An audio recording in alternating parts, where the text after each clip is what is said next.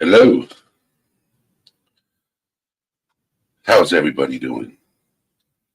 And cooking ribs on the grill. Now you're getting me hungry. And what's crazy is somebody just gave me 2 racks of ribs right before this stream started. So I'm just waiting for people to enter chat. Yes, April, it sounds so good. And how are we doing today? Eating dinner? Yes.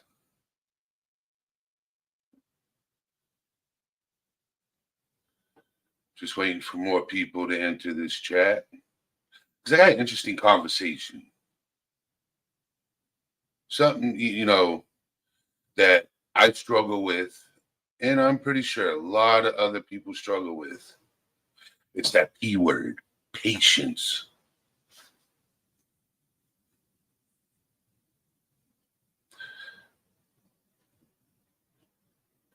There's plenty of people out here say that, oh, I have plenty of patience. No, we don't. We don't have patience. Patience is struggle. Yes, racks on racks on racks on racks. But patience is very important. And how we doing, Mavid? And Rosa Lang, how you doing? Unseen. That's funny. Uh, no, but patience, especially when it comes to mental health, it's very important.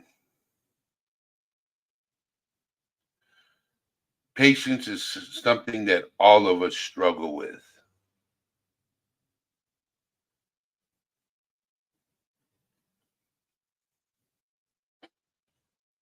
Patience is very important. I struggle with patience too. I'm impatient a lot of times.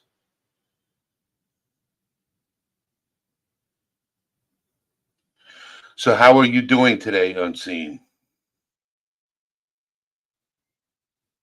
How's everybody doing?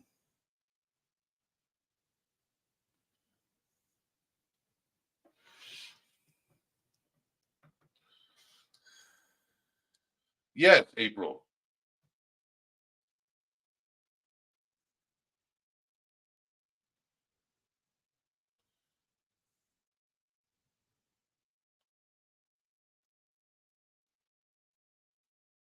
That's good to know, Unseen. I'm glad you're doing good. So, I'm going to go down the list and ask every person in my chat how they're doing. Okay. Marina, how's your day so far? April Tobin, how are you doing?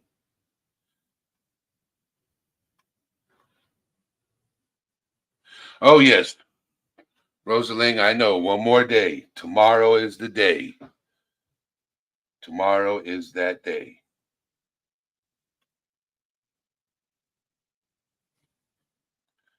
Yes.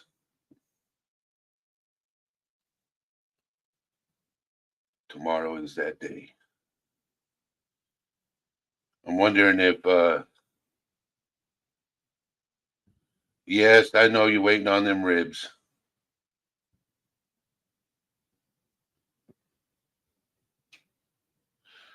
So, April, you haven't answered the question. How you doing? So tomorrow, I'm going to be working underneath my car before I have to go to work. So, yes, and it's saying, and I'm hoping it doesn't. I'm hoping it passes, but it's saying it's supposed to start raining tomorrow morning.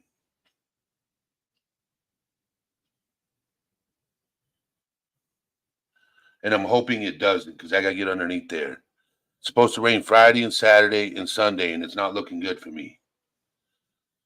I hope it doesn't rain.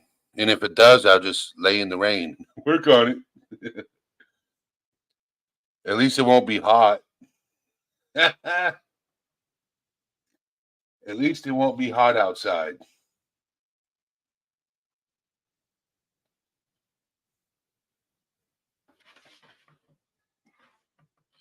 So, yeah, my neighbor came and knocked on my door. Oh, that's Ducks, Marina. And Michelle Johnson, yes, patience. They say patience is a virtue. You got to be patient with people who have mental health issues. It doesn't matter what type it is.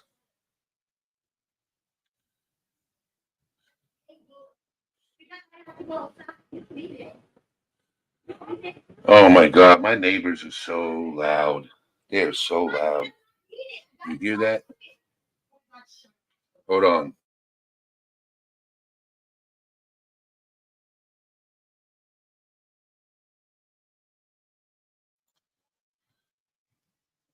I had to stick my head out the door and yell. Sorry. Yes, it's them neighbors. I had to yell at them. No, I had to yell through my door. I had to put you guys on mute and yell through my door. I'm like, hey, I'm live streaming here.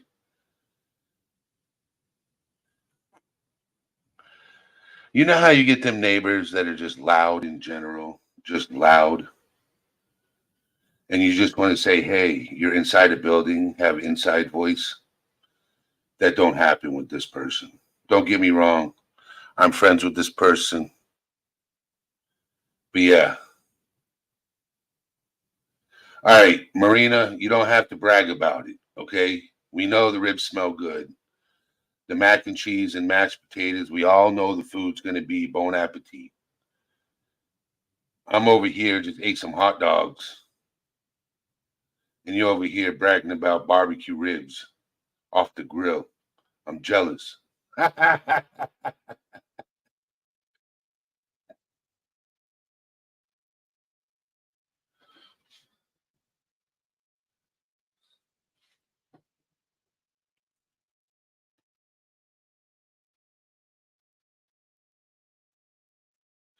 So, who else? I hear Marina struggles with patience, and Michelle Johnson. How are you doing? I'm doing just fine. Well, I got to work on my car tomorrow. That's going to be fun. Yep. Underneath there, turn them wrenches. I'm impatient. Yes. There you go. I answered it. I have no patience. I have no patience. I'm going to come meet you and the family, bring a dish, and eat ribs.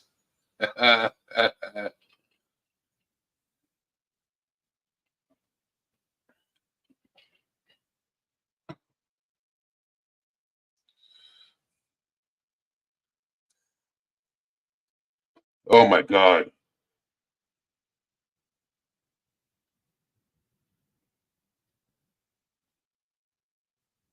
Jesus, I couldn't handle that.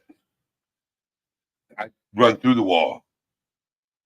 Oh yeah, I would run through the wall and be like, "What the hell?" I'd run through the wall. I'd be the Kool Aid man.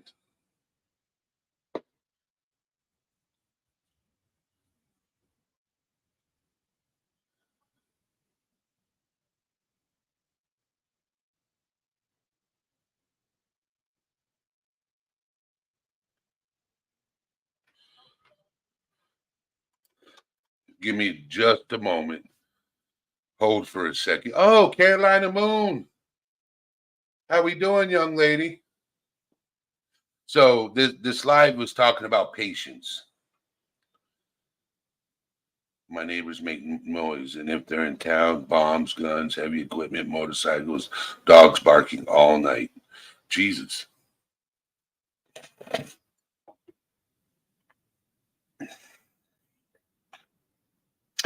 Those must be some fun neighbors, just to be honest. Bombs, guns, heavy equipment, motorcycles.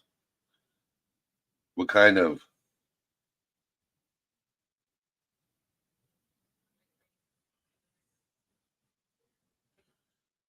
I got tired of going to bed angry from the noise that I finally knocked on the door and said something. You got to. You got to. You got to be like, bang, bang, bang, bang, bang, bang. Open the door. Uh,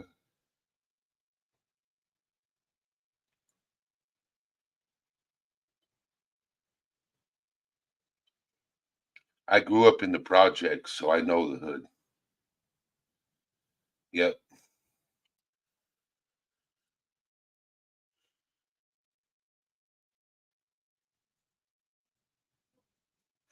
What's going on, Marcus? How we doing?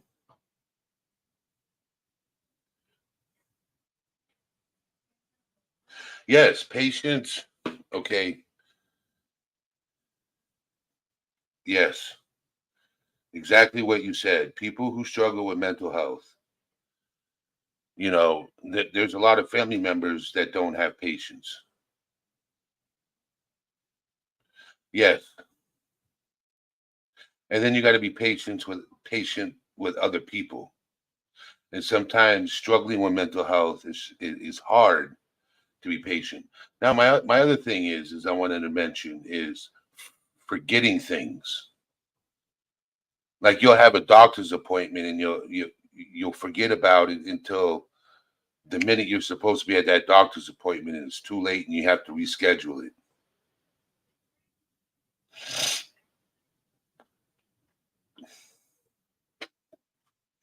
Kelly B's in the house.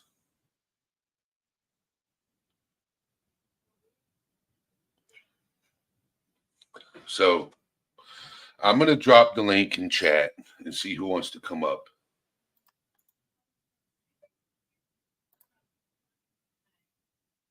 My mom's getting ready to walk in the door any minute now. So I'm pretty sure she doesn't want to be live and on camera.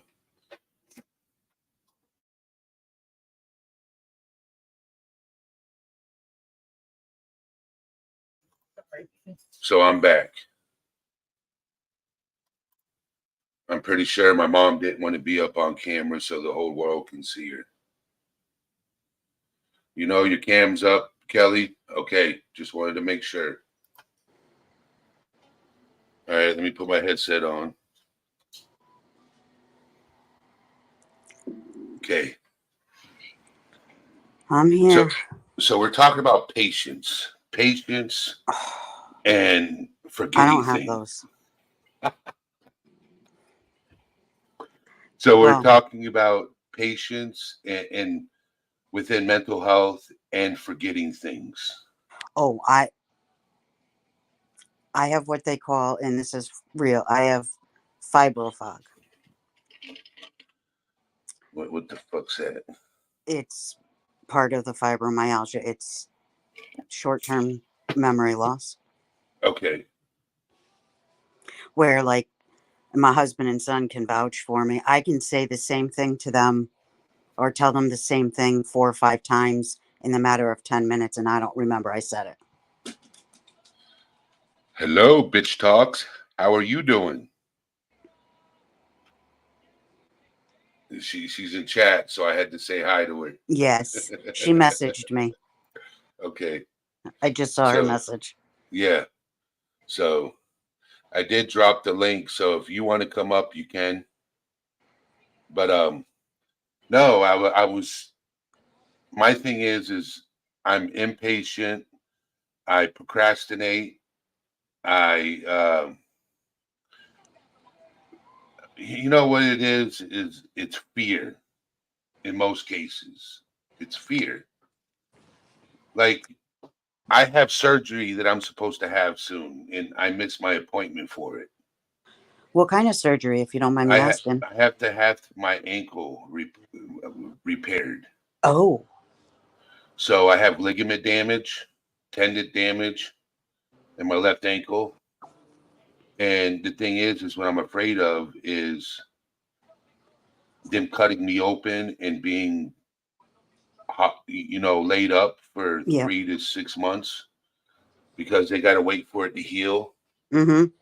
And then once it's healed, then I have to go through physical therapy. So I'm going to be tied up there. So, I'm trying to put it off and procrastinate Yeah. because the thing is once that happens, if I wanted to do something on the side to make money, I can't.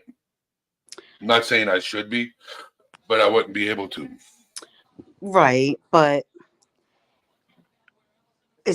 okay? So is it affecting your livelihood? Right now, yes. Then you need to get it taken care of now before it gets worse to where they can't Oh, repair it. it's been affecting my livelihood since I was 17. Oh God.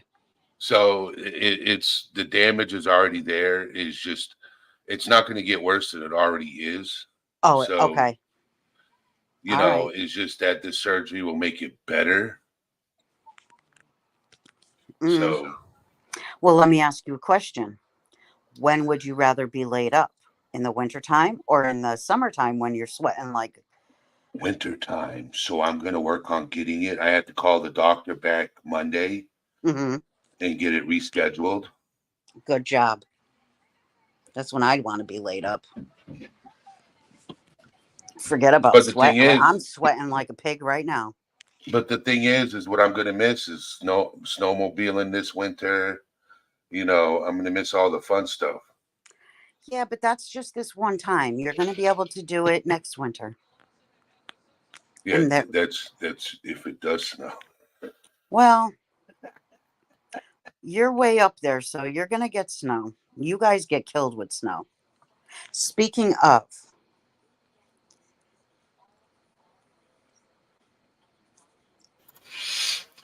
My mom was asking me if I got coffee and I forgot it. oh no. See, and I'm the one that drinks more coffee than she does. Oh my. Yeah, I drink about like 2 pots, 3 pots of coffee every day. Yeah, you got the cream, didn't got what goes with it. Yeah, you heard my mom. She's like, you got the cream, but you didn't get goes with it. Jeez. Oh my God. That is one thing I cannot run out of. Okay, that's coffee, milk, sugar, and cream are four things that cannot be run out of in this house. Well, see, the thing is I could do without sugar. My husband can't. I get the Dunkin' Donuts extra sweet cream. That's what I picked up. I love that stuff. I don't put sugar in my coffee anymore I because I don't use either. that. I don't put sugar in my coffee even when I don't use sweet creamer. I do because I like my coffee sweet. But speaking of being up there, my child is on his way up there. So I told him, if there's any issues, let me know. And I'll get Okay. in touch with you. Yeah, buddy. So I this is run them okay. streets. Okay. Yep. So, but back Patience. to I have patience like while I'm working for the most part, but when it comes to like my stuff, I don't have patience for nothing. and then you know what else part of patience is stress. There's a lot of things that's tied Yeah. to it, and we don't talk about it. When you're stressed out, you don't have patience. Well, When you're not, huh? I like at work, I have patience. I can deal with it all day long until I get an offshore third party caller. Then I lose my patience. Yep, yep. I see. Mm-mm. A lot of things is right is when things start going south, right, and you're worried about one thing. Okay, coming up, like, and then all of a sudden something else happens, Mm-hmm. and then something else happens, and then something else happens, and you're to the point where okay, I have to do this, I have to do this, I have to do this, I have to do this. You got all this stuff on your mind that you have to do, so you Yep. start forgetting to do things. That's where I'm at right now. like it's just Kristen 76. How are we doing, young lady?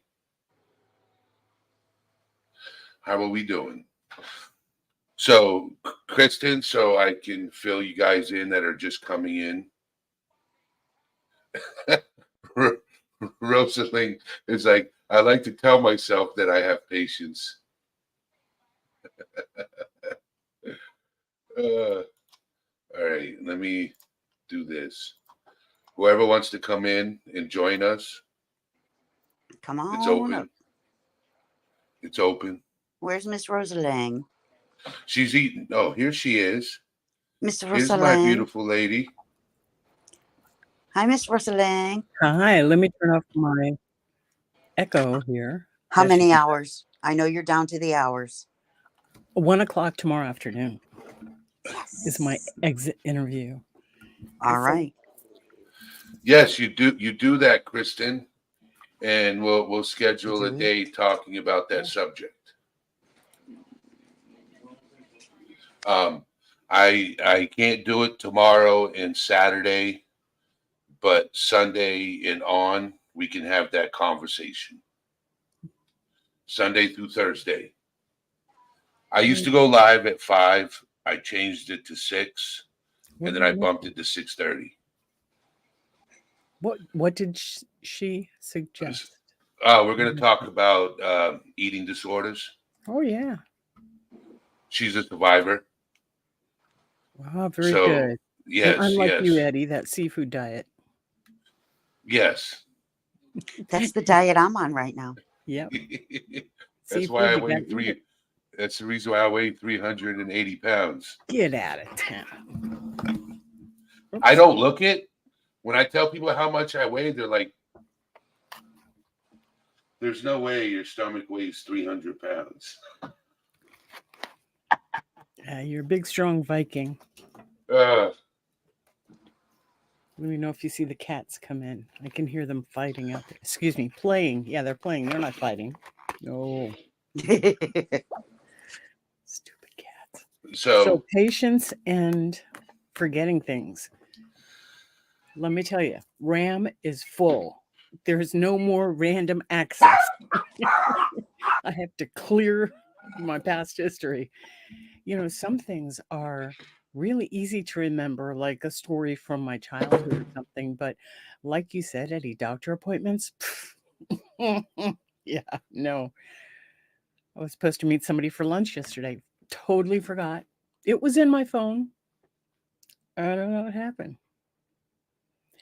And I have to think, well, maybe I just really didn't even want to go. Because if it was important to me, I would have. I tell myself if it was important, I would have remembered.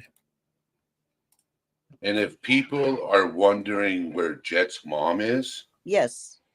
Where is she? she is at a thing with her sister for her birthday. Oh. So she went to a convention today, Nice. Yeah. if I'm correct, because I haven't seen her live, and usually she'll be in here because majority of her friends are in here. Right. Okay, and I will tell you, Kristen 76 will have an in-depth, deep conversation. So Making me want one of them. Oh, I'm sorry. No, you're good. I got my vape. No, You I'm can- sorry. I'll do no. this. It's okay. Please, This my is when I husband. had hair. My husband smokes. You're good. Okie dokie. are you being serious? Like you said, even when I had hair. Well, this picture Yeah. is all my curly hair. It's my natural biological hair.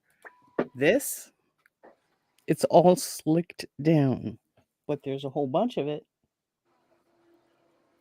But I just don't like to mess with it anymore. And when I started my channel, I wore a lot of different wigs because it's Beautiful.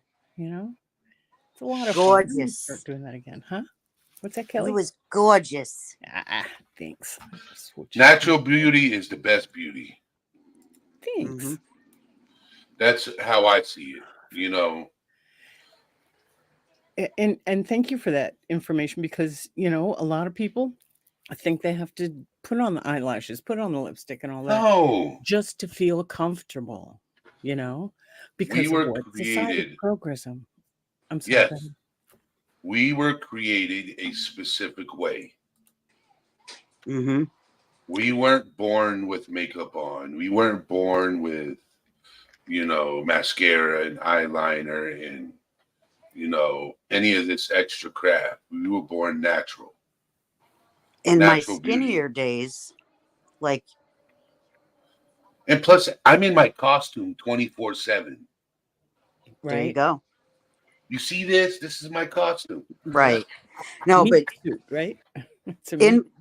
in my skinnier days, my brother-in-law kept telling me, and he would tell everybody he knew, like when Shania Twain was younger and she sang in the Super Bowl and she would have her hair pulled back, and I did too. He said, I look just like her in my skinnier days.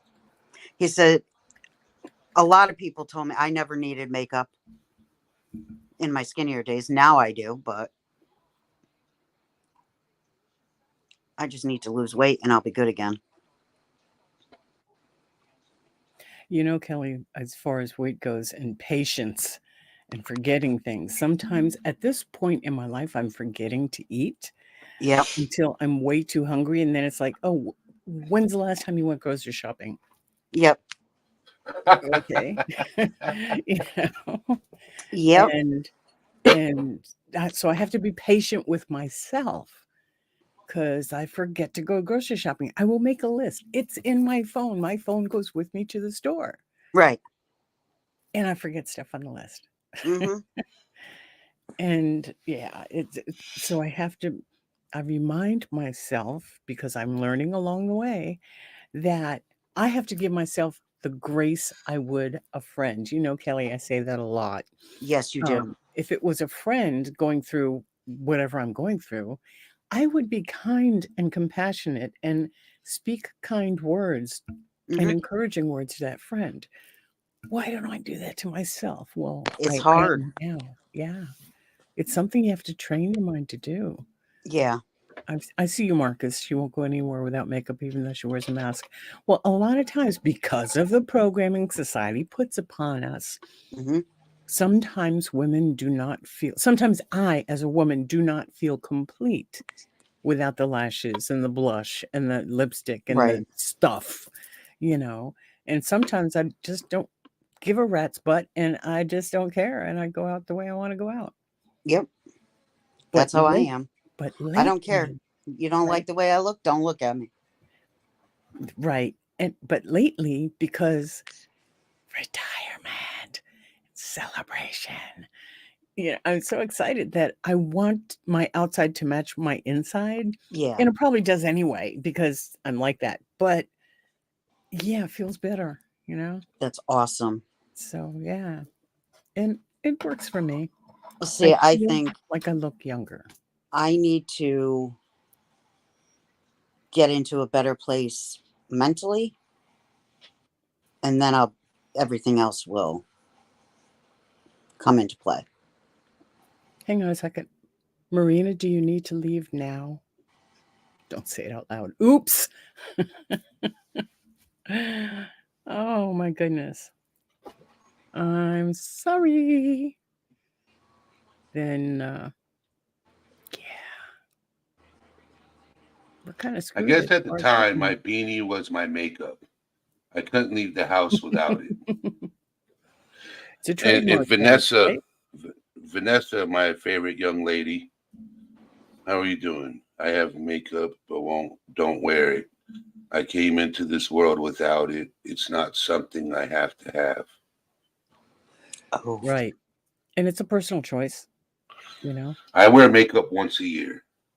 Halloween or New Year's. Sunday, the third week in October, right? Just one day a year.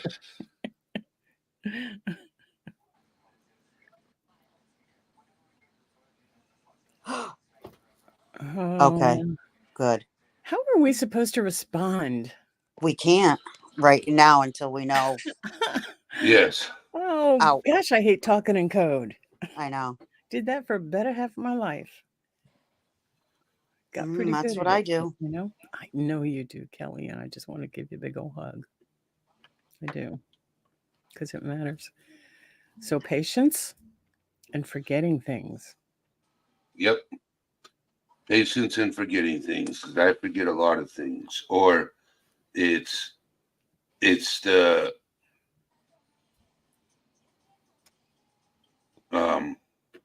how do I say it? Um you or it's procrastination. Oh, please don't get me started. Yeah. See, I wish I could forget the things that I don't forget, and vice versa. Remember the things that I should remember, and forget the things that I do remember. April Tobin said, I had a friend who told me if I just fix myself up, I'd look great. I said I did fix myself up. What the hell? That's not a Great. friend. That's not a friend. Yeah. I'm just saying. Because a friend wouldn't say something like that to you in the first place. I'm wondering if it would be safely if anybody would come up here while they're waiting for something. Mhm. Just for witness.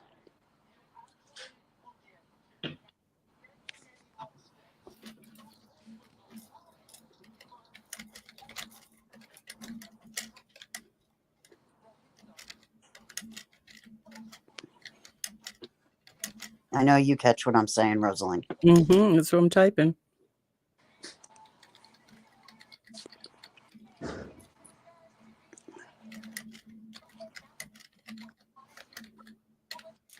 Support, whole 9 yards.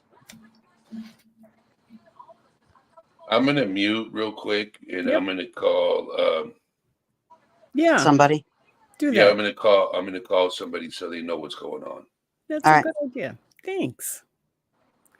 In the meantime, Kelly, when do you find yourself most challenged with patience?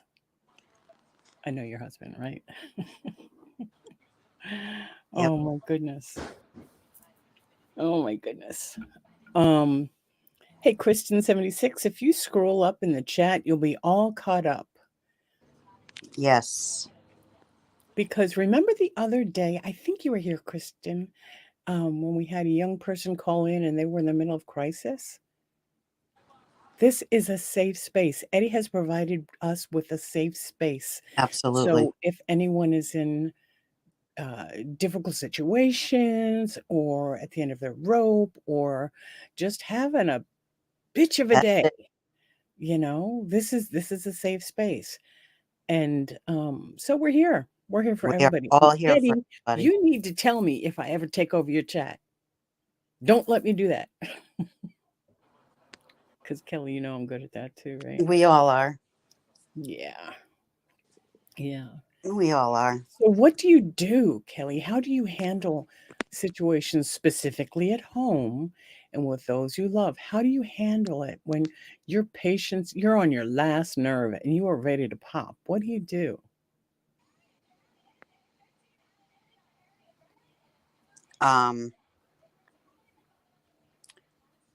Sometimes I'll scream back.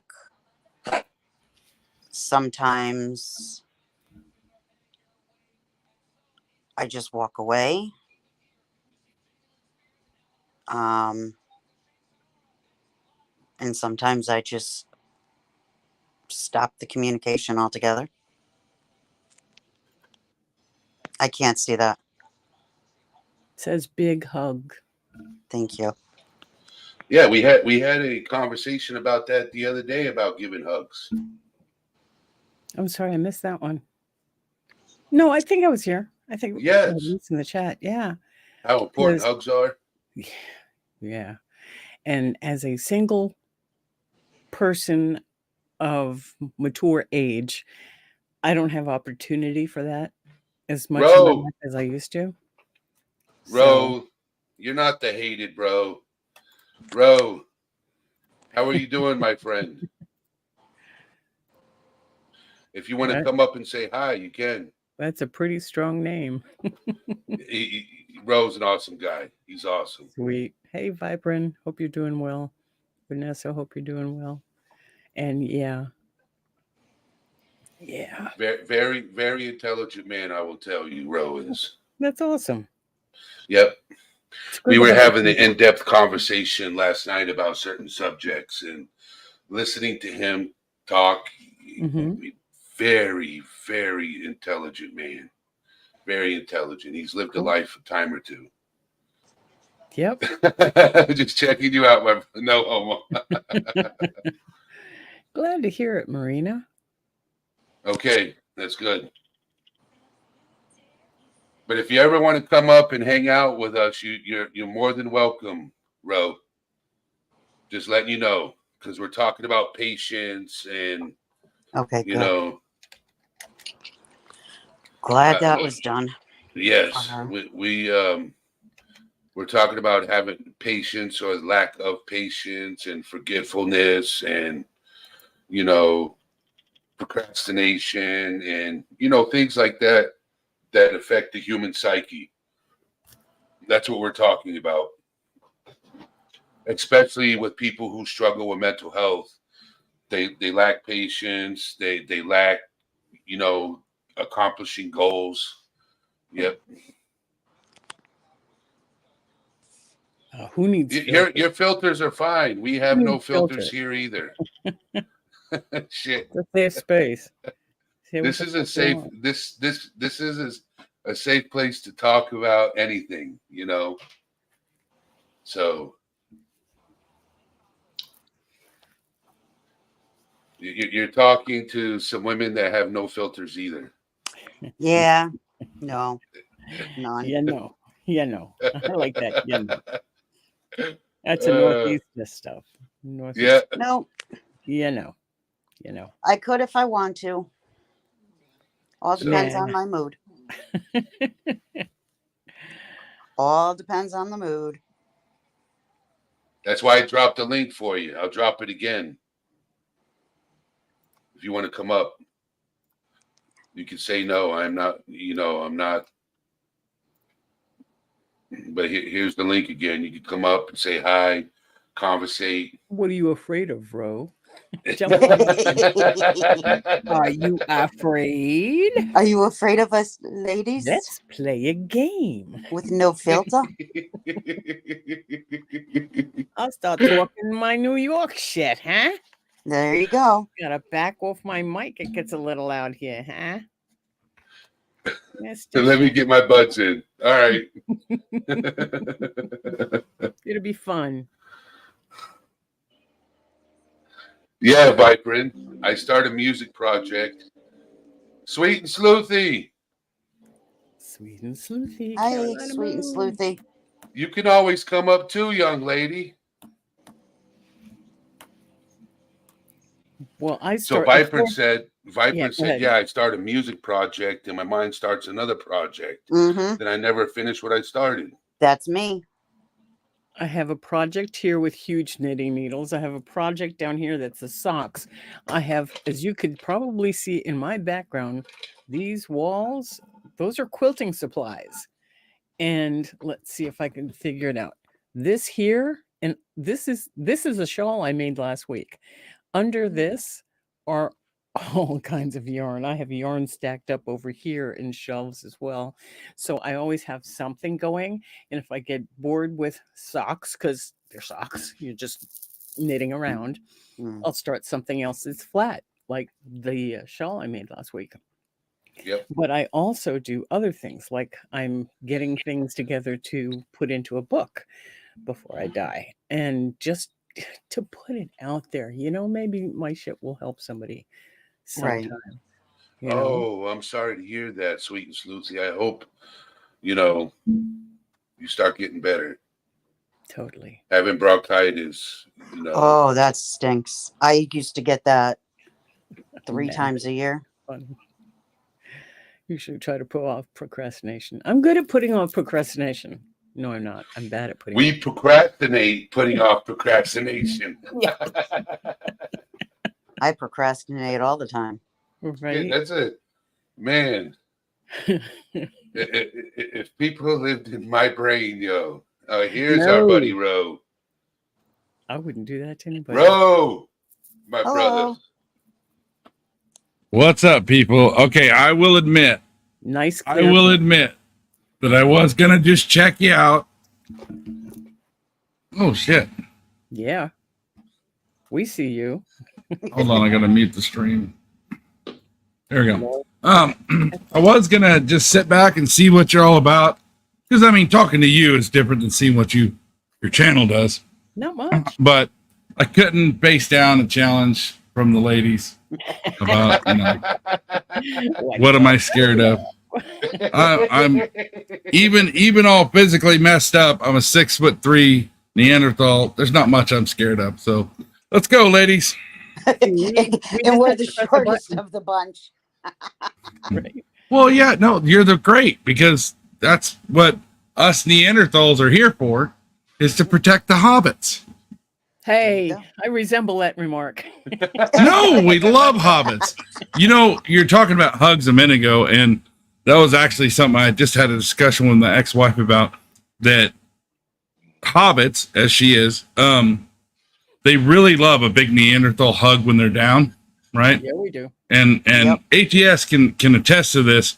There are times you'll be at a bus stop, whatever, random, somebody will just pour their heart out. They're having a bad year, bad day, whatever it is, and you're just like, should I hug this thing? I'm not sure what they want, you know. And then when they get it, they finally get that first moment of physical affection that isn't sexual, and they're just like, oh, I think I want to keep one of these. So it really is like, if you wear a shirt that says free hugs, you know, you're just going to help a lot of people. Just that alone. You don't even Yeah. Her you sweater. don't even have to talk to people. Just give them a squeeze. You're good. In an appropriate way. Right. I learned my lesson about giving wrong squeezes.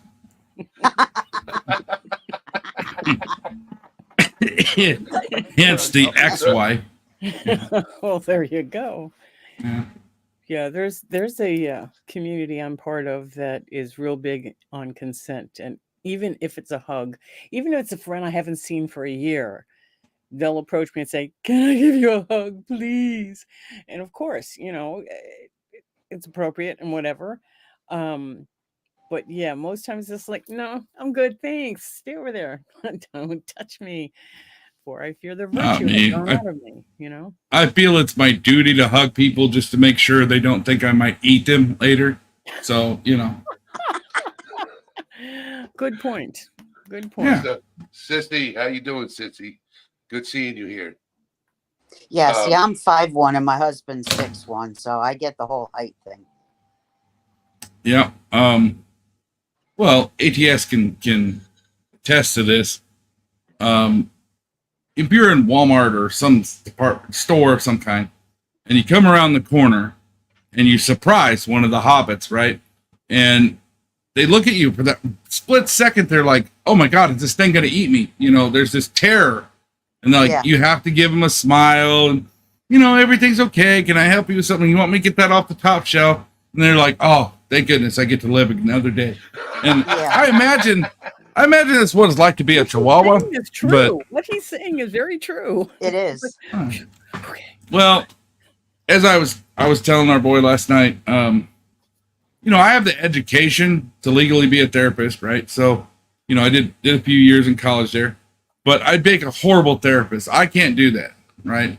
I know a lot of people can do it. I'm a decent sin eater as far as like doing bad shit on other people's behalf, but I couldn't sit there and like not just unfiltered say, you know, "Hey, you're being kind of a self-destructive dumbass," you know, and I wouldn't be able to word it right, you know. Yeah. So I'd make a horrible one. But as far as sitting around a campfire BSing, Right? hey, I'm your man. There you go. So that's Right there. basically that's what we do Oh, on this sorry. channel. That's what we do on this channel. We take a topic and we just sit around the campfire talking about that topic. And Imaginary sometimes we go off the rails, okay? But that's what happens with mental health. When you're talking about a topic and it gets too much, you go off the rails, you go into something humor, and then you go back to the topic. Okay. And usually we finish the live with that topic, you know. Gotcha. You're good. So, yes, Bring it full yes, circle. yes. So we try to take, and then if you look in the chat, it's a safe place to talk about what you're going through without being criticized or being judgmental or anything, because I consider this and I take this as a safe place for people to come to and talk, communicate, get what's bothering them off their chest so they can have a better day. There you go. And Right. Marina said hi to you, Ro. Yeah. Yeah, she said, "Hey, Ro." I'm horrible about reading because I have no valid excuse. I'm just a lazy bastard and I prefer vocal communication. So There you go. Honesty. It's a good quality. yeah. Uh, You would think so, but For the most part. For the most part. It's gotten me Yeah. into more trouble than I care to talk about. I'm too stupid to remember what I lie about. So when somebody asks me a question, I just answer, not thinking about whether they'd like the answer or not. And yeah, sometimes when they're joking and they ask me about something extremely personal and I just blurt it out, they're like, dude, I didn't need to know that, you know. But you were And I'm not sure we can be friends anymore, you know. It's Yeah. easier to remember the truth than it is to remember a lie. That's how I taught my kids not to lie. You Yep. can lie if you Well- want to, but it better be pretty damn important, and you have to be really smart because you have to remember who you said what to, what Yep. was the context, what was your response, and all the details. And it's easier just to remember the truth. Yep. And from then on, Exactly. and I also planted a tell, and I also planted a tell in my younger son because we would watch Pinocchio, Oh. and he would go, "Does my nose?" I'm like, "I don't know. Have you lied to me?" No. And his hand went up and touched his nose. From then on, every time, I think it was like 18 before I told him, I did this to you. Every time you lie or you're not sure of yourself, you put your finger to your nose. And he has since made a conscious effort to stop. But there are times when we interact where I still see that hand go up and he'll just that power. Dude, I'm By so the way, afraid of my I mom. apologize. Only the outer shirt's coming off. I just got in, so No, make yourself at home. That's where you are. that's all that's coming off, though, Yeah, I don't ladies. think you're All right, all right. I don't think you're more confident at all. You called me out. I mean, I don't mean to assume anything. ATS, maybe that's all that's coming off. I mean, whatever you want to do, buddy. No judgment. No, Oh on my the kids God. lying thing. I had 3 boys. They're all youngest is 25 this year, and I'll be honest with you. The easiest way for me to tell my boys who are lying is they look just like I used to in the mirror when I was 9 or 10 years old. Yep. It's just they're carbon copies, and I'm like, I know you're lying. They're like, how do you know? It's like I pulled that shit, So, yeah, my poor wife couldn't ever tell. That's too bad.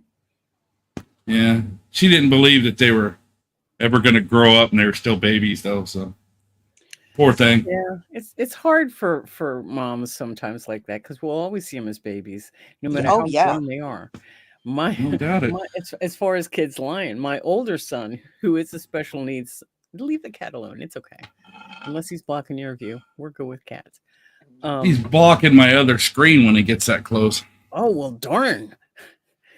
But my older son, being special need, he would say, I'm not supposed to tell you something, Mom, when I come home from Aw. work. And he'd be so excited. And I go, well, then you better not tell me. He says, but I really want to. I said, no. Well, you know what? Can you tell me what you're not supposed to tell me? And then you don't have to tell me? Oh, Work That it almost out. qualifies as verbal judo now. Just saying. Oh, right. And he's like, okay, I'm not going to tell you, but I can tell you what I'm not supposed to tell you. Oh, that's so sweet. Yeah, I played a lot of head games with him that he just didn't get. And it's okay. It's okay because it made his life more simple. And that's Yeah. what I was trying to do. I was just trying to make it simple for him that he could get along and grow up to be a pain in the butt. No, he's a good Oh, guy. Ro, you're getting a compliment over here. You have a radio voice. Oh, it's my microphone. I have a Blue Yeti, so it has like a broadcaster mode, so I can be like, "Hello, everybody. Welcome back to WKRP." You know,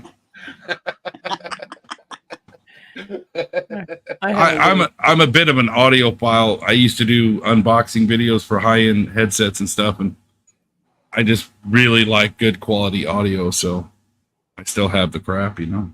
Nothing wrong with that. I'm gonna have to get a Blue Yeti now. That Actually, sounded mine- so crisp. It is. It's Yeah, I'll tell you it what. I'll give you a little demonstration here. This is the Blue Yeti, and this that I'm about to switch to is what people have when they use their phone or their laptop's built-in mic. I will switch over to makes camera. all the difference. and I sound completely different. Right. Very Yeah. tinny. See, I have Yeah. a cheapie. I have a cheapie. It was like 50, $60, but it brings out the depth and there's no adjustments to it. It just picks up everything. But it Right. can pick up my whispers. It can pick up my when my cats are fighting in the other room. I mean, I'm really happy with it, but I didn't realize that I can come up here and do it too, and go off camera and just have this ASMR thing going on. And Giving us a little ASMR, are you? All right. Uh-huh. right. So She's yeah. good at the ASMR. That's what my Sunday show was. ASMR stuff, reading poetry, just bitching at people, but doing it very calmly with a cup of coffee. Yeah, it was fun. It was fun. I am recently- sorry. I have a 9-track mind. I have one of those that don't shut down. You'll like this, Kelly. When I sleep, I never dream regularly. It's always lucid, and I just continue the rest of my day thinking. And then when I solve my day's problems, I'm like, okay, now time to go Superman to the nude beach. Off I go. Yeah, I know you don't want to live in here. I do. I hate it. But what you would enjoy about that is I can have like 9 different thoughts, and I'm not detracting from any one. Mhm. So don't be offended when I jump subjects. But I did just derail that one because I'm talking about Superman dreams. So Yeah, but we're keeping up. You're good. Right, we are. Which is I usually keep up with myself better, but I've had a very long day. So it's one of my frustrating days with people and the way they are. But for the most part, I use humor to detract from problems, right? And it works good with my old army buddies, my old firefighting buddies. We were talking about this last night, ATS. Yep. I am lucky that I have a support system in place for any time I have a mental health issue. I don't have a problem with talking about it because I'm a Neanderthal. You can't hurt me, right? So, but I also have a guy that I graduated high school with and started firefighting with. We've been through mud and blood together, pulling friends out of cars, all the stuff that you do. My husband was a volunteer firefighter, and so is my son. Right. We were paid for 4, and then I went law enforcement, and he stayed in the firefighter. But I can go to him and be like, dude, money problems, women problems, whatever problems. And he'll be like, man, I feel you, blah, blah, blah. It sucks. Give me a hug, whatever. And then, and stop being a pussy. There's always that at the end, but we have that support structure. We were talking about this last night with a guy. Yeah. That's cool. And he doesn't have that because he's never done any kind of service. So you don't build that camaraderie and brotherhood like you do if you're EMT or whatever. Right. And there's a movement, and I know a lot of people in the mental health industry don't care for guns, which, by the way, let me go ahead and turn that camera away from that shotgun. Anyway, they don't care for everybody being around them. But there is a big movement in the 2A community where, especially men and women that like to do it, go out and train tactically for neighborhood patrols and do all these kind of things. And you're emulating extreme situations. And you would not believe how good of a bonding experience that is for regular civilians that have never, done any of that stuff. And they become real brothers, and they're drinking, beer or near beer together, sitting around the campfire discussing their after action report or whatever you want to call it.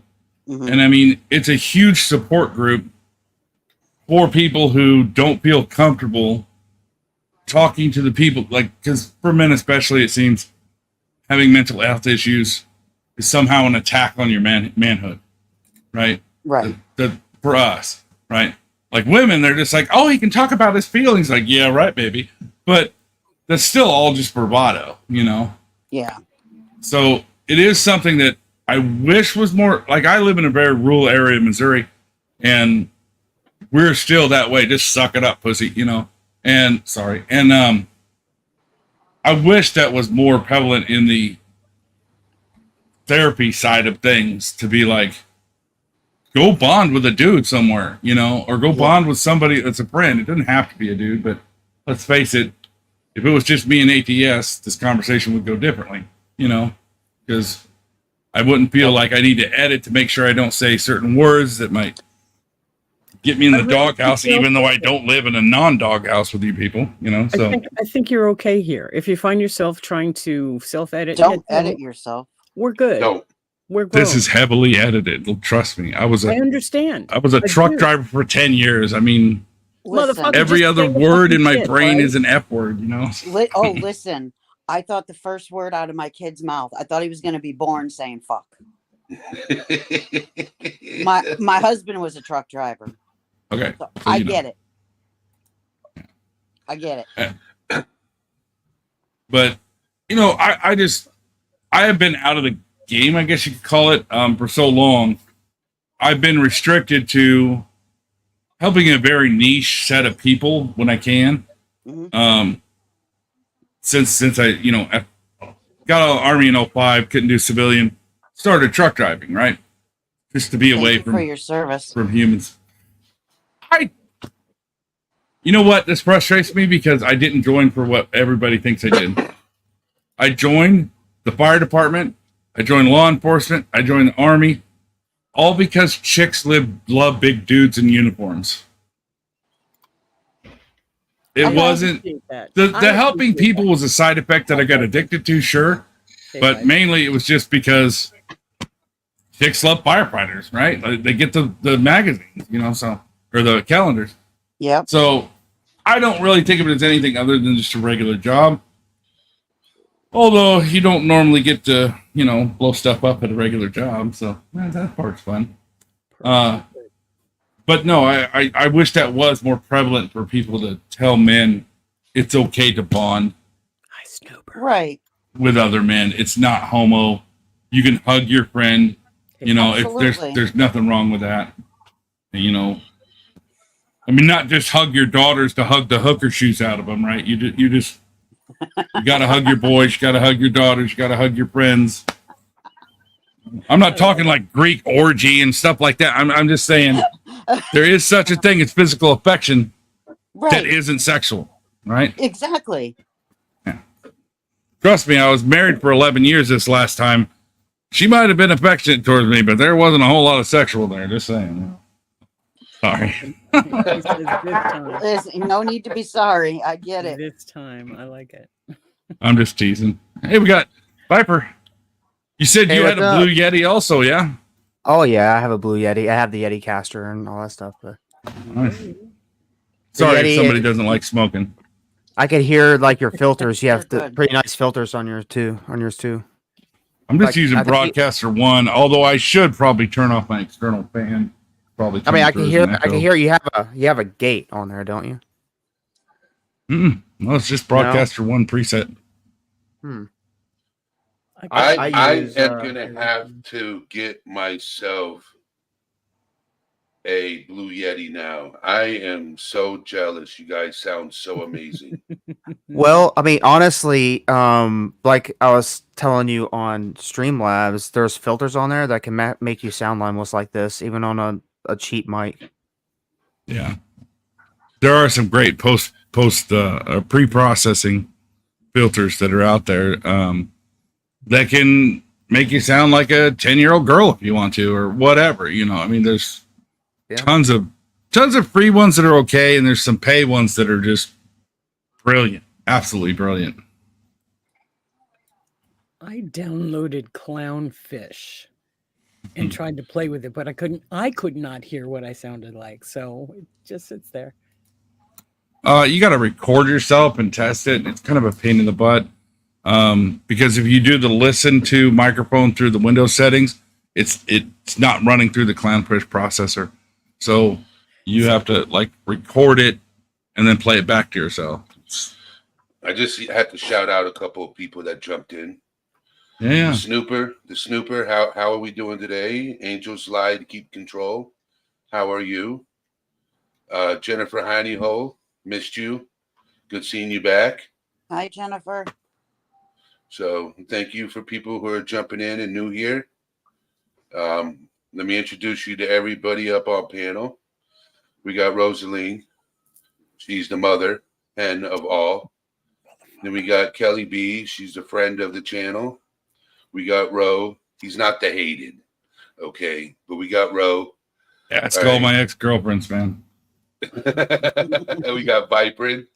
And then there's me, Eddie, a.k.a. All Things Serious. So thank you guys for being here. I love you guys. So we're here. We're off the rails right now. We're talking about life in general, okay? But we are talking, one of the subject of today's live, and eventually we'll circle back to it, is patience and how to be more effective than procrastinate. Because part of mental health is patience. Because people who struggle with mental health are impatient. We want things done now, and sometimes it don't happen. You know, impatient is what we are. And then we also procrastinate. When we have to get things accomplished, we say, oh, we could do it tomorrow. And when tomorrow comes, we keep putting it off instead of just taking care of it right then and there.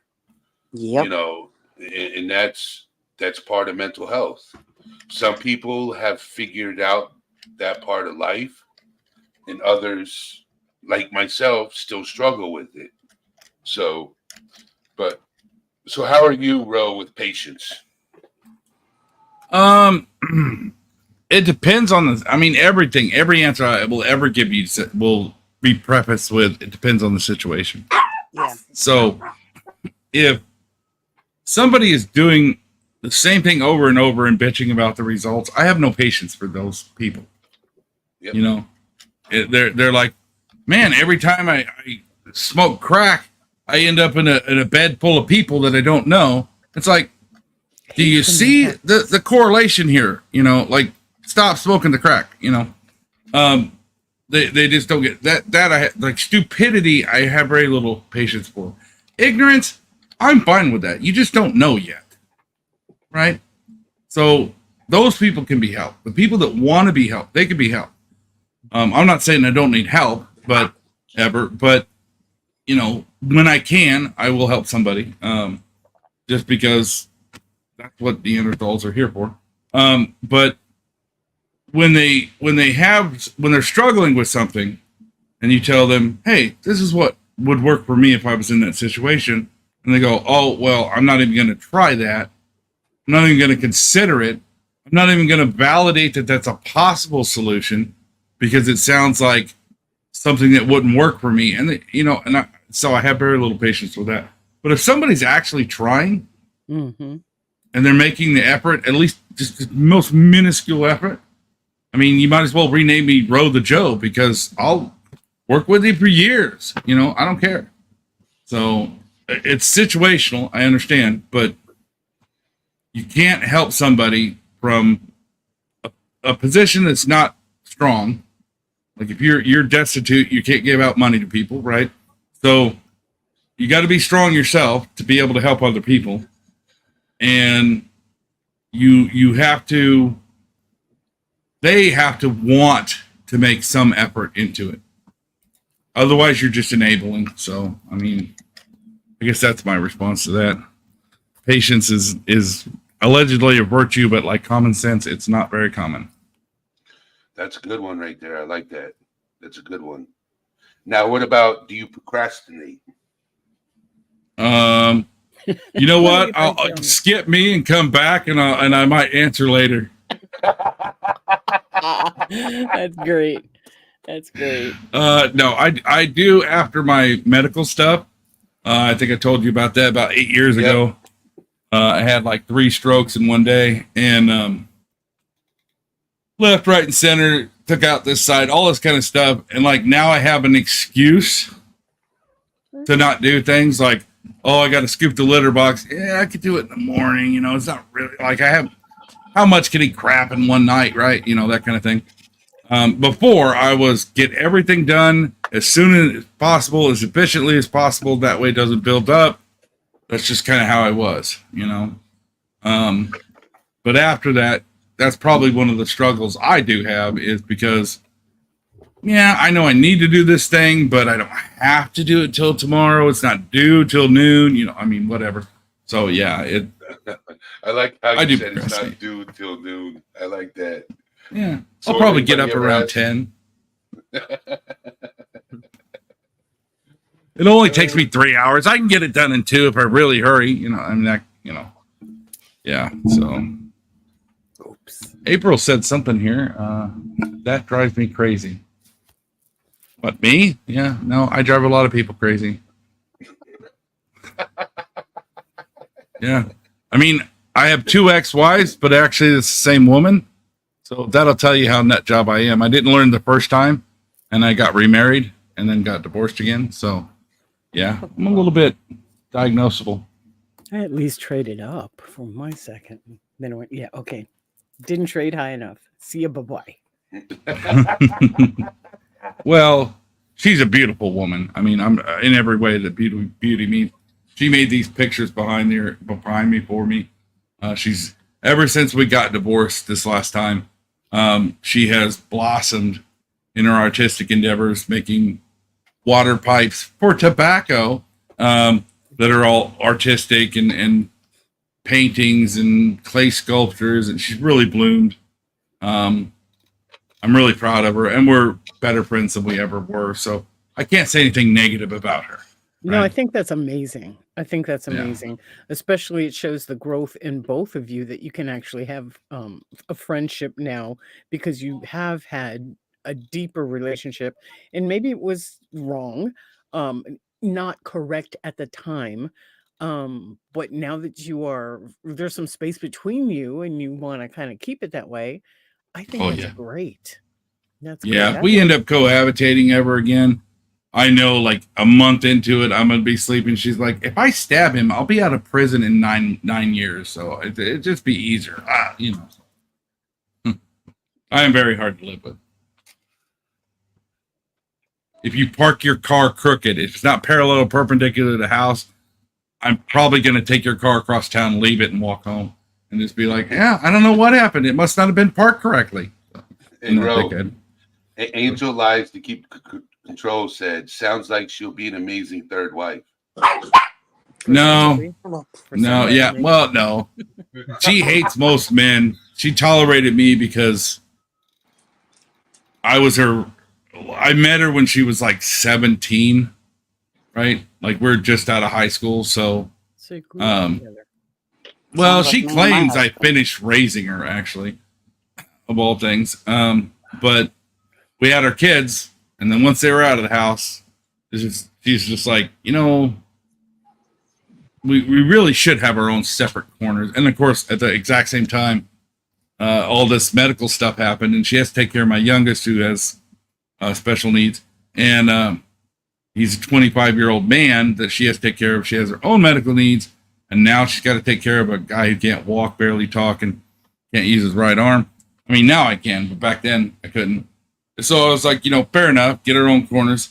So yeah, it was a depressing time because I lost my wife and my use of my right arm, which was incidentally my 2 favorite sex partners, at the same time. But now we can get along and keep the physical stuff out of it, because that's just a slippery slope. Not to be crude, but it's a slippery slope Totally. I- It into, brings in a you whole know- different dimension that Yeah. some people are not equipped to handle. Totally understand. Well, she can't handle my physicality because it's a sleeping dragon that once woke up. It's like, we got 10 minutes free. Why aren't we naked? So yeah. God, I Even used- on 4 blood pressure medicines, the damn thing wakes me up every day. Yep. So. Sorry, was that too much? No, No. not at all. Damn, I gotta Because try the other- harder. You're, Yeah, I'm there's- telling you, to offend anybody here, you're on the wrong channel. You won't offend anybody here. Yep. In my What? head, I hear Barney from How I Met Your Mother go, challenge accepted. Yep. Uh, Yep. I'm waiting for my best friend to show up in chat. Is that Jesse? No, that's my brother. Oh, okay. So my best friend, well, he's my second brother to show up in chat. Once he comments, I'll introduce you to him, and I'll introduce you and how we met. Cool. But he's blowing me. He's upsetting Is- me right now. Is there a Greek bathhouse involved? No. There could be. I don't know. I was just randomly guessing. So, No. what about Viper? Are you a patient man, Viper? That's kind of a double-edged sword, I guess. Like long. it's hard to No. explain because I could be patient when I got it in my mind. I gotta have to do something. Like I'm a very patient person when it comes to like getting in a line or going somewhere or waiting on a stupid doctor with all the brain issues I have. All that different stuff. I could be patient. Problem is, I can't be patient when it comes to what I do, like music, for example, computer stuff. I'm very impatient, which I can't do computer stuff that much anymore because my MS. But it's really weird because I get really impatient. Like we were talking about procrastinating. I could write a song and then all of a sudden I start having another song in my head, and then I'm on another song already, and I can't finish the song I started. It happens all the time. So, I mean, I guess yes and no at the same time. It's the best way to explain it. I'm not patient with doctors. Hell no. They make Well, you I wait mean- forever. Well, so in my situation here in Oklahoma, they're having a shortage, I guess, of neurologists. And the problem is I can't go to any neurologist every time I call a neurologist and they're like, "Oh, you have RRMS." It's like, "Oh, well, we're not certified for that." So they won't Yeah. take me, right? So then I have to go and find one that will. But then they're like, "Oh, we're full patients. We don't have any room." And it's like, "Oh, okay. Well, then let me go to another doctor." I called like 30 something doctors, and I finally found one, but it's a 3-hour damn drive, and I can't drive. So my mom has to drive me. And it's not that I can't drive; it's I choose not to drive because of my symptoms. Right, Just right. so everyone Smart knows. decision. No, I get that. So it's a 3-hour drive because I got to go all the way to Oklahoma City, and it's like, oh my god! And this is actually an MS clinic, so everybody there is certified for different types of MS and all these symptoms. But now I'm getting calls from all these other damn places that I was on a waiting list for, and I was like, I never knew I was on a waiting list. You guys said y'all wouldn't see me, or you guys said that my insurance won't cover it. So like it's just been a headache with that. But so I won't be able to see anybody until January of this next year. So I got to wait Wow. until 2024. So I've been patient with that because I mean at that point I'm patient. I mean I just want help. I just Yeah. don't care how I get it. Which I Exactly. guess talking to somebody the other day when I brought up my MS, they were asking me questions and stuff. I guess I need to start really being cautious with the medications because the treatment I was was me. on. Oh, is that? Oh, cool. Okay. Yeah. So the treatment I was on, like it effed me up, and I never want that feeling again. Yeah. Because I have Like, fibro, so yeah. That Yeah, I was me. so scared. I was so scared. Like the fact that I was confused. I was talking like I was drunk. I couldn't make words, and I couldn't figure out how to put on slip-on flip-flops. No, these Yeah. little flip-flops right here. You just slide your, oh, you can't see it. You just slide your foot in it. That's all Right. you do. I couldn't figure out how to put it on. Oh yeah, no, it can get That's how really bad it scary was. with the crap they put you on. But yeah, so other than that, I'm also a gamer, so I have to have patience on that too. That'll teach So you yeah, patience. so I guess it's like have patience on some things, and some things I'm like, yeah, I don't want patience. I guess I don't know. I don't know how to explain it. So I have to interject on one issue that's not important. You say you're a gamer. What's your Yeah. genre? Well, RPGs and FPSs. I'm a Battlefield fanboy, even though the last new one sucked. I don't play Call of Duty, but I also am an RPG person. I love RPGs. If it's ARPG or whatever, I'll like it. RPGs are my thing. MMOs, and then I also like turn-based, D&D and stuff. I'm a nerd, all out. But like I was playing Fortnite when it first came out because I was actually part of the beta. Especially on the Save the World, and then of course the Battle Royale came out and all that stuff, and now I can't stand it because all these kids with their new language, dog water and all this stuff, it's so annoying. And everyone's just so competitive nowadays. It's just competitive. People want to be the best, and I hate it. It's like you go and play, and they're like, "Oh, you suck," and it's like because I'm a streamer. Good, bro. Yeah, I was streaming Fortnite, right? And I was on the PlayStation at first, and these kids want to battle me. You want to 1v1, then they want to show off that they're the best on stream. I was like, they're watching me. They don't care if you win or not. I don't care if you win or not either. Like the stupid kid competitiveness with video games for sure is annoying as hell. And my son now, he gets mad all the time when like his friends like, I'm not going to shoot you, and then they team him. Oh jeez. But it's yeah. So I like all types of games. Honestly, I play games like, I don't know if you know Cult Sept Saga, like old Xbox game. It was really hard to find, and it was like a really weird game. Is it with cards? And you had these cards, and it was really cool. But Cult Sept Saga was one of the games that's hard to find that I used to play all the time. Yeah, I play all types of games, man. Well, I bring it up because didn't I hear earlier you say, Kelly, that you do clinical work? Yeah. Okay. So in your experience, without getting into specifics, so no HIPAA and all that kind of stuff, gaming, at what point do you feel that it is no longer just a good coping mechanism, but now becomes a crutch? Are you talking about in my eyes, or are you talking about like what I see in my son? No, for example? in Kelly's eyes, like when you're talking with somebody and they're a gamer and they can use that digital sense of accomplishment as a morale booster, right? We've all experienced that. Like, oh, I leveled. I'm 99 in mining or whatever, and you're doing good in the game. It's a digital. They're pixels. It's not a real accomplishment in the real world. So it is a way as a confidence booster to assist in coping. Well, Coping. But nowadays, with the way the world is, that is how a lot of things are. Like a lot of people work from home now, and a lot of people's goals are all digital, and so yeah, it is a crutch. I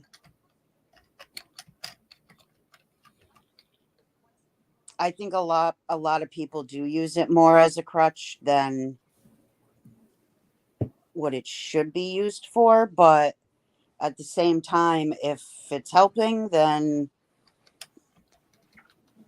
don't fix what ain't broke. Right. But like for Viprin, he has an excessive amount of time in his life, probably like I do, because I can't function as an employee that much anymore. Whether it's my physical stuff or my, just the fact that I'm a crass asshole. But like all that time, you got to fill it up with something. and it's expensive Right. to do anything. If I want to go shoot guns, the ammo's expensive.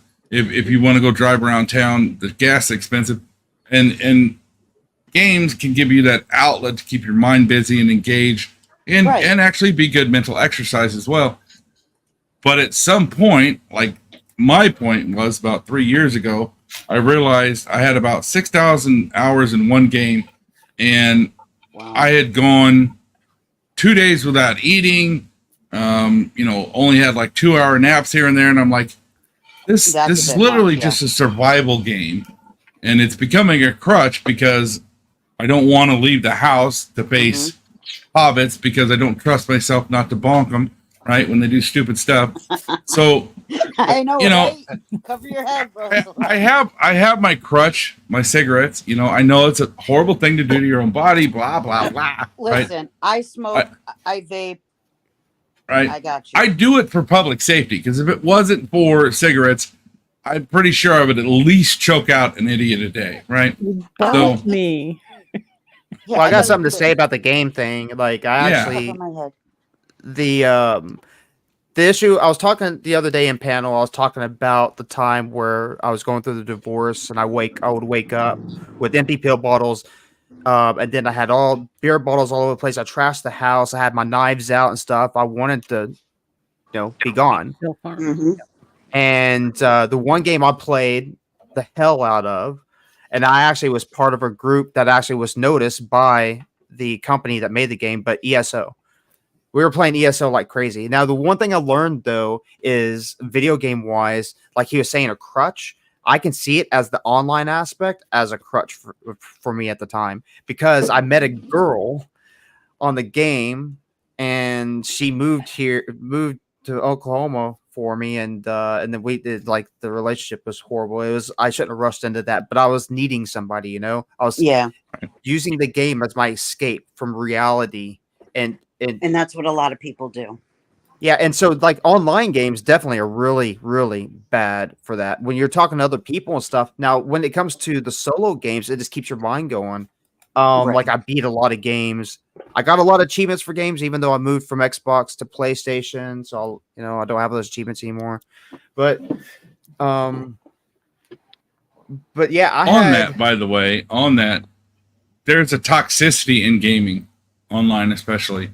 Yeah. And even to the point of like, I can't play console. I never did like them that much, but I can't because, I've only got the one hand, right? That works. And so I'm a PC guy. All my games I play on PC.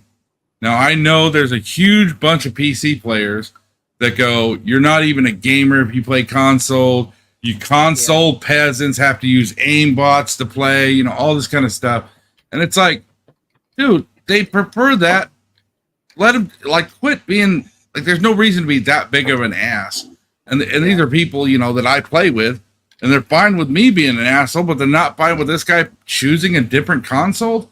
Like, that's how toxic it can be. So it's a dangerous landscape when Yeah, you go in thinking I need to be more social. I'm going to join a guild, and then all you hear is people, get good, you piece of shit, and it makes you lose patience in humanity. I'm not Mhm. trying to steer it back to the main topic, but I have very little patience with humanity. Yeah. I have patience with the individual. I don't care if I'm downrange in a sandbox somewhere. An individual person is usually a decent person. right. A group of people can be a little frustrating, and a massive community of people can be a justification for the atom bomb sometimes. But the gaming aspect of the internet can be, it's just like the internet itself. The sum of human knowledge at your fingertips. What a great tool. But now we got kids that can't change the wipers on their car because they've turned it into a crutch, and they know they can YouTube it on how to do it if it comes up. Hmm. And they can't apply those skills to other aspects of their life. Exactly. And it's so frustrating from an old, grayed out Neanderthal, broken bastard to sit here and see the next couple generations like, man, you guys are heading off a cliff, man. It just, My husband said the same thing, but Yeah. luckily, like my son, he's a gamer, not a hardcore one. He does it PC, and Xbox, but he luckily was growing up just before all this stuff really started becoming very popular. So he started learning a lot of the hands-on stuff from my husband. And some stuff he will YouTube, but he's 19 and he knows how to do a lot of stuff. Like he knows how to run heavy machinery. He can fix his own trucks. He can do all of that because of my husband, Right. thankfully. And Well- he can do the computer techie side of the stuff. So thankfully he's got it for both sides. Thank Cool. God.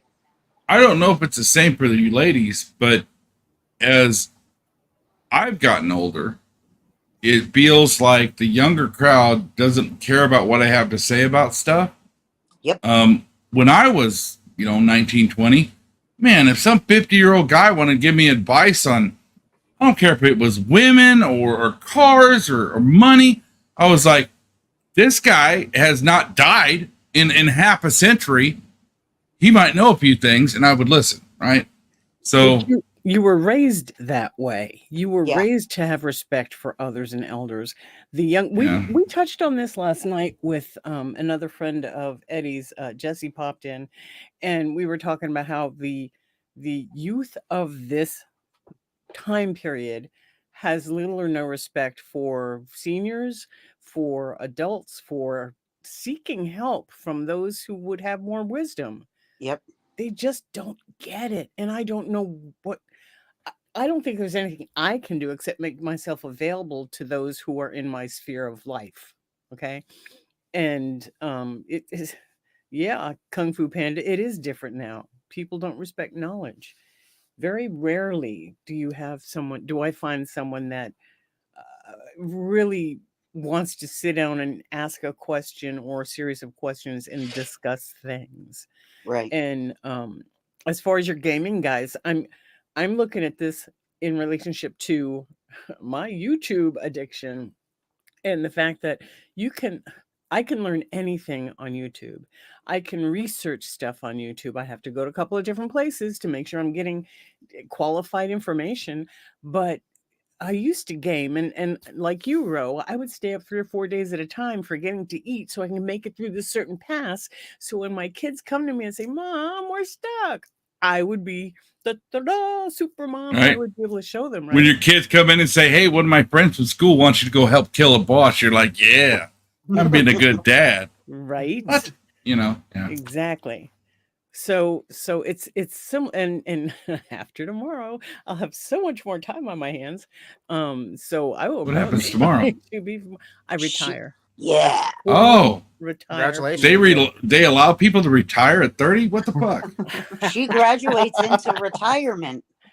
Right. Yeah. Yeah, thanks. Yeah, no. And I waited several years past the proper retirement age so I can get a couple I need to more know months. what skin cream you use. I know. I'm 28 and look at me. No, I'm just- Puerto Rican. Puerto Rican. I'm just saying. Oh. Jeans. So Wouldn't that don't be piss close you to- off or it's going to be a nice meltdown. Okay, cool. Oh, yeah, The YouTube I will thing. cut you. I will cut you.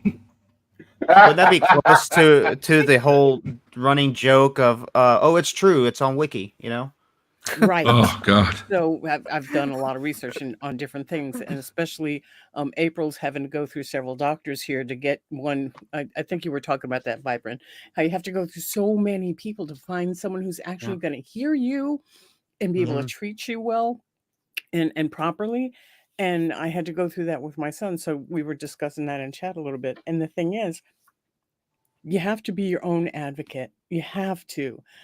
Pardon me. Like what you're going through, Viper, with calling 30 or 40 doctors to find one that's still 3 freaking hours away that can't see you till January, that freaking sucks. Yeah. So I Nope. wish there were something else I could tell you other than just you're doing your research. So I don't put up with that. Like when my in-laws were still alive and I was taking care of them, like some of these young doctors would come in and they'd be so smug. Oh my God. I get a story. They'd walk in the door and I'd be like, listen, this is how it's going to go. And this is what's going to happen. Yep. or you could turn around and walk right back out.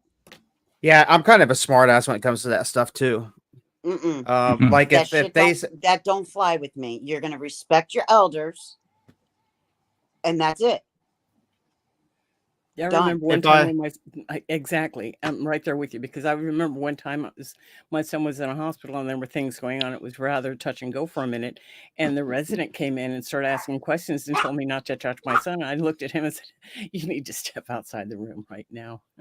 No, seriously, you need to step outside. Yeah. And I had him thrown out off the case. When they came for rounds the next day, he had to stand outside. Yeah. And Good. nobody was freaking able to tell rounds. You know how they give rounds, right? That this is so and so presenting, age such and such, presenting with such and such, and so far we've ruled out this, that, and the other, and we're Yeah. still looking for. Yeah, nobody was able to do that. So when the resident, no, the chief was there and said, nobody really. I said, may I? And he looked at me and went, sure. And I gave report. And he Yeah. said, see this? This is how this is done. He gave me his card. He says, where do you practice? Practice? I'm the mom. I watch House MD. What are you talking about? Right. Right. You know, Doogie Howser. I know what I'm doing. Right. I watched ER. Doogie Howser. I watched Meredith Grey's Grey. Anatomy. I know what I'm doing. I said, I've been on this case since he was born. At that point, he was like 34 or something. I said, I've been on this case for 34 years. It is my only case. I am mom. I am Dr. Mom. He says, well, if you ever decide to go into practice, you need to contact me because you're head above all these others. And I was like, oh, Dr. Mom, you're good. But you got to be your own advocate. Yeah. And if you're advocating for your kids or someone who's nonverbal, you've got to be tough and you've got to look them in the eye. And if they're giving you a bunch of crap, you got to say, off my case. Next. Yeah. You know, there is another aspect that helps out. And I don't recommend it for everybody, but my wife with our son, of course, he had epilepsy and some other problems his whole life. Mine too. You know, two frontal lobe edemas, right? And killed him a couple times. They had to shock him back. So it really devastated her. 6. Wow. I had to be the rock, you know, that kind of thing. Well, one of the things that helped her that she resented me at the time, but now she still, you know, says she loves me for it, even though we still are divorced. But Different she kind of- says it was so nice because when her little 5'3" frame was angry at somebody, they would like, yeah, you know, Right. okay, all right, Pat me calm on my down, freaking Chihuahua, you know, right? And she would just look at me, and it was like that scene in Sparta where he looks back at his queen and she nods and he kicks that guy into the well. Yep. She would take that leash she always held off of me. And that was when I could be my prideful Neanderthal shield, contract with social, with the community, that I am the man that keeps order. That's my contract with society, is that if somebody needs to step in front of a bullet, that's my job, right? So it's always been my life. And when I got that nod from her, that was like righteous. Now it's not me making the decision to scare somebody enough to, you know, need a bedpan. It's her, and that's almost godly in its presence. Yes, you may now get off the leash and have fun. And I would just get to do the Donald Trump, you are fired, and it would thunder through the whole hospital, and you'd hear people laughing, and you know, and I got to be myself for that microsecond, because most of society, I have to keep that under control, right? Because people frown when you choke people out for like taking too long in line.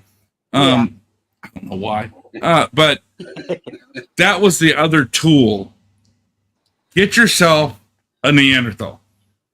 Everybody should have a pet Neanderthal, whether it's just a friend, a boyfriend, a husband, a whatever it is. Because the reason why countries in this world get to be assholes is because they have nuclear weapons. Get a nuclear weapon. That could be me. You're right. Well, My it friend- doesn't have to be a giant dude or whatever. We Nope. just enjoy it, you know. I mean, My best friend, she has the kindest heart ever. She cannot hurt a fly. When her father was in the hospital, one of the times that he was not doing well. One of the doctors wasn't doing something right, was treating dad bad. She called me and I said, "Oh, I'll be right there." So I went up to the hospital and I walked into the room. I said, "Okay, what happened?" She told me, dad told me, doctor comes in. Well, I said, "Nope, not how it's going to play. Nope. Mm-mm." I said, "We're going to think again." She says, I said, "Oh, no, no, no, no." She said, "You're going to think again with how we're going to treat this patient." I said, "Because over my dead body, are you going to be treating this man like this? Not my father." And she just looked at me. I said, "If you think you're going to react the way you did just a half hour ago, don't think I won't be going to the president of this hospital, because I will be marching right over to his office and get your ass fired." You got to stand up. You got to. There was a When my point. mom, They when my changed their mother, attitude real quick. Yeah. when my mother had she had gallstones, right? Hmm. And it was bad. It was bad. So they had to perform emergency surgery. Yep. And to her recovery, they were getting ready to send her home, right? And I said, "I think it's too early." And they didn't want to listen. I said, "She should be here a couple of more days." Well, they sent her home early anyway. 2 days I later, was in she and was out. back. 2 days later, she was back in the hospital because of her white blood count was too high. Oh, she had So- an infection. Yes. And I said, my exact words were, "She's not ready to go home. There's something wrong." And they didn't want to listen. "Oh, you're not a medical professional." I said, "No, but I'm her kid. Hmm. And I've been with her my whole life. So I know my mother." And 2 days later, she ended up back in the hospital for 3 or 4 days. So, I said, I saw the doctor. And I said to the doctor, I said, "See, look, she had to come back." Yeah. So, and the thing is if something were to happen to her when she came home and she would no longer be breathing, I would have sued the pants out of the hospital. Oh, Oh, yeah. yeah. Oh man. I was begging to stay at the hospital after mine. And they said, "No, you got to go home." I said, "But please, I just need a break." Right. When Please. I don't want to go home to that husband. God, he's gonna Well, make me no, cook in this. I was Yeah. at that point. My mother-in-law was still alive, and her dementia was really bad, and I was her caretaker. So I was like, "Please, I didn't get to see," because I went into the hospital late on a Friday night, Mm. Easter weekend. So I was in surgery. I think I was in surgery early Saturday morning. Because the surgeon wasn't going to come in and do it Friday night. So, but they put me in this room where they're trying to keep me out of pain because my normal meds weren't working. But this lady kept me up all night fighting with these nurses and on the phone, fighting with people all night long. How was anybody supposed to rest? I'm like, "You got to get me out of this room. There's plenty of empty rooms. Get me out or get her out." Right. So when I come back from surgery, they said, "Oh, you're going to be so happy." I said, "Why?" They said, "She's gone." I said, "Yeah, but not long enough for me to fall asleep because you're sending me home." Hmm. I said, "I would be happy if I got to stay. Then I get some peaceful sleep." Turnover. Got to fill the beds. God. But by the way, Angels made a great comment. We should have men as pets. Yes, we should. Everybody should have a man as a pet. Like I have a pet man. It's a friend of mine. No homo, but he has 2 working arms and can shoot almost as good as me. So yeah, he's my go-to guy if I need to get rid of a body or something. Yep. But it's not as hard as people think. You can have a pet man. You only have 3 things you have to offer him. You have to offer him food. Mhm. You have to offer him family, or you have to offer them something else that starts with an F that requires a deeper relationship, I suppose. not. But Or that's not. it. We are simple creatures. Nope. What? What else do you need to give them in than to keep them around? Food is good enough. Yeah, feed him. That's it. I said one of those three things, you know. Yep. So Food is good that's enough. it. We are simple creatures. We don't require an elaborate evaluation of what's going on. If you ask us, we'll probably tell you whatever. Like when we say something, there isn't 19 meanings in it. You know, It's not that easy. I don't know. Most of us seem to be pretty simple compared to Not him. every woman I've ever known. Just saying. Not him. Hello, Amy Flat. How you doing? He's pretty demanding. Yeah, for what? Extra sandwiches? Come on. Oh no. Oh no. He wants that prime rib. Does he want you to like engage in discussions on particle physics? Nope. He wants the food clean. He wants his food. He wants his clothes cleaned and folded and put away in certain ways all the time. House has to be kept up in a certain way. Mind you, I work full time too, and I have disabilities. Well, Everything I'm has just to be gonna say, set up. old boy better be able to do push-ups with his tongue if he wants all that. Just Hello. saying. On a regular basis. I love this. Not just I on was my birthday. well trained. Not just on my birthday, okay?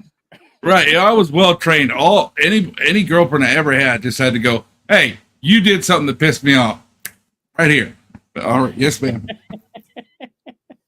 Because it's like subcontract work, right? You get like one or two dings out of it, and then you don't even have to show up for the game because you've already won, because your score is only going to be one. And, you know, if you don't have satisfied customers, you're not going to get repeat business. It just makes so much sense to subcontract that shit out to your tongue. Sorry.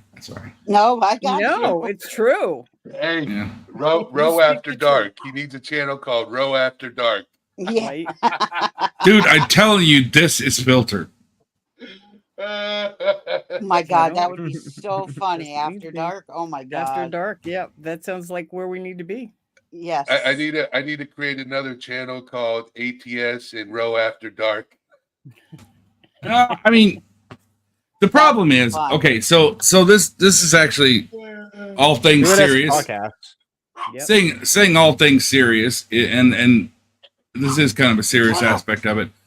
I am great cheering people up. I'm great getting people out of their bubbles. People that aren't comfortable talking in Discord come in, and eventually they're on camera and all this kind of great stuff. And I even had them on my cast when I started talking about gun safety and got canceled permanently because I was talking about the stabby stab, right? So the problem is, if you're in something serious and you're down, all I can offer is a hug and a silent. I can't. I'm not good at that part.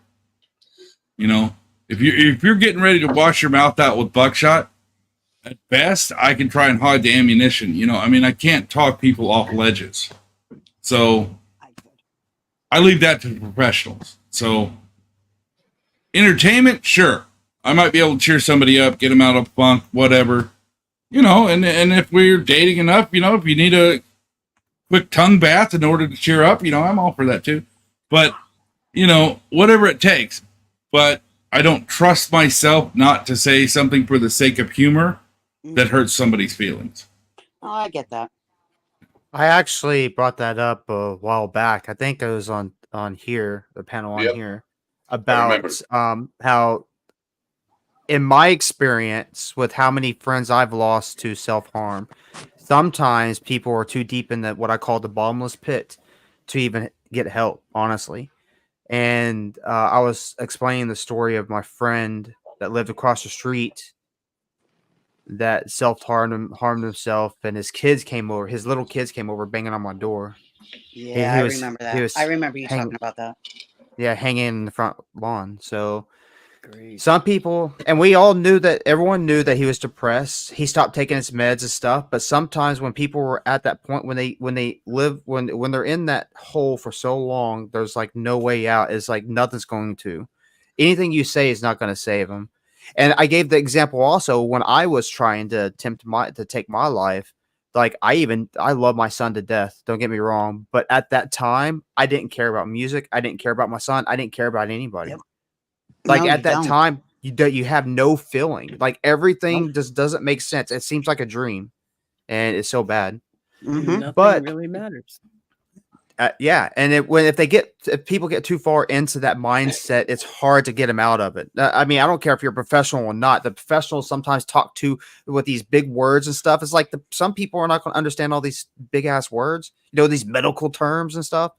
They Yep. want to like when I talk to somebody, and I've talked people off the ledge. When I talk to somebody, I'm like, I'm gonna give it to you real. Life's fucked Yeah. up, and I start talking like that instead of saying you need to go to church or you need to go and talk to somebody. I can get you help right now, because that right there is forcing yourself. That right there is almost like in words forcing them to do something, and Right. the whole point is to talk to them in a way that they understand. When they lose that passion, you got to bring that passion back. Like, for example, my problem was music. I lost my passion with music, lost my passion with my son, all that stuff. Everyone was like, "Are you okay?" I'm like, "Yeah, I'm okay." But my true friends, only one true friend, which he passed away now, but one true friend was the only one that came to my house and gave me a hug randomly Yeah. and said, "We're going to go. Come on, let's go." And he took me out to hang out and drink some beers and stuff and talk. And that's the thing, is like, it's everyone else that were supposedly my friends could not see that my passion was gone, that something was truly wrong, even though I was saying I was okay. And Yeah. people don't listen. And that's my goal in life right now, is write my music and try and help people understand. You have to look at what people are like. Your friends, everyone's different. Some people have a passion of music. Some people have a passion of writing. Some people have a passion playing video games. Some people have a passion of drawing. It's everyone has a passion of something. Yep. So that- it's Fortunately, not everybody has a useful passion at something. yeah. My passion is, blowing stuff up and destruction, and not people necessarily, but dude, Ah, get off my Hey, desk. with everything that I've gone through in my past, my passion is helping people, and I've been able to help quite a few people, which I'm thankful for. And I help people every day. What, Minecraft. Yay. That- are they That's gonna called? be creepers? Yay. That's creeper, so cute. Enderman. Oh, that is Enderman, so cool. yeah. Yeah. Sweet. So you can't stare at him. You always have to turn your back to him. Right? That is so cute. That's what he wanted to be, but just Great. way different than all the other times. All the other times is Aw. it gets That hard is to so find cute. when they get to a certain age. It gets hard to find any good costumes that will fit. You order these costumes and they're like, "Oh my god, this says it fits all sizes. This thing right here is too tight," or something like that. Yep. Mhm. I remember those days. Well, I'll say I never grew up. Last Halloween party I went to that I dressed up was I don't know, 6 years ago. So yeah, Nothing wrong with that. Yeah, it's just anything to detract from the fact that I walk like a zombie every day. So I like I I like hear ya. wearing masks. I know everyone was complaining about C-19 and stuff, but the one thing, and I always think of this as kind of a joke. Some people don't laugh though, because they're really, I don't know, they just hate masks for some reason. But I was like, dude, you wear a mask because of C-19. It's the only time you could ever go into a bank and wear a mask. Right. all right. Any other time you would they'll be like, "Oh no, they're robbing the bank," Yeah. So Yeah, we I'm got actually somebody. Go ahead. We got somebody new here. Den. She stopped in, and she said, "Hold on, let me get back to the comment she made. It was pretty funny." She's like, "Hey Eddie, what's up? Row your boat. What's up, guy? I'm in such a silly mood today."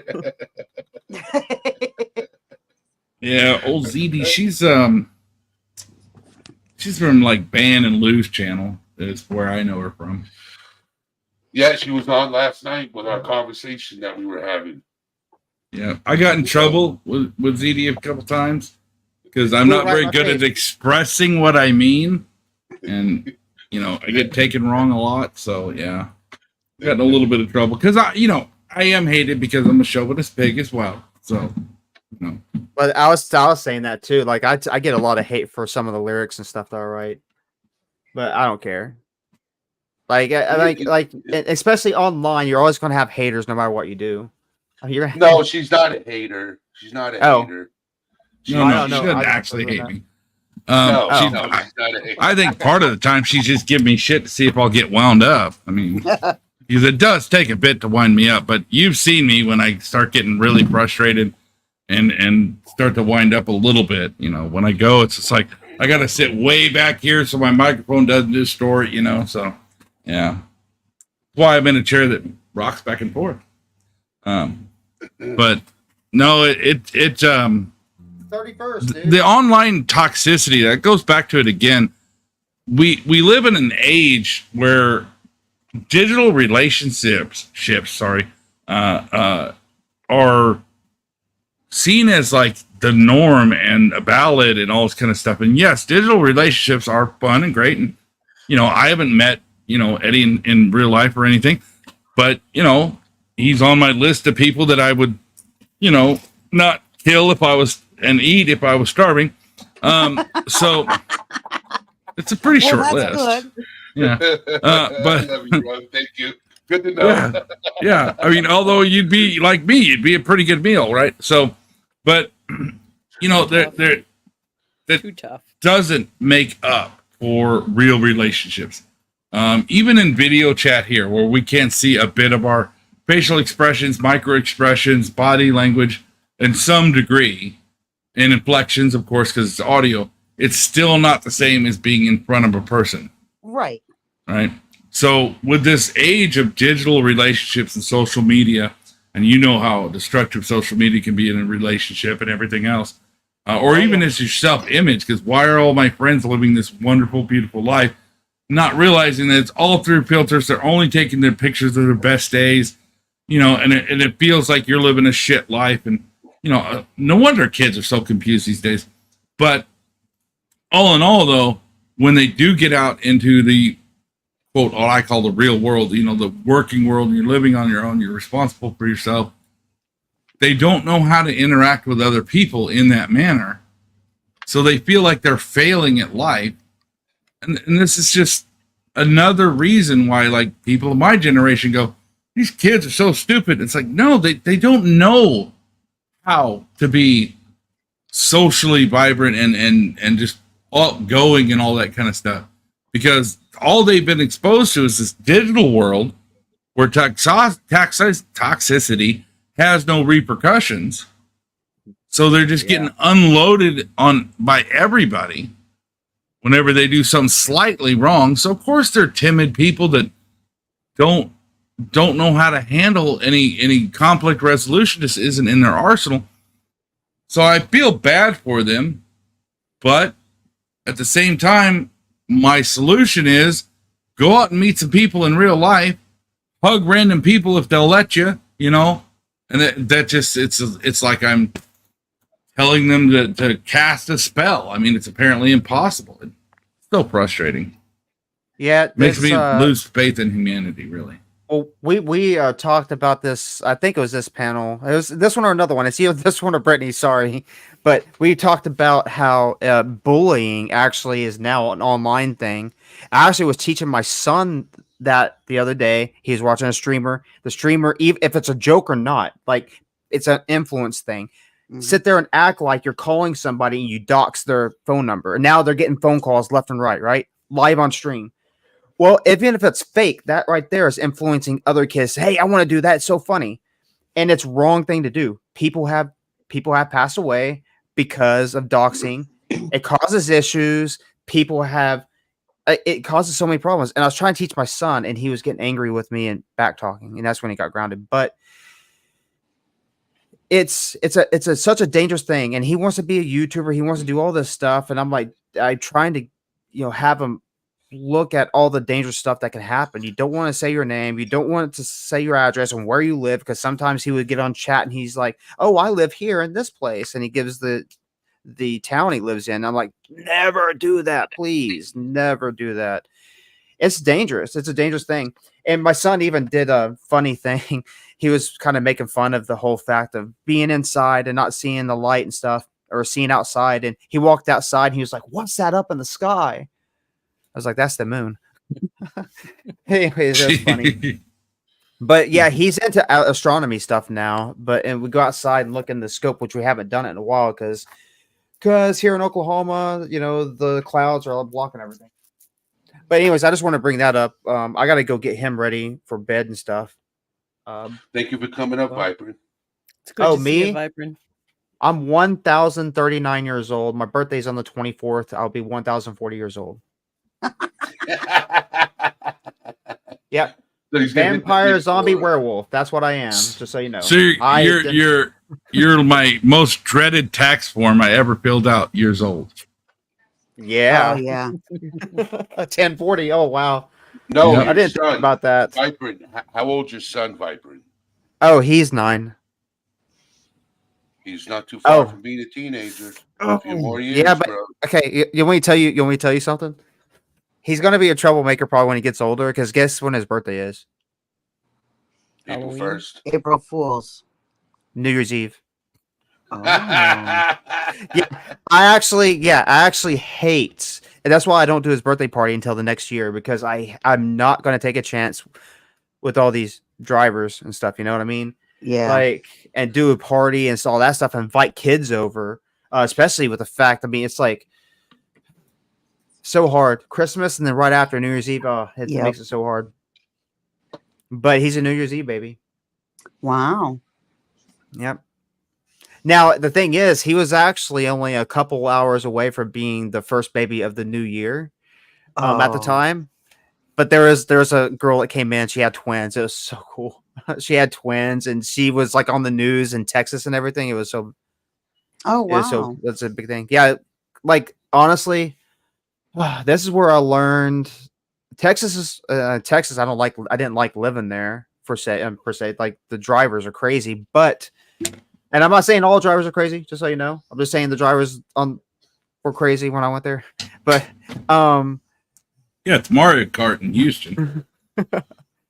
yeah, but we went so I learned that some hospitals are actually pretty damn cool. I went to my son was born in Beaumont, the Beaumont Baptist Hospital or whatever. That was an amazing hospital. I'll tell you what, like it was the cleanest, coolest, most relaxing hospital I've ever been in my life. My ex-wife was in a room that was almost like a hotel room, and when a friend of mine had a baby here in the town I'm at now, here in Oklahoma, like the hospital was nothing like that. It was trashy. But also when I went to the ER because I was playing with a little kid, my ex-wife's friend's little child, we were wrestling and stuff, and he cut my eye and all the way across with his fingernail, because you got to cut those nails with little kids, just so you know. And it was all the way across, so my eye swelled shut, and I kept on crying, right? And I couldn't open my eye, but it was swelled shut and it was tearing. So I had to go to the ER, and I went to the ER in Beaumont. They got me in and out like so fast, like way faster than any time here in the town I'm at now. It was a bad ordeal. Like they had to put that stuff in my eye. It was kind of cool though. They put the stuff in my eye and it's like purple, and then it turns bright green where you can see the cut all the way across my eye. Oh wow. And yeah, it was bad. But yeah, so like I did learn that certain hospitals are actually pretty cool. Good. They Anyway, exist. They're not common, but they they're exist. not common. Yeah. Anyways, I gotta go help him and put him to sleep really quick, guys. Thanks for letting me on here. You're Take welcome. care. Take care. Bye. Bye. So my other brother just made it in. His name's Clarence. You can see him in there. Hey, So Clarence. Hi, I'm going to tell you Clarence. this. I said when he shows up, I'll tell you the story how I met him. Bye, Dan. We'll be over there. You can drop the link. I already said you could drop LV's Discord link. She needs to be a mod to be able to drop a link. Hold on just a second. You want to just have her DM it to you in Discord and paste it from can there. you DM it to me in Discord and I'll post it? We should be friends in Discord if I'm correct. If not, I'll send you a friend request right now. That's one of the things that a lot of us new YouTube channels don't focus on enough. Like the ones that are talking about the LV Nation and Lou. At the end of their thing, they talk about, you know, like, subscribe, see me on Rumble, see me on all the different platforms, you know, all the digital fuckery, right?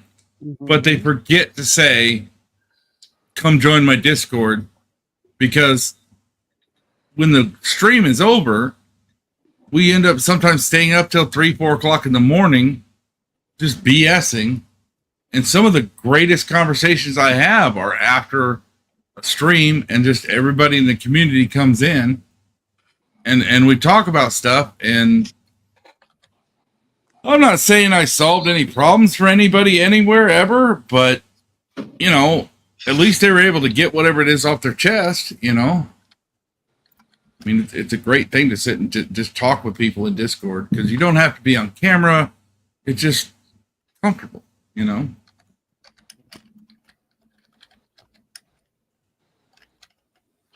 Or not.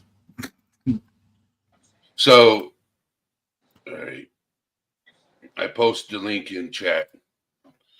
So, how I met my brother Clarence, right? So I moved back to Florida after 9 years of being away, and I'm at my dad's side of the family. The last time I had seen my dad's side of the family was I was 4. So I didn't meet him again until I was 23. So I went 19 years not knowing who my dad's side of the family was. Growing up, not even knowing who I looked like.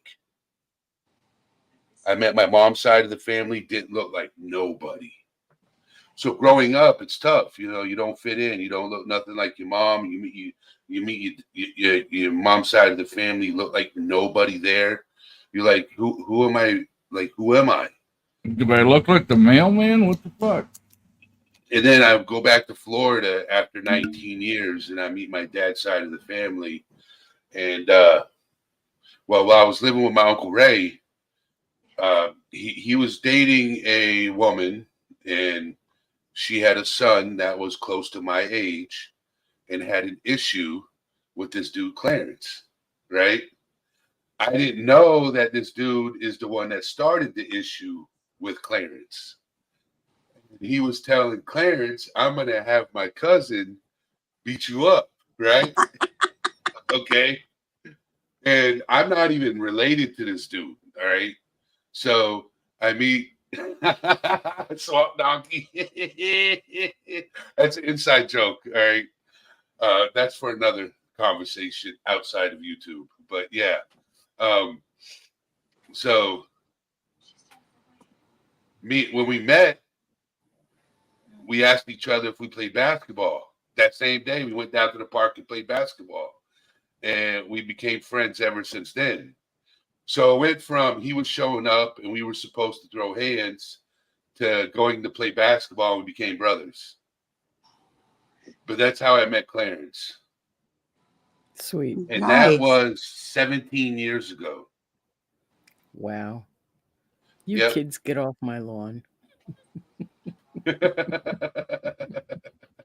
But yeah, that's how we met 17 years ago. So, and he finally made it to one of my lives. He's very busy. So, but thank you, bro. But yeah, Viperin came up. Always good to talk with Viperin. And Ro, Yep. I appreciate you being here, dude. Just listening to you talk and share your life experience has probably helped somebody that's lurking in the background. You know, believe it or not. You don't know it, but you know, there's 15 people watching and only 6 people participating in chat, 7 people participating in chat. So somebody that's actually lurking in the background, your humor, something you had to say could have helped them, and you not know that. You know, I look at it when I heard you talk last night when we were up in Discord over in whose Discord were we in? LB, I think yeah, we're in LB's lose, yeah. yeah. How I met you over in LFR. That's how I met you. Right. That's where I first met you, and then saw you again over in Lose, and I noticed that you're part of Chris's Discord too. So, you know, I'm like, man, this guy, I like this dude. You know, hopefully I can get him over to my channel on live and conversate. And I saw you pop in, and I'm like, you need to come up, bro. You know. Well, yeah, I mean, the main thing I was doing today is I was just checking out some of your early videos and checking out how it was, because like I said, I'm not for everybody. And as my ex-wife will tell you, I'm great in small doses. Yeah. But you don't, you know, it's kind of like a good whiskey. It's great, but if you drink too much, your liver's going to hate you, right? So I wanted to just make sure everything was going to be, you know, copacetic or whatever, instead of like just jumping right in. But the ladies challenged me, and you know, I can't turn down a lady when they ask me for something. I'm glad you stepped up. Yes, absolutely. It's been fun. And Yes. an angel, yes, that does mean if a woman asks me something, I can't say no. So I mean, get excited if you want to, but she's been dropping a few comments in there that might have a little double entendre meaning in there about some of the stuff. But Oh, I don't think there's any doubt in what she was writing. but no, I'm useless as a man these days. I wouldn't put a woman through having to get to know me. But no, that what I've been doing over the last several years since my channel got taken down was just kind of noticing the mental health crisis that we have in this country, and theorizing, because I'm an asshole and I look at things clinically, theorizing what is the problem. And I mean, I can go back to like a paper I wrote in college about, you know, the reason that society sucks is women didn't go back to the kitchen.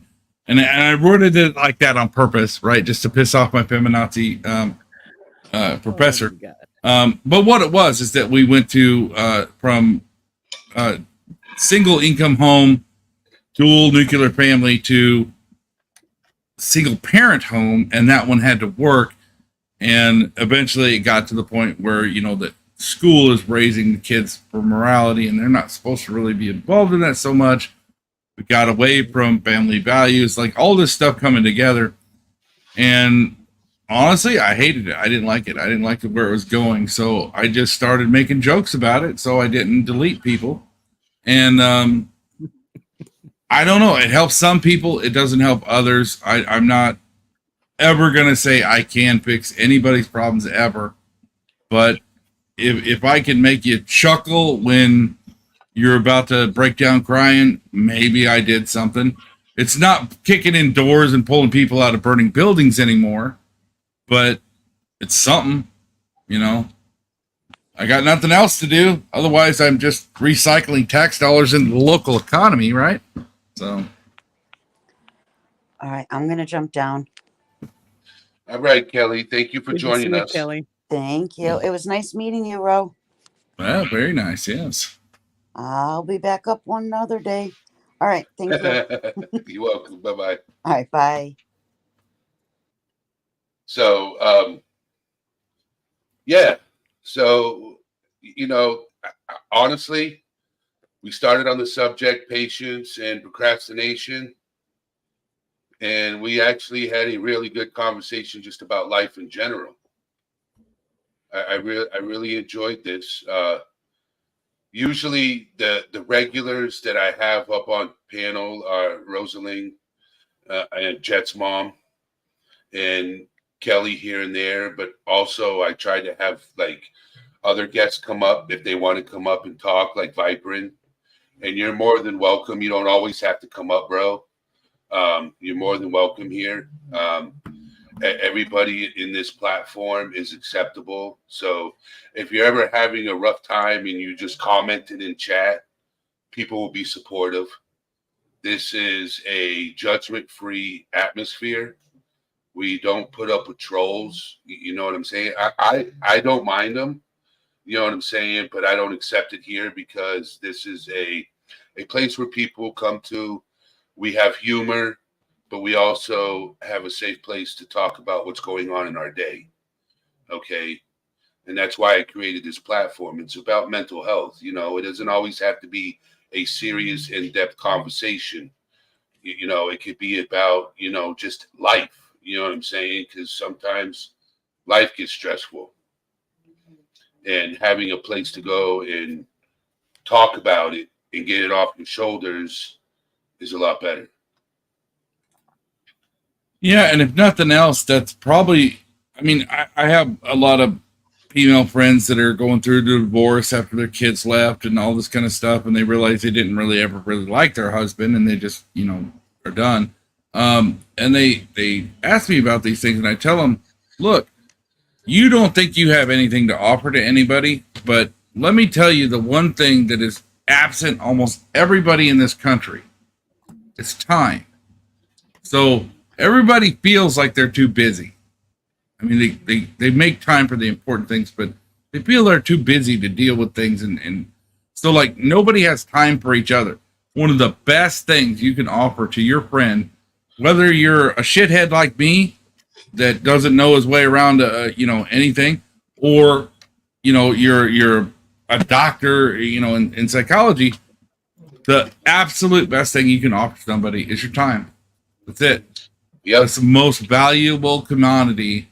For so you coming up here as a fellow beard brother and Neanderthal, going and telling people, hey, it's okay to be a man and have feelings. It's okay for a man and a woman to talk about each other's feelings, and there's nothing wrong with that, and I'll give you the time to do it. Is like, let's face it, some people get paid $200-300 an hour to do that. So Yep. Rock on, brother. I mean, I don't have the balls to do it because I don't have, you know, a moderator. I don't like the social medias. You got to do all that crap to get big and blah, blah, blah.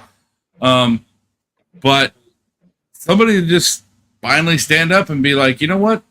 Fuck the haters. I'm going to go ahead and talk about it. And then have, you know, beautiful women come on and say, yeah, that's a good thing. You know, Totally. That's reinforcing our Neanderthal brains going, okay, I did good, you know. I mean, because we are simple creatures, right? I love you, bro. You're hilarious, man. But it's I true. appreciate you coming up. It The is. thing I really appreciate about finding Eddie in this channel is the fact that, yes, all manner of people are welcome up here to talk their stuff. And the fact that we do have sometimes very opposing views, but at least we get heard, and at least other people, I can hear other people's views on things and other people's stories and how they went through this, that, or the other. And I find out I'm not alone in whatever I've gone through. They find out they're not alone and that we are community, and we do have wonderful conversations here. And Eddie, I really appreciate that. Thank you Yeah. for having me up here. Yeah. And it's fun. It's therapeutic for me as well. For everyone. Because when I'm not bullshitting with somebody in Discord or on one of these or something like that, because I do kind of whore around on some of the YouTube platform. You know, all I've got, well, now I got this stupid cat that just showed up, vagrant. But other than that, I'm in here talking to myself, and, you know, even though, yes, some people do that and they're not batshit, I don't have faith that I'm not batshit when I'm sitting there arguing with myself over a TV show, and I'm just like, wait a minute. Are you really arguing with yourself? Well, there's nobody else here, is there, asshole? So I'm arguing with myself about arguing with myself. It's like, yeah, I might need to go see a doctor.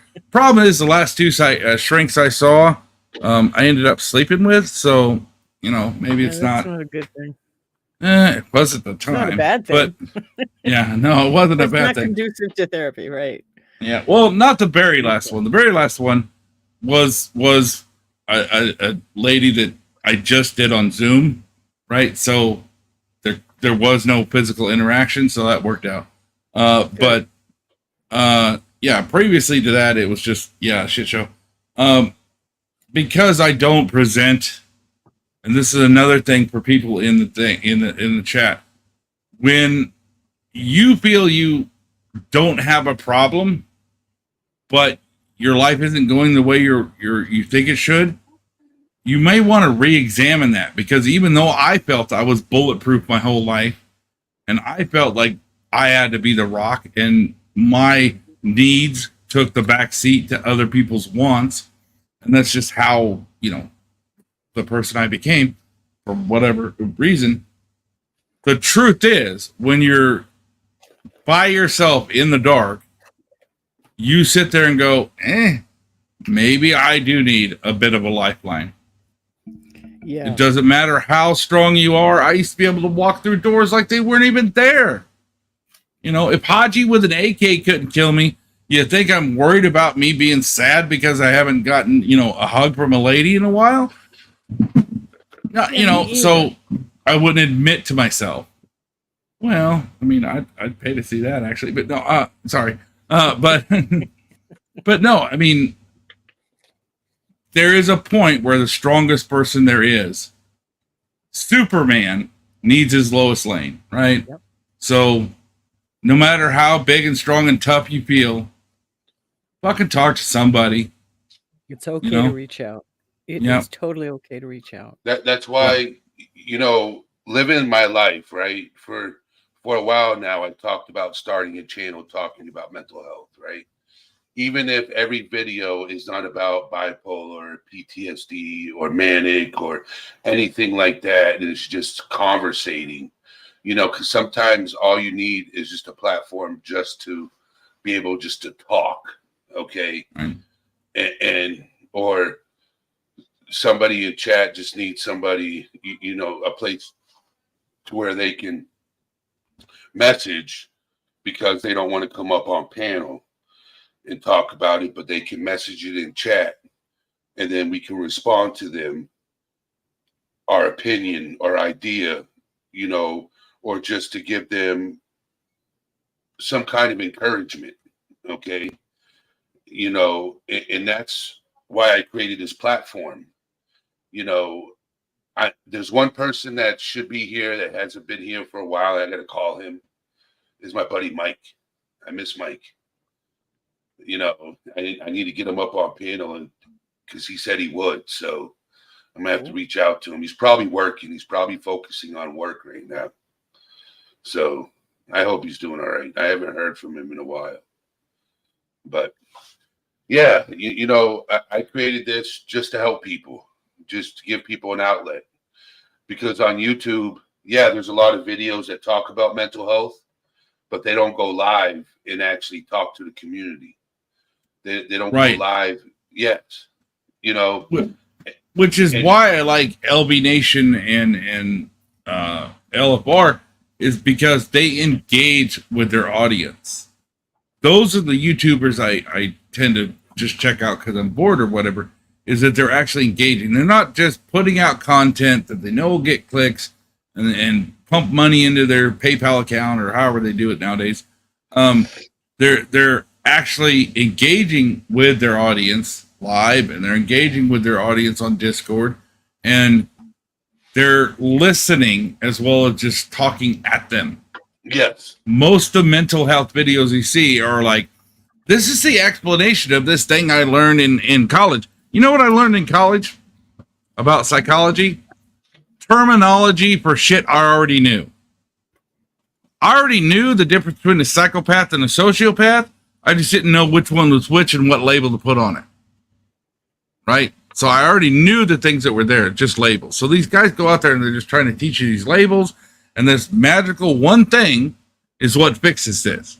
Well, you know what? For you, fixing loneliness might be getting a cat, or might be like engaging in this or something like that. For me, fixing loneliness might be I need a fucking horse or whatever. Like, we have different needs, as different human beings. right? So having these stupid videos out there that aren't validating people's feelings, they're just saying, yeah, the thing exists, and this thing they're saying is the only way to fix it, and I don't think I can do that. That's perpetuating hopelessness. Yes. So You know? Rosalind, LV Nation. Okay, so LV is his YouTube channel is Lou Valentino. He's a political commentator, but he also has a Discord where it's not just politics, it's real life. Okay. And LV, Lou Valentino, he talks with his people. You know what I'm saying? He's not like he's got a decent amount of subscribers on his YouTube channel. So he's got a huge following. Like if everybody in his channel was on Discord, it'd be overpopulated. Yeah. Yeah. One of them's like at 800,000 or something like that. I can't remember which one. Yeah. So there's a small group of people, and he'll join up in the discussion, and he'll actually talk to his people. Cool. You know, I've been on both of theirs a couple times each, I think. And is Yeah, this, okay, as I did a search, I got a musical artist or Twitter or email. I sent under you that the name. link in private chat. Oh, good. Thank you. Hmm. Duh. I sent you a link in Discord. Discord? Yeah, for Discord. You got a Discord? You didn't tell me you had a Discord, Eddie. Yeah, Saving it for your friends. I see how you are. I sent you a friend request. Friend request, but you didn't say you had a channel. I'll send you a link. I'll send you an invite. I'm doing it right now. Okay. All right. I was gonna say, like, Discord. I've been operating Discord for 15 years. I'm on several channels. I have my own, actually called Safe Space, but not for the same reason you call it that. It's because a lot of my larger gaming YouTube friends want a space they can go to where their followers aren't just jumping in, you know, and bothering them. They just want to go and privately game by themselves or with their close friends. So they have like invisible channels in there that only they can see and moderate. So it got named Safe Space for that, and the fact that if you're in my space, you're in Rose space, you're never safe. You know, I'm gonna give everybody shit. I So- sent you an invite link. Okay, there That's you go. to On yours, Discord. right? That's to What? mine. Yes. Yeah. I was looking for the But in LV. private chat, I sent you the Discord link to LV Nation, Rosaline. That took me to yours. No, it couldn't have. All right. I'm lying. Oh, it's invalid. Never mind. Yeah. Oh, they're it's a good timed both out every link? day. Yeah. Yes, it's a timed out link. Yeah. Okay. Okay. I'll get. I, Hold on. I can invite her. Hold on. Let me. is your name the same in? Yep, it All is. things serious. Oh, here we go. Man, I am. I. You know what? I just realized I'm in over 60 Discords.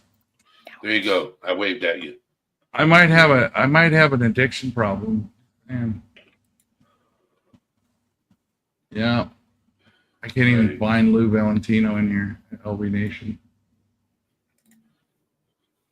Yeah. I got you. I'm there. I'm gonna send a message to. And there's LFR Rosin.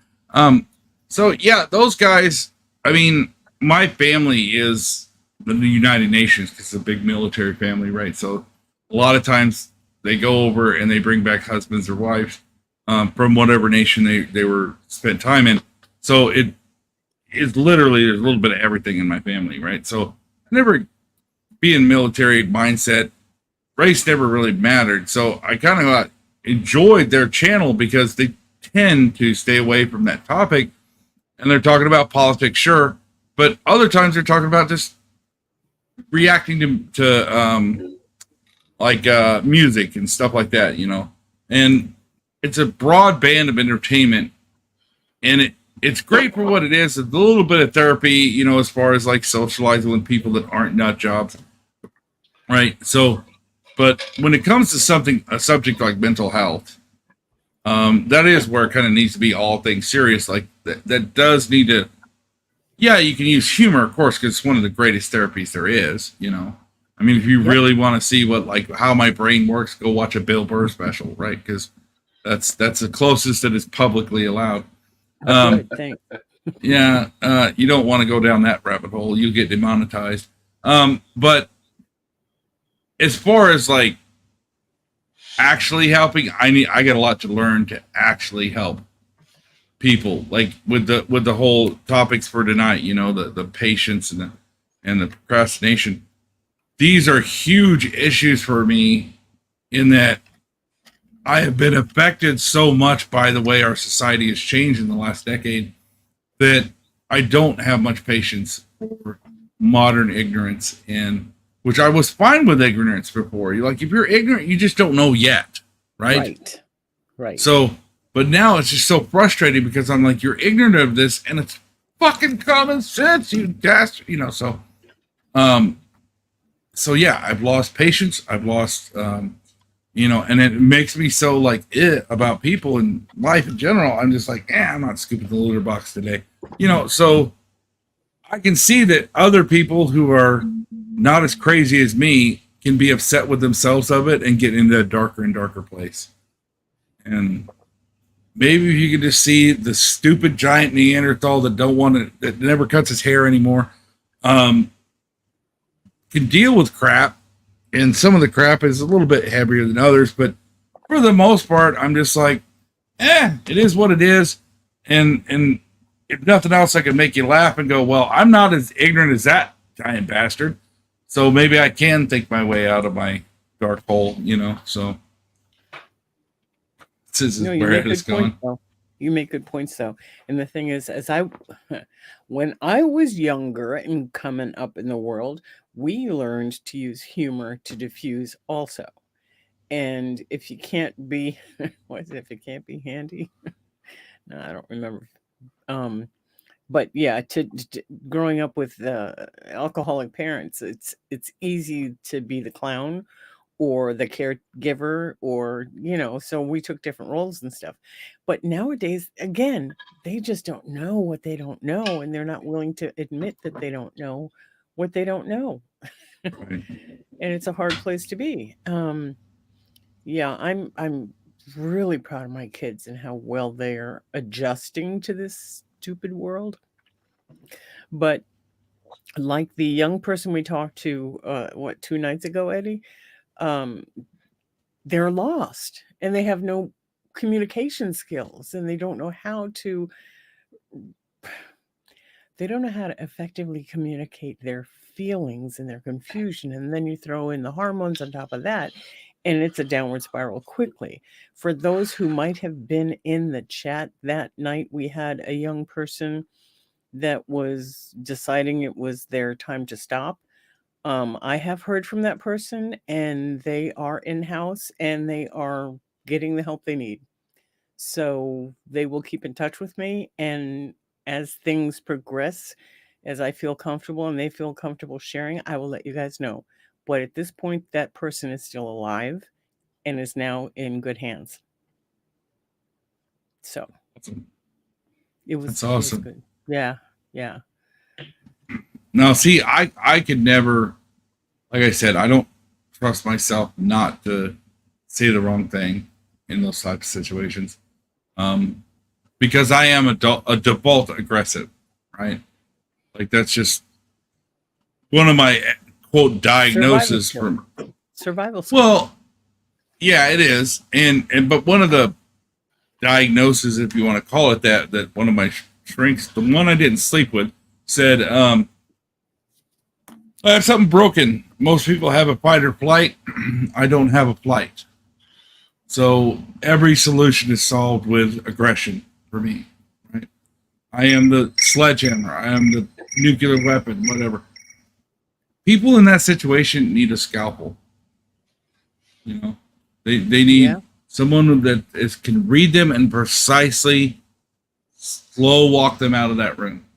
Yes. I'm just like the Kool-Aid man, bash in the room through the concrete wall and go, oh yeah, let's go. You know, and that's not what they're after. So Yeah, and he was telling us he's like that too, or was like that. Yeah, Hey, love it. Kool-Aid. Yeah, It yeah. works most of the time. I don't have to think my way around an obstacle. I just go through it, So I'm a blunt object and a tool. And if a hobbit needs me to do something, if you have a nail and you want to put it in the wall, if you beat it with your fist, you're going to get all bloody and chipped bones, or you can pick up a hammer and hit it.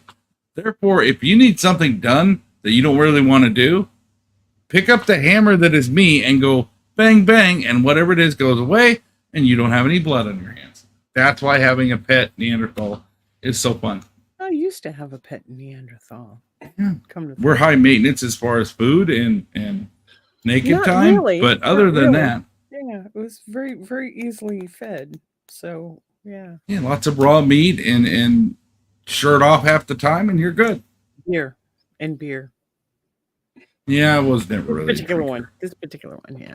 I've been thinking about drinking a bit, so maybe I calm down some. Yeah, because that always worked before, right?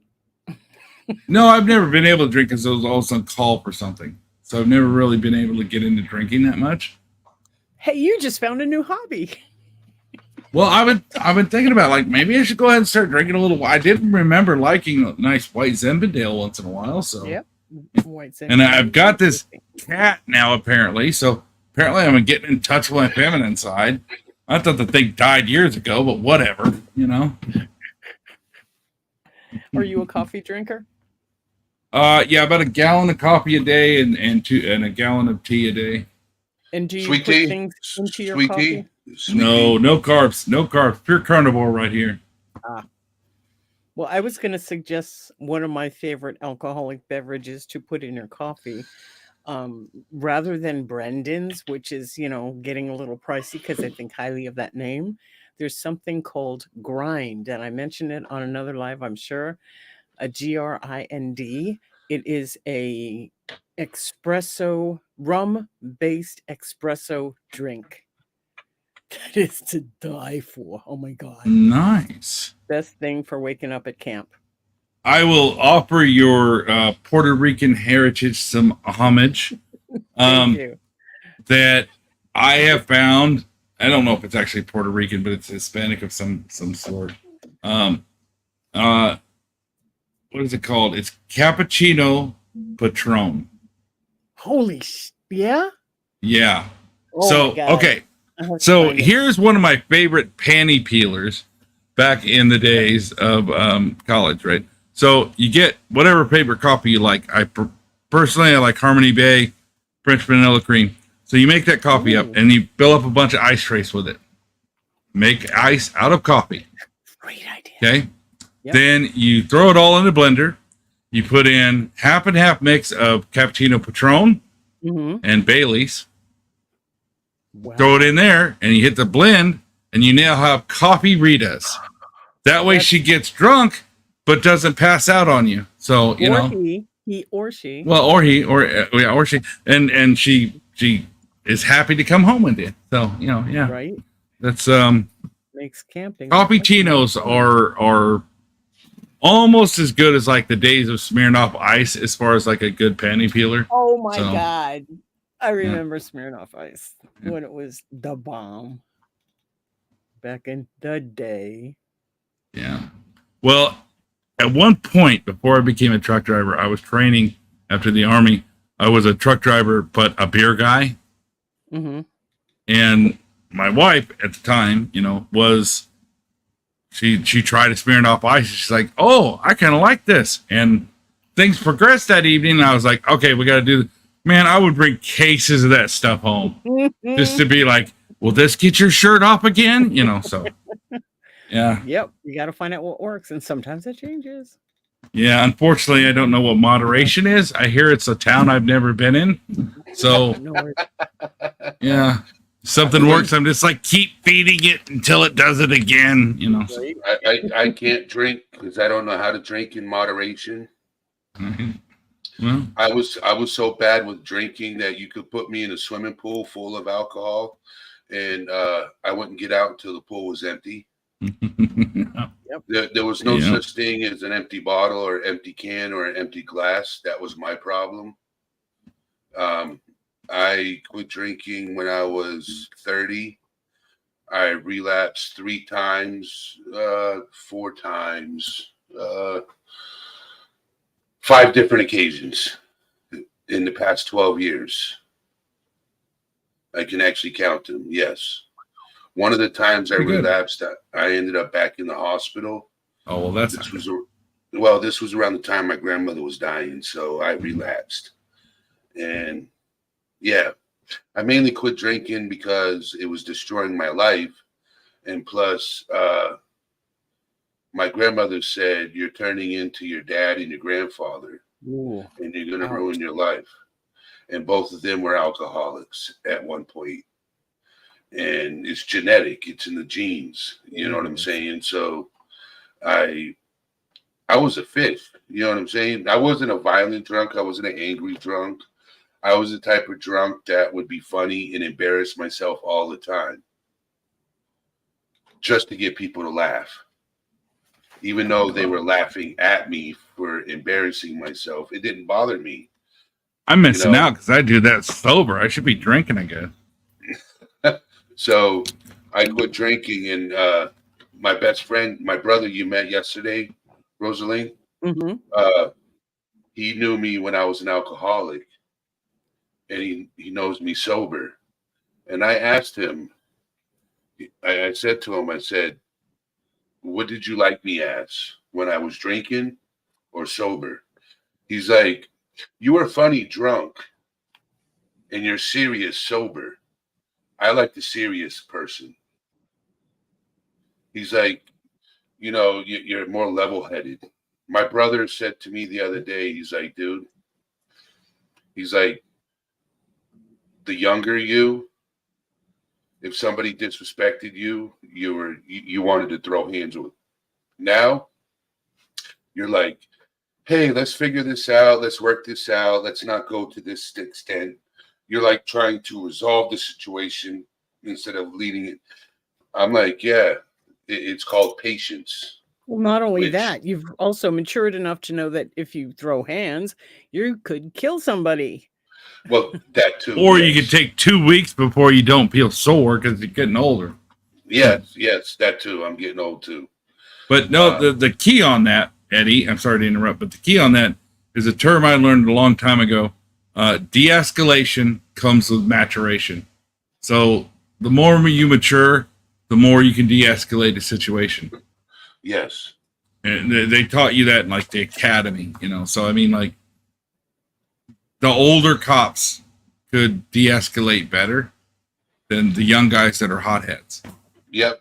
Right. So And the in ones that the are civilian world, the younger guys that are drunk are going to be throwing hands all the time, whereas the older guys are like, I don't want to put out the effort that's going to make me throw up this expensive beer. I don't want these consequences, so I'm going to de-escalate the situation. So the sign that you're actually still maturing despite substance abuse, which has an issue with your development of your mentality. So pretty good sign that you're actually making progress there, bud. Yeah. And it's Sorry, I don't mean to sound condescending about it. It's just that's my observation from what you told me so far. Yeah, you're not Good. condescending, bro. You're good. No. If I took it as that way, I would have retaliated verbally. Verbally, yeah. Yes, verbally.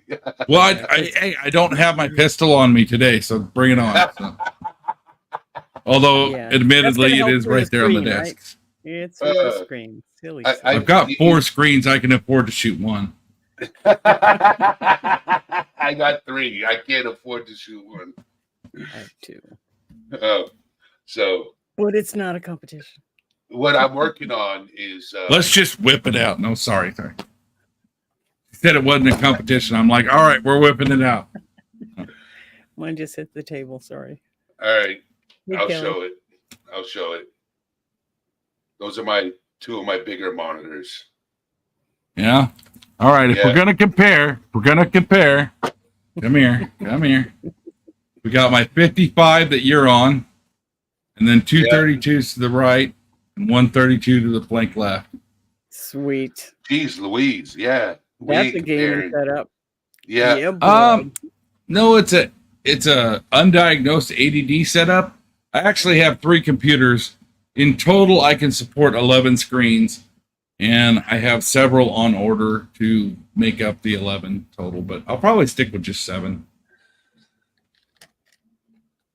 Because I like to Kelly. watch multiple videos at the same time. Yes. Hey, there's that Kelly. Weren't you saying something Yep. about Kelly earlier? She was on here with us. Oh, it's that Kelly. Okay. Yes.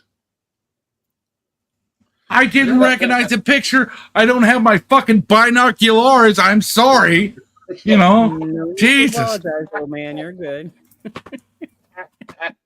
I mean, I know it's a 55-inch monitor, but still, you know, anything under 6 inches, I don't know what to do with it. So, you know, Oh my Me either. God. sorry. I keep putting those things in there, and I apologize. I just. That's what he said. Look who's back. Yeah, Uh-oh. yeah, it's me. You need to call Yeah. me? You need Yeah, to I was call gonna me? call you, but I figured I'd better check out and see if you guys were still alive. Yeah. It's a vape. Okay, I was wondering what that was from the angle when it was just laying on your chest. I'm Oh, like, yeah, did I we just put it interrupt her there. in a private moment? What is that No. thing? So, it's my vape. It's my vape. This way, if it's on my chest, I know it doesn't get lost. hey, I'm not judging. I'm just saying, you know, different Oh my strokes. God. But I was like, I was getting ready to say, you might want to like, you know, push that down a little, move the camera up. You know? Nope, it's my vape. Okay. Oh my God. All right. I can't Slightly, end it like this. slightly disappointed, but okay. I'm sorry. Listen, I won't do that shit on camera. Okay. Oh God, I hope not. OnlyFans. OnlyFans. Oh geez. Oh, don't get No, me I don't have started one on of those that. things. Sorry. Hey, so 2 days ago, right? And I'm glad Mhm. Rosaline didn't see it. So Peen bomb? Wait. Did you get a peen bomb? yes. That face. Okay. All right. Welcome So to the what- club. I usually try not to drop the link in chat because people can grab it that are not subscribed and try to get up on panel. Yep. And you guys can't see who's in the background. So this dude is sitting there and he's got his thing out and it's just there. And I'm like, Quito Pito. Okay. Oh, look and- at the little nut. Yes, it was a peanut. Okay. But it was disturbing. So I banned him from StreamYard. I kicked him. I banned him. Good. Okay. But it was But your was face was priceless. It's like, I'm just oh, glad nobody else could have seen it because I had a panel full of women. You know, It's not like we haven't seen things like that before. Yeah, but but thank it you was for just a- protecting us. it was you the big fact. Viking, you. Yes. Thank Yes, you. I am Nordic. You big Well, lug. To be honest, that's one of the things I admire about women is that they can be, at least in public, they can be so prim and proper sometimes and social. And I know for a fact every young woman going through puberty, along with these monsters that they have to cohabitate with at school, deal with just a sea of penises being thrown at them. You know, like it's got to be a horrible existence when you're a teenage girl, because I remember what it was like to be a teenage boy, and it was just like, say whatever you think they might want to. Maybe they'll touch it. You know, I mean, it was just this thing that you couldn't even like see what they were wearing. All you could picture is like, what do I got to do to get her to kiss me? You know, so it's got to be that part of being a woman. It's got to be a little bit rough, because guys are visual, women are intellectual, and what's the other word? I'm talking about books, like literature, in general, not everyone, obviously, but it's such a difference. And when you're young and you're trying to like not be mad at all these assholes that you eventually got to grow up and like get to know a little bit, your women tend to mature so much faster, it seemed in my day anyway, that they were so far ahead of us that we had to look like fools. You know, I mean, I was raised by two women, my single mom and my sister, and they tried to tell me stuff, and some of it helped, but at the same time, you know, they were just shaking their head too. It's like, that's not how you get a girl. You don't go out there and flex. They don't give a shit about that. I mean, some of them a little bit, but you know, they actually want to have a conversation with you. And I'm like, conversation isn't naked time. You know, I mean, we're just so dumb, you know. It's got to be a rough time for, like, I have empathy for women on, or sympathy for women on that side of things. You know, when they're like, you know, in order to take me out, you got to spend $300 on the date. And I'm like, fuck off. You're not a hooker. So, Well, you don't know that till the end of the night. well, I don't And know. you know, I've gotten most so women, let me tell you, cynical. wait. Let me tell you, most women have decided within the first 2 to 3 minutes of the date whether or not they're going to sleep with you that night. They've already True. made up their mind. You know, sometimes it's already made up before you even meet for the date, just within the first couple of phone calls. Or Yeah, and I've been face-to-face told by FaceTime. fellow guys that I have what's called vertical privilege, because even if they don't like me, they've already decided that because I have great DNA apparently or something. And they're just like, yeah, okay, this guy's tall enough, I'll go ahead, you know. So maybe my experience is different than most, but honestly, I don't have faith in today's young woman and their selection process. No, they haven't been taught. They haven't watched. That's what I'd love to hear a woman's point of view on. There's no way that the youth of today is raising themselves, and their parents are still raising themselves, so they don't know how to be parents. Nobody knows how to be a parent. Boom, there's a baby, and now you're like, oh fuck, what am I supposed to? Okay, well, let's feed it. Oh, now we got to change it. Let's stop feeding it. Maybe we won't have to change it. You don't know what you don't know. But they're not. My point in saying you don't know what you don't know is I have to get to a point where I realize something's amiss. I am missing something, so there must be something I don't know. Let's look at the issue. But it's taken me a couple of decades to get to this point. The kids that are in school these days don't have that option. I mean, they don't know that they have that option, and I don't know how to help them.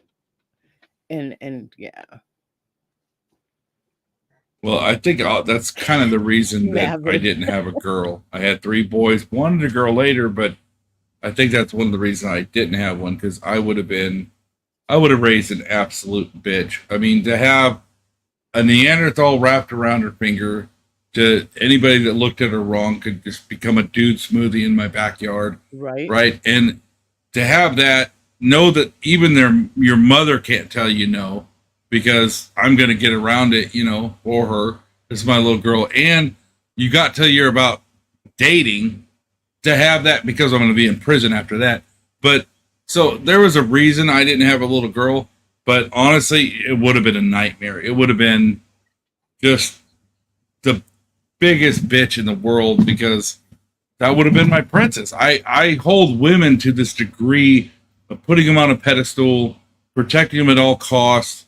You know, don't if they don't absolutely want to, don't let them do anything dark. Always be the sin eater for the woman. There's this shield you have to be, and to have that unconditional love of a child in the form of a woman, like my wife, yeah, she loved me, but it was conditional. You know, there were things that if I did, it would have been over. She might have still loved me, but you know, fuck off, right? So mom died. I had no female on the planet that I felt unconditionally loved me. Having a daughter, that would have been like, nobody could have looked at her wrong without me just mag dumping them in the face, right? So it was not a good idea. The boys, I knew how to teach them how to be men. You know, go out, respect women, defend the hobbits. You know, just do your thing. You know, and don't be a dick to anybody. And we won't get into the first commandment of the Church of Roe, but I think I told Eddie last night what the first commandment was. We'll save you that one. But that whole premise is just like, I know how to raise a guy. And my wife wasn't your average woman. She had a borderline personality narcissistic mother that just destroyed her mentally, right? So she would have had a hard time raising a girl too. So it probably was best that I didn't, because Yeah, I don't know how you guys make it to adulthood without killing a few of us. Who says we didn't? Yeah, in July, Well- Keith Crow is right. I think today the thing that matters is the size of your social media following. Oh, No God. interest or literature required. Yeah. Yeah, No, I'm really yeah. pleased that I did not have a daughter. I would have killed a daughter the first time she ever spoke back. I backhand across the room, and you want more? Or still you're gonna think that way? Yeah, come here. Come here. Well, we were discussing this last night, Eddie. Women in every study ever done, it seems like the vast majority of women compared to the vast majority of men, women tend to be more intelligent than men. Okay. So book smarts, not like some of the other stuff we talk about, street smarts and all that kind of stuff. But as far as like book smart, if you just straight out test them, that's what the studies show, Berkeley and all these other places. Mhm. Yet they claim we run the world. And I thought about that when I was in college even. And I thought, well, why is that? Why if they're not smarter than us that we're not just bowing down to them every time they look at us, right? And I realized it's because women are bitches to women. You guys Mostly. can't work together. Mostly. And that's Right. a shame. That's a shame. Yeah. I mean, I have acquired a wonderful circle of female friends through this medium that I'm thrilled about. In real life, no, I'm here, but the people I usually associate with, there's a good mix of all Right. genders. And there's not the nastiness that used to be in my life, because I don't stay around it. I just remove myself from it. And if one-on-one somebody wants to get with me and we'll talk, we can do that. But if there's a group and that clique mentality going on that all of a sudden want to exclude me, hey, you know what? Bye-bye. I'm good. Right. You know, because I don't have time. I don't ain't nobody got time for that. But that's also a matter of growing up and having a life and living a life and experiencing life, that I have come to realize what's important to me may not be important to you, may not be important to you, you know, and that's okay. It doesn't have to be. It's my life. It's your life. I get it, you know, and Yeah. It go is a ahead. problem, though. It can be. I'm not saying there's a certain way any human has to be, Right. but there is. I mean, I don't do the religious thing very often, but there's what I call the divine feminine, the divine masculine, Yes. and those roles are almost needed to raise a child, or you got to have a village to raise a child, or something. You know, I that agree. whole sentiment is you need the masculine and feminine influence. And I don't care if it's two dudes that are married, right? One I'm of right them there is with you. probably the feminine role of the relationship. One of them is the masculine. nurturing, or more Right. nurturing. Which that's what I say, because when my Yeah. kids fell down and skinned their knee, I go, "Your fucking leg didn't fall off. Get up!" Right? Rub some dirt in it, right? But when my wife saw the kid fall down, she'd be like, "Come here, let me kiss it, feel better." You know, And there's that. No, fuck Right? that shit. No, it's a So- matter of, are you okay? Is it bleeding? Do you want me to put a Band-Aid on it? Okay, then come on, let's go. Yeah, She was the masculine mother. I was the Well, I mean- only. I was mom and dad, and there was Right. times when I was the kind mom, and there was times when I was the tough, mean mom, because I told my kids, God didn't make me your friend; He made me your mother. That means I get to say stuff, and you have to do it. That's pretty You- close. I told my boys they weren't even American citizens; they were dependents because they Right. couldn't own property, enter a contract, none of that stuff. So Right. unless you want to be homeless with no PlayStation, shut the See you, fuck up bye. and mow the lawn. You know. Right. The only reason I had you is the tax write-offs, and I was tired of mowing the lawn. Now get out there and weed eat. Yeah, we had apartments, so they got out of doing that. But I made them Well, do chores. They still had yeah, chores from the But, time they but were. my 3 boys years knew old. I loved them, though. Oh yeah, of course they do, You know. and they still know. Yeah, it's well, my oldest is mad at me, but you know that'll go away. But Mavid says so. The average woman is more normal, and men fluctuate more high and low IQ. What is this normal of which you speak? I right, know not this normal. actually, April said I don't know. guys usually get over things easier with their friends than women. yeah, I think believe we that touched on that too. It's Yeah, because I think they guys look- grow up with conflict resolution in their life and not being told they're a princess and they're told to just shut the fuck up and take it. And we had that conflict resolution. And if you and I, Eddie, we're getting into a heated, passionate argument, we both know that eventually it could come to blows and there's going to be damage done. Right? So we Yep. will resolve that issue and either not have it come to blows or we'll let it come to blows and then we'll go have a beer and laugh about it and be best friends. Whereas the average woman, not ones that actually, you know, are functional. The average young woman, especially these days, they get mad at somebody, they argue, they won't give up their point, even if they're proven wrong, and then they'll wait 15 years and fuck their husband. You know, that's how they get back at each other. You know, they do Pretty that. harsh.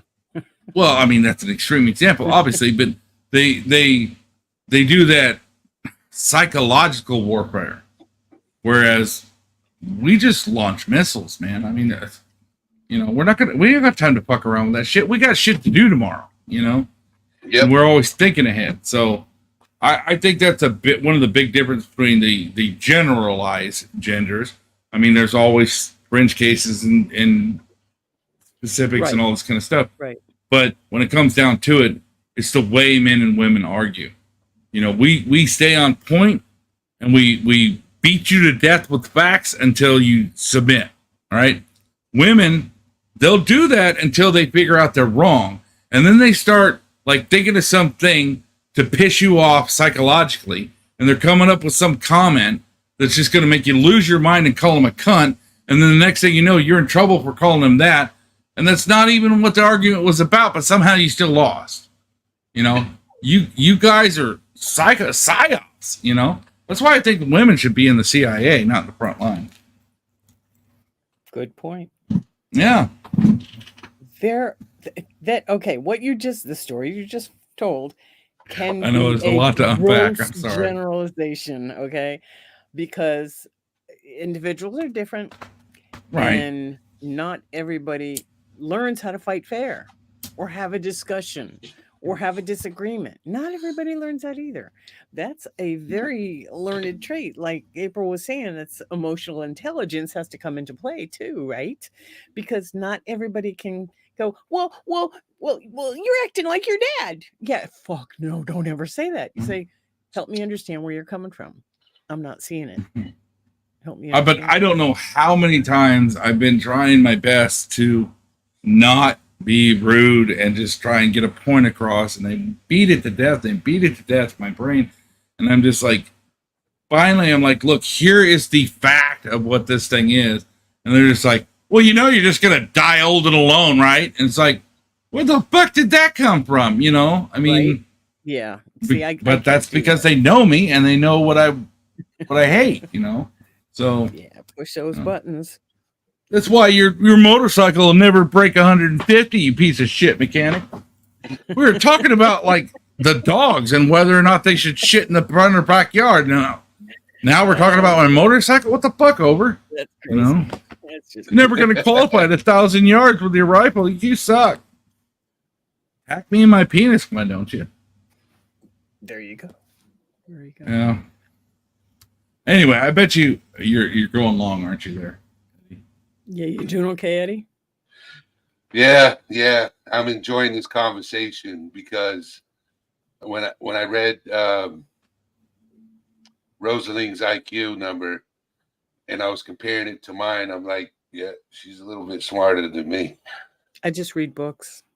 I don't know shit. I used to be I used to be a really good reader. I used to love reading. I hated reading growing up, and then I went to college. Yeah.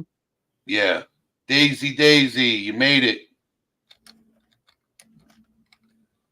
You know, I lost 4 points when I had my strokes.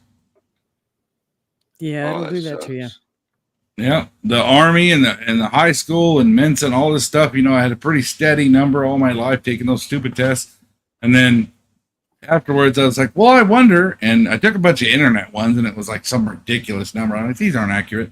So I went back to some buddies at Port Leonard Woods, sorry, and they gave me the test again, and I was just like, shit. I took it 3 more times. I'm like, damn it, I lost 4 points. You know, yeah, I was pissed off.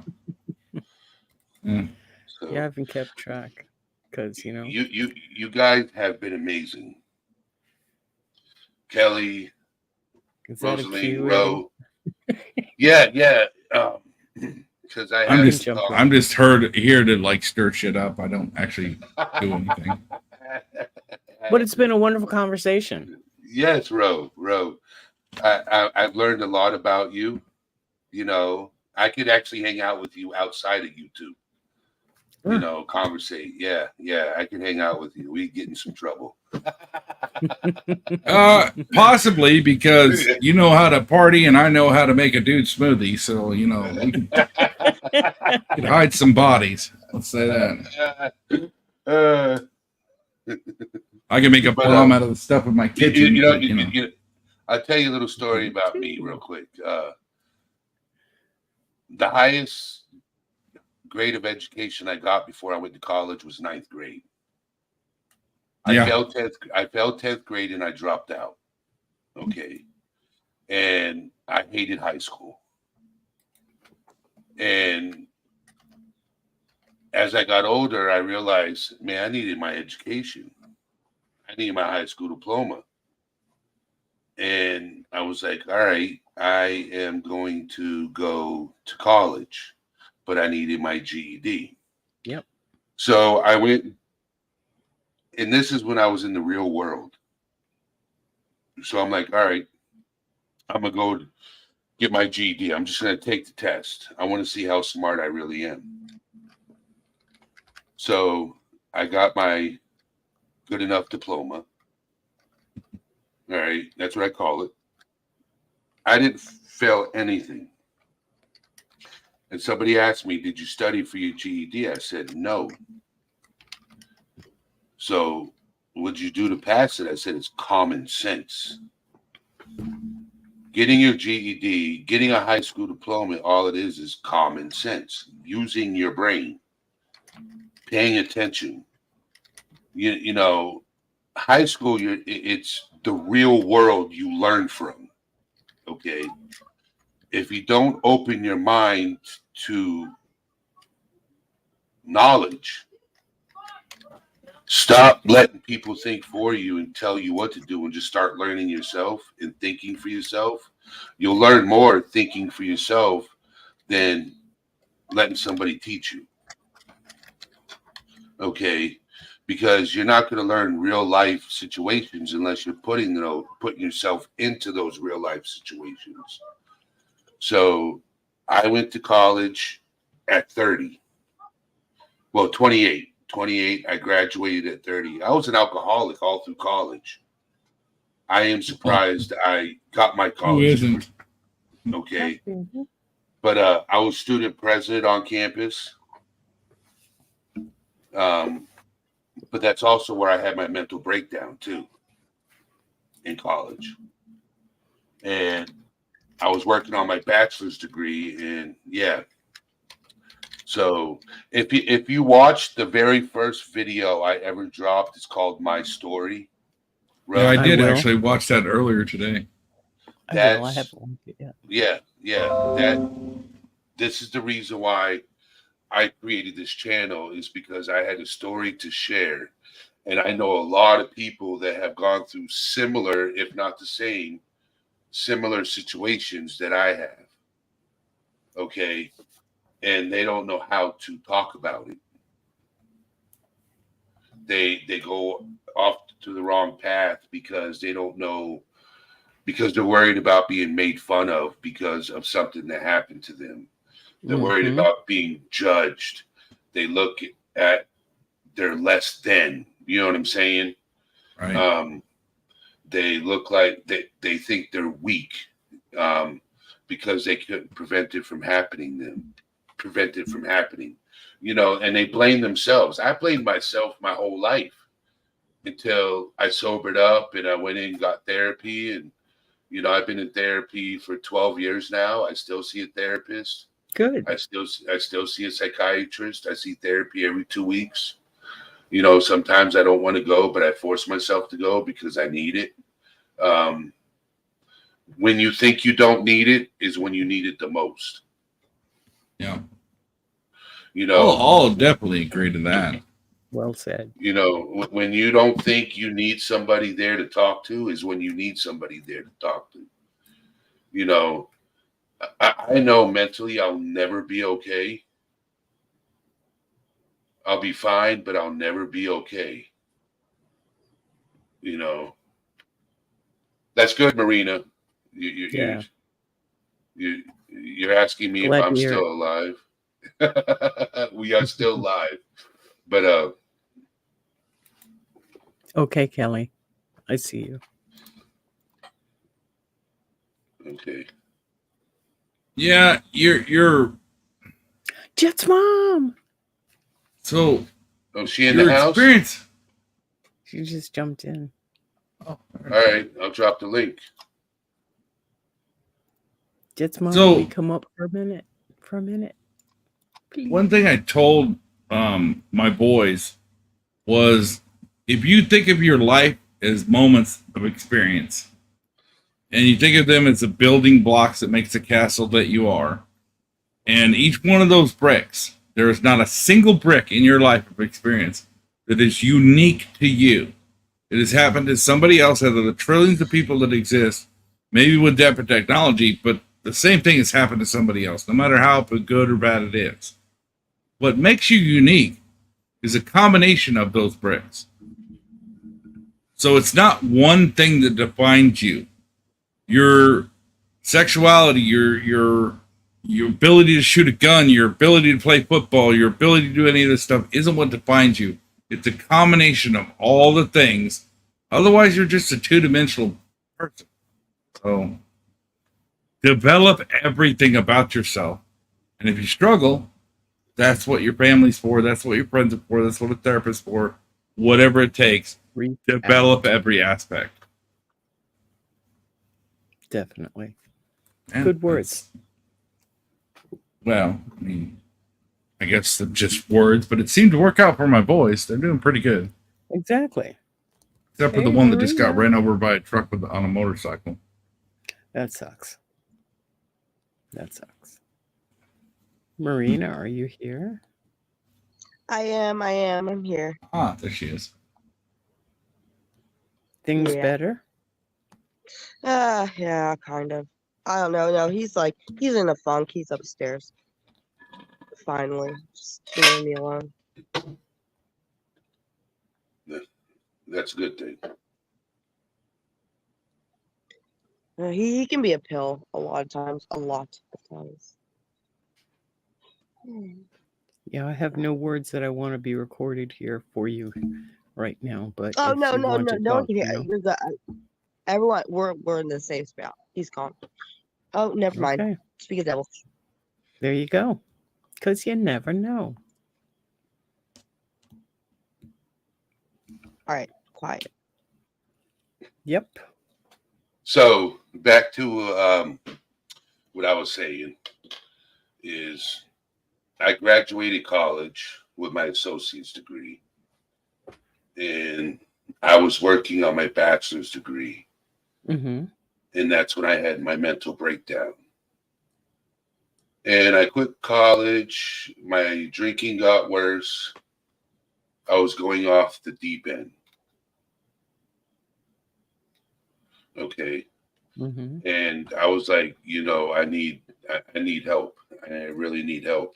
I was at a point in life where it was either stop drinking or go to the hospital, stick my hand out and say, I need help, or drive off this bridge. And I mean, drive off a literal bridge.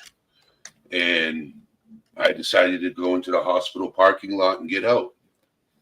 And Smart move. that was 12 years ago. So I always share that story because there's always a point in life that you're going to be at that point. It doesn't matter how average your life is or how spectacular your life is or how normal your life is. There's always going to be a point in life, something's going to happen that you have no control over. And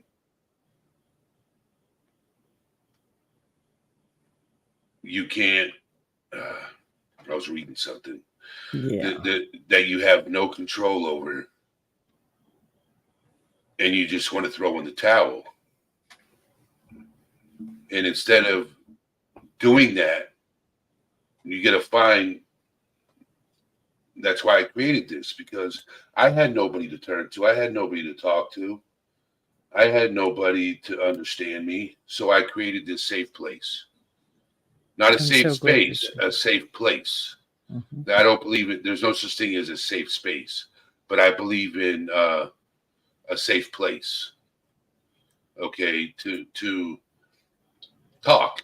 Yeah, can somebody clip my video and use it against me? Okay, whatever. I don't care.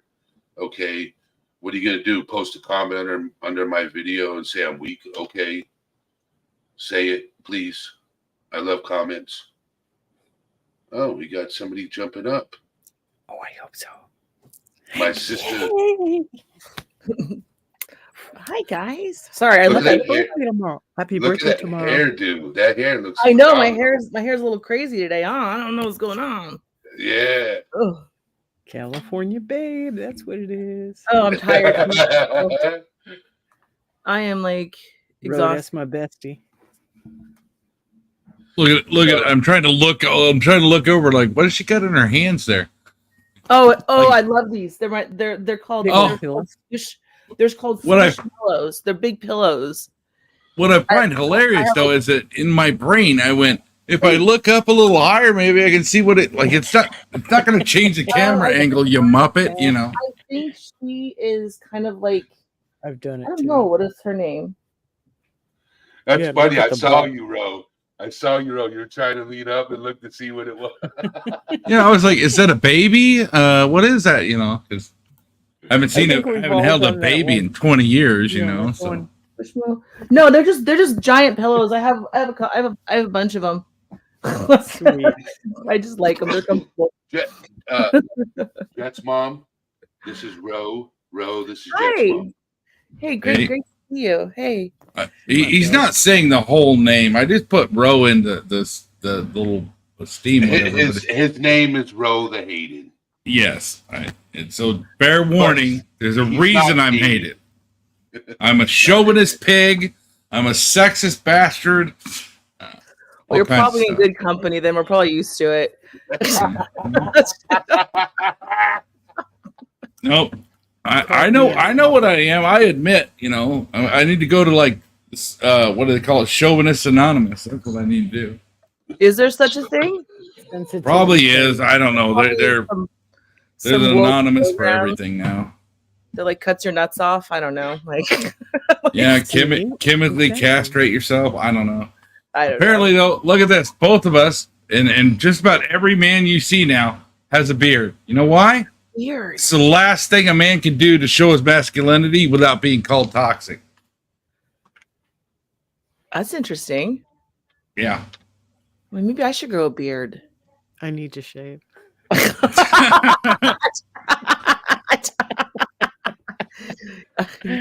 I'll just talk like this and look very wise. Does it make me look intellectual when I stroke it thusly? Yeah, so that was a Star Trek reference. Sorry. Yes, it was. I got it. Wasn't that cute? My Yeah. camera won't come on. Hi, Margie. Yeah, I know I'm supposed to be an Neanderthal jock douchebag, but yes, I'm a nerd too. So like a little Star Trek now and then. You're a Oh, chivalrous. yeah, we're Star Trek, Star Yeah, Wars, Star Trek. Marvel, DC nerds. Has anybody seen the new movie Blue Beetle? No. That's a DC character. I Well, I actually know just who he watched the is. movie. It's actually good. It's in theaters right now. It's called Blue Beetle. Really? Yeah. So there's no really good. strong female character in it.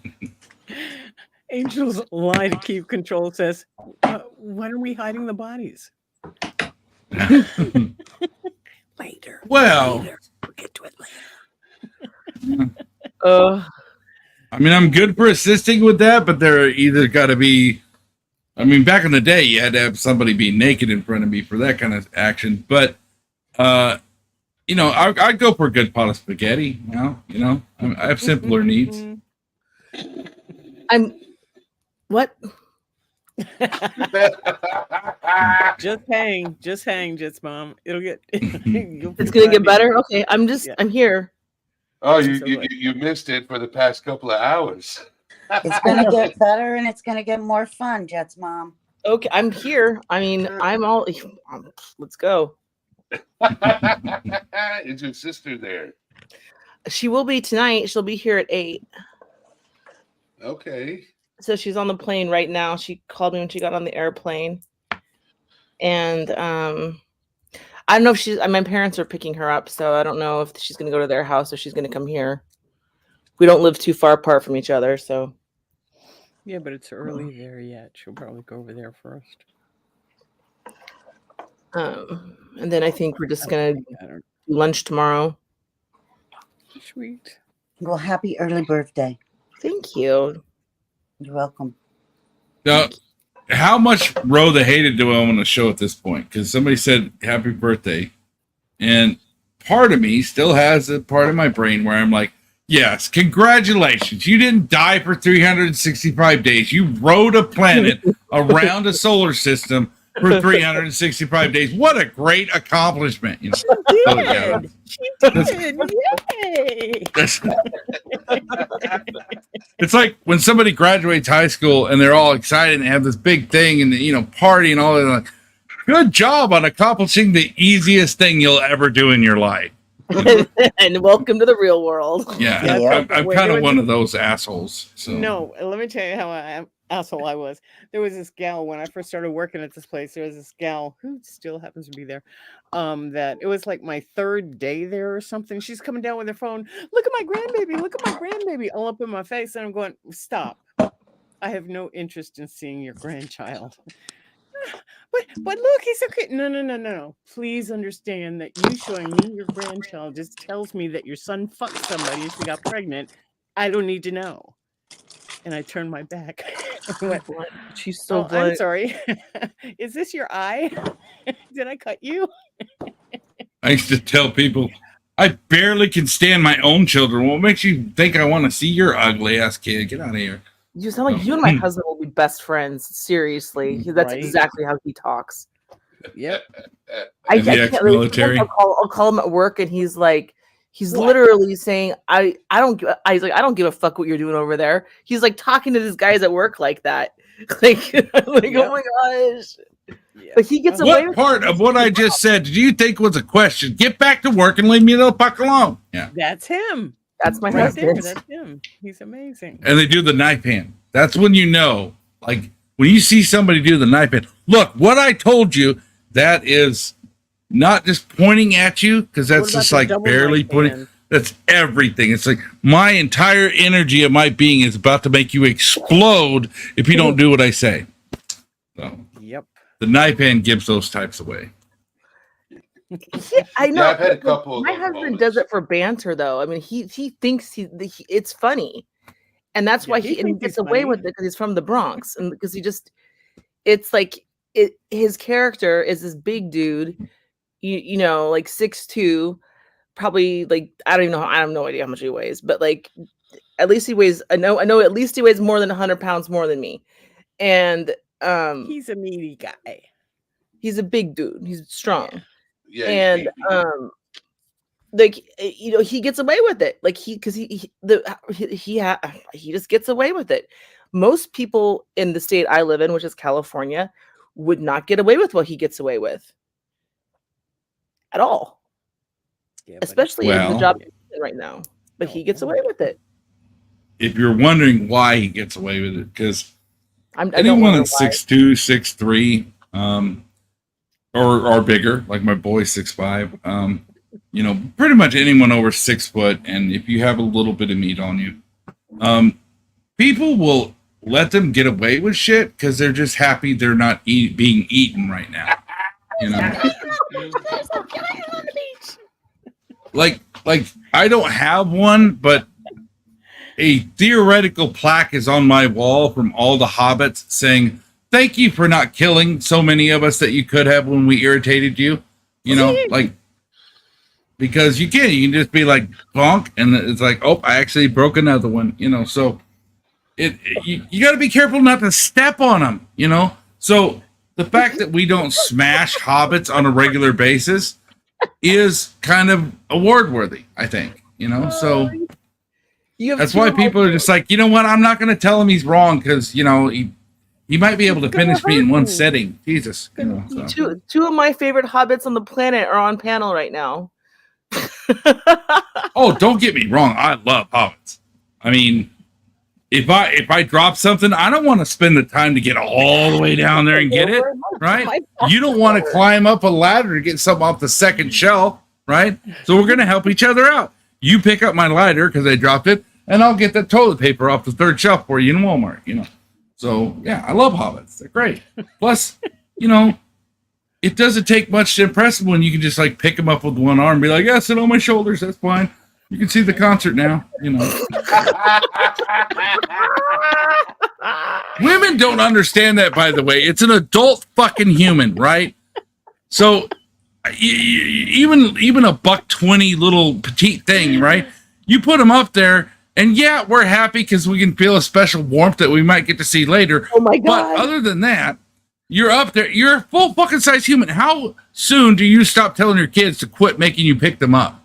You know, 8, 9, 10 tops, right? Like 5, like Right, 5. There you go. So, and you expect us to throw your whatever ass up there and just be like, okay. But you know what? We do it because we want to see you with your shirt off, and we want food that we didn't have to make.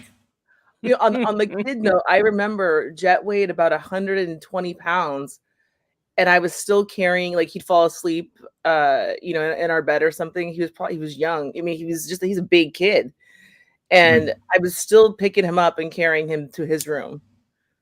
And then I finally realized that's probably a really bad idea. Like, you weigh too much for me to be doing this now. Yeah, you're gonna have back problems. Keep doing that. It's Maybe like that's where it all started. it's like I told a story the other day about the truck in the car and me stepping out, and the guy in the truck realized how big I was. It was like, oh, Yeah, It's Jerry back in does his that truck. shit all the time. Never mind. Right. Right. That's why. Jerry literally he drives a Kia Soul sometimes, which is a tiny car. that's what I drive. But big dudes fit in it because it's actually, if you think about it, it's the way it's built. It's like an SUV. But it's just like the first part of the SUV with no trunk. And in terms of like big dudes fit in it, and the only reason we know this is we had a rental once, and like it's really funny because he has like major road rage sometimes. Like if he gets out of that car, it's like they drive off. Right? They're like, what, did I go to a circus? It's like a clown car. That thing shouldn't fit in there. You know, yeah. No, I get it. Yep. But no, that's why I told everybody and Rod Totally. earlier, everybody should have a pet Neanderthal. Because like let's say like me and Roz, Yeah, we're you going to you say you gotta go to Walmart. I'm like, all right, I'll go with you. So we go there, you want to pick up whatever it is you buy at Walmart, I don't know. But I'm gonna go because I can walk through the parking lot, and as long as she's next to me, she won't get hit.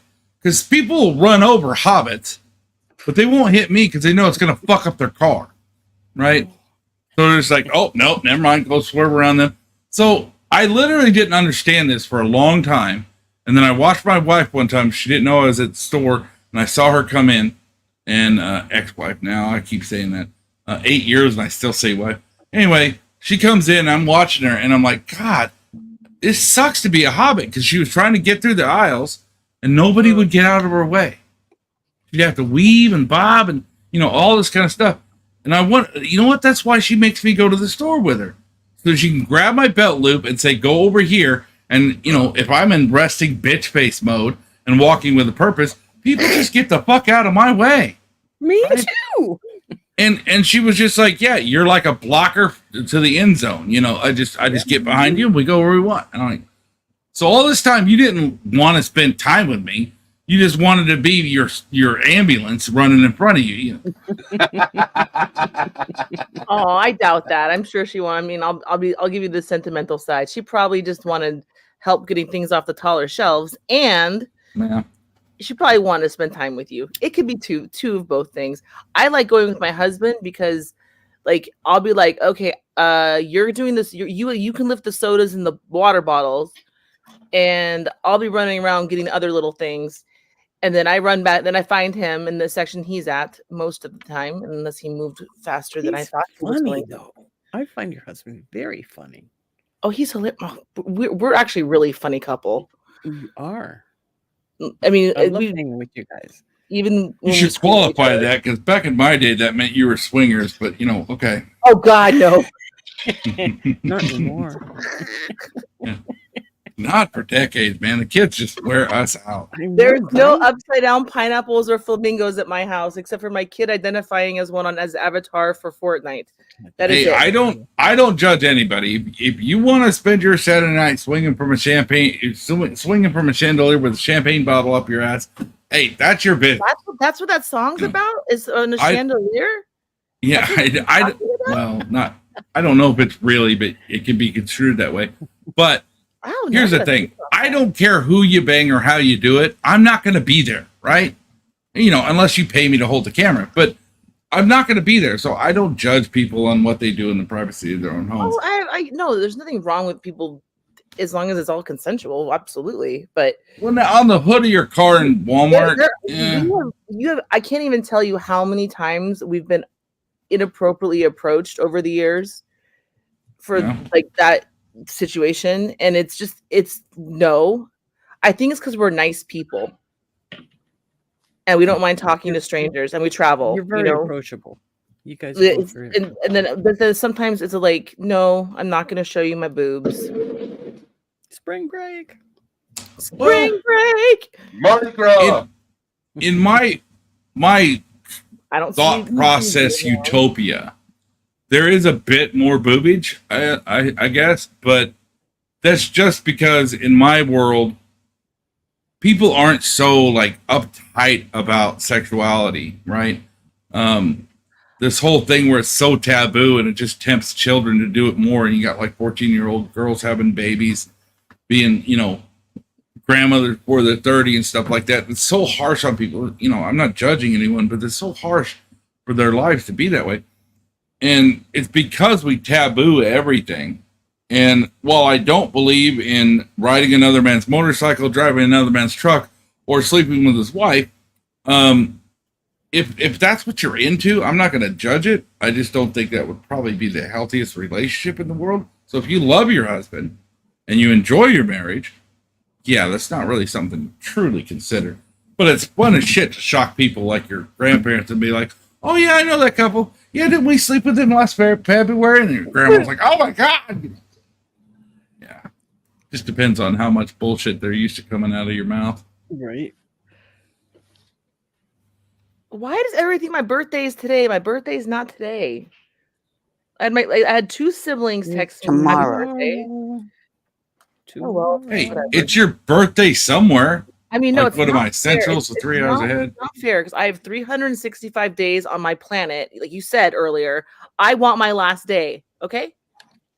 Well, unless you count leap year, and then every And 4 all of years my you get an time extra zone. day This to is not a leap year year. This 366. is not a leap year year. I would have one extra. Is it a leap year? Yeah, but no, it's not. But in Greenland, it's already your birthday. Well, I don't know anybody in that time zone except for like my friend in like Australia. Australia's friends- 15 hours ahead of Australia, Central. all my So friends in Australia and Thailand and Europe, yes, we're quite there. Yes. they live in the future. It's your birthday over there. They can celebrate. Well, no one from those places has texted me happy birthday yet. Well, then they're assholes because it's your birthday over there. I know, right? Like, I'm like, what? So they text me on the 7th, and I'm like supposed to say, okay, thanks. All right, so tomorrow I am gonna do a small live tomorrow, even though I wasn't going to. I am gonna do a small live tomorrow and sing happy birthday to you, Jet. You are so cute. You don't have to do that. You can just It's your call me. birthday. You don't have to do a live for it. I'm just gonna. Yes. You got to be careful though; they'll demonetize you unless you change it up a little bit. What? Not For saying demonetize you, but you get a copyright strike. What, for singing Copyright happy birthday? claim. Yes. Copyright claim. You get a claim first, because if you're not monetized, they can't do a strike. They do Mama, a Yeah, I claim. are didn't you think of okay? that. Yeah, I'm not monetized, so I've got claims. I got copyright I claims. didn't think of that. I got My- 3 my strikes friends before I got do- notified by the first one because I was talking about the stabby stab too much. Mm. That's C19 shit. Oh, see, okay, then you and I can be friends Mm. if that's the topic of hand.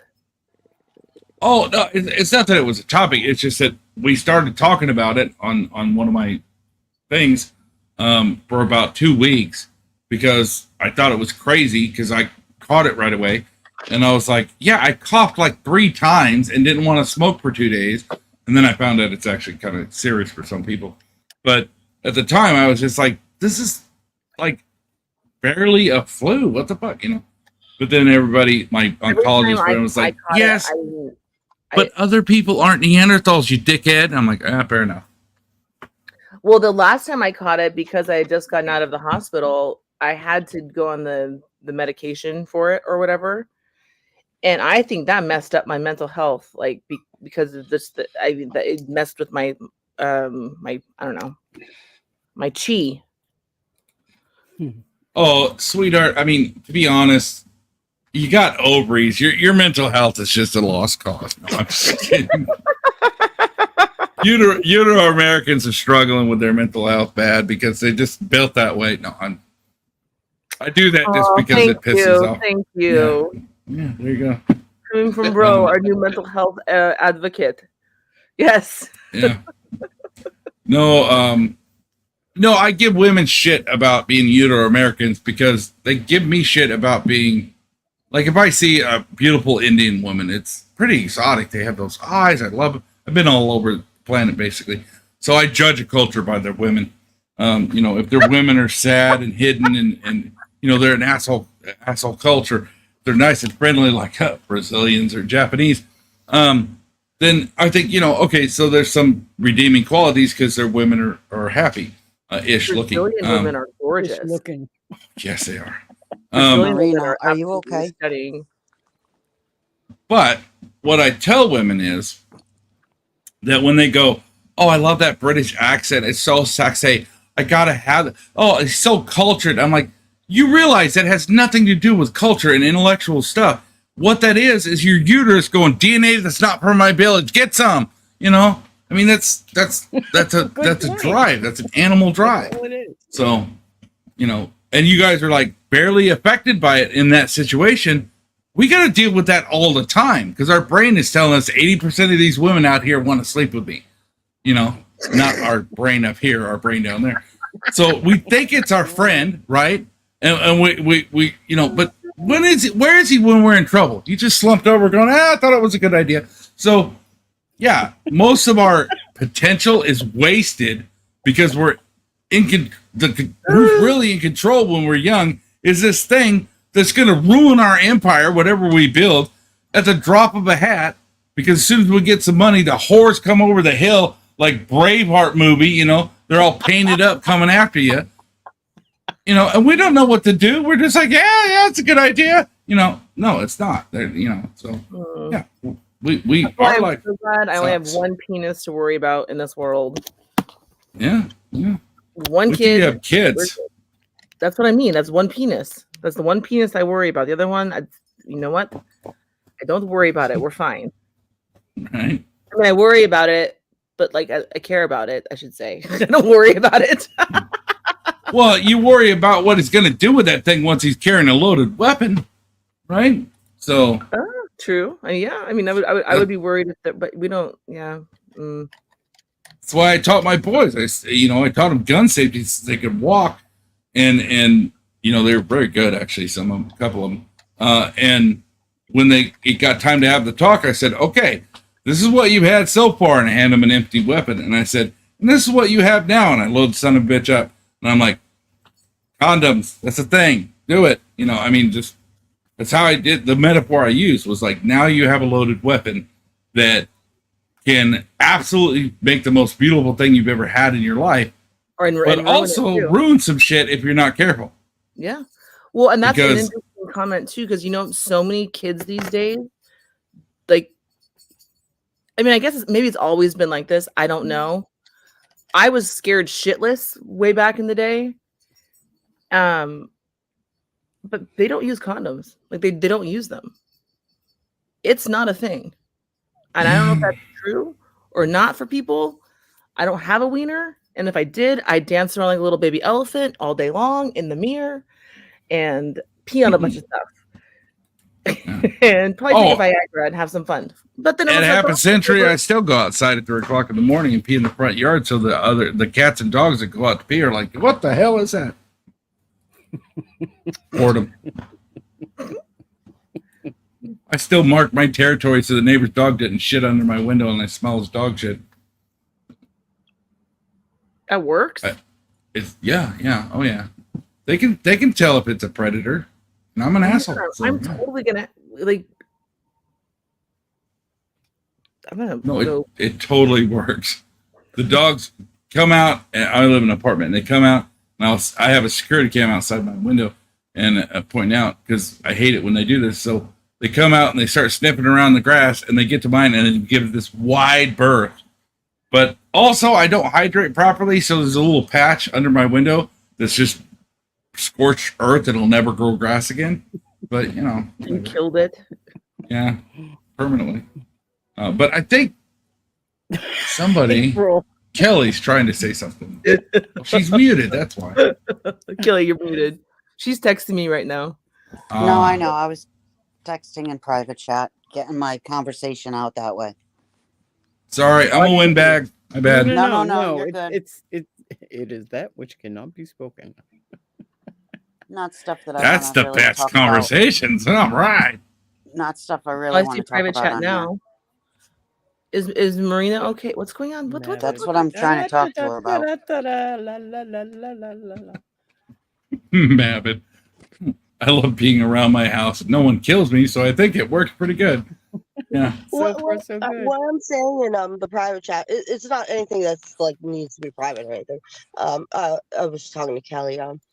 My boyfriend, he's not like he would never lay a finger on me, but he just like he's literally broken or not broke. Well, he has broken the door, but like if I want to be alone or like just do my own thing, he doesn't let me. If he wants to talk. And so, like, he's actually taking a screwdriver and taking the doorknobs off. And then one time I actually got a doorknob from Amazon that locked from the inside. He broke the door down, so then he got to get a doorknob that he could, just screwdrive out of it, like out the door. And then this is the bedroom. It's in ridiculous. a lot of people's mind and experience, that is the worst kind of abuse. Yep. So Yeah. I keep posting the is. link that you think you're sorry. safe and you don't think it's that bad. And I get it. I lived it. Honey, Yeah. you need to take that information. This right. freaking I have it. I screenshotted it. But yeah, no, we're gonna be fine. Like he can't go anywhere because Wyatt's there. So and he's a good father, and he would never touch it. Like he throws things at things. Like if he gets really mad, but that's never been towards me. Marina, But like he'll break you're things. But speaking like a so- true I mean, that, no, I do the same thing. I'm kind of crazy too sometimes, but like I would also never. Well, no, vibrant. I pushed him out of the way, and he said he'd go call the police. Oh my god, it was so silly. He's just so dramatic sometimes. I don't know. So I'm at Burger King. That's fine. Wi-Fi is better. Wi-Fi you know is better at Burger King, huh? It is. I- It is. A toxic relationship is not a healthy relationship, Thank you, Eddie. Nope. Very true. Very true. No, that's true. especially when it involves children. Yeah. Mhm. Even worse. Yeah. Think of what your son is learning by watching this behavior. Yeah, that's Okay, what see, I do I'm gonna clap back on that one, Rosalie. Yeah. And the reason I am gonna say something is because here's the thing: we were all raised in different situations, Totally. every single one of us. So yeah, we can think about what our children are seeing, or they've seen, or they've witnessed, or they've, some of the situations in your house. I Mhm. mean, if you're doing better than your parents did, you're doing an okay job. And if you're happy Totally. 51% of the time in your marriage and things are okay most of the time, you're probably okay. Now, if you're scared and you're in fear of your life at any way, shape, or form, then that's where I'm like, okay, you know what? Like, and that doesn't mean that things don't just happen. I mean, I shouldn't say this because something could happen, you never know the situation at hand. But if you're not like in fear, like it sounds like that kind of violence would scare the shit out of me personally. I've never, actually, I've never, ever. I will say that. That's I like the way you phrase that, because I've actually never felt in fear of my life, like where I thought like he was gonna actually no, like never. But like at the same time, he's like literally made my heart like just go through the roof, where I was in fear of my life, like a heart attack, like because like I've literally been shaking to the core, but not scared though. It's just like he knows. Some people know how to push the right buttons, and I'm sure I've done this to him once before, and I did feel really bad because he went to his office starting crying on the floor, and I felt really bad. So it might be a toxic situation for both of us. I don't know.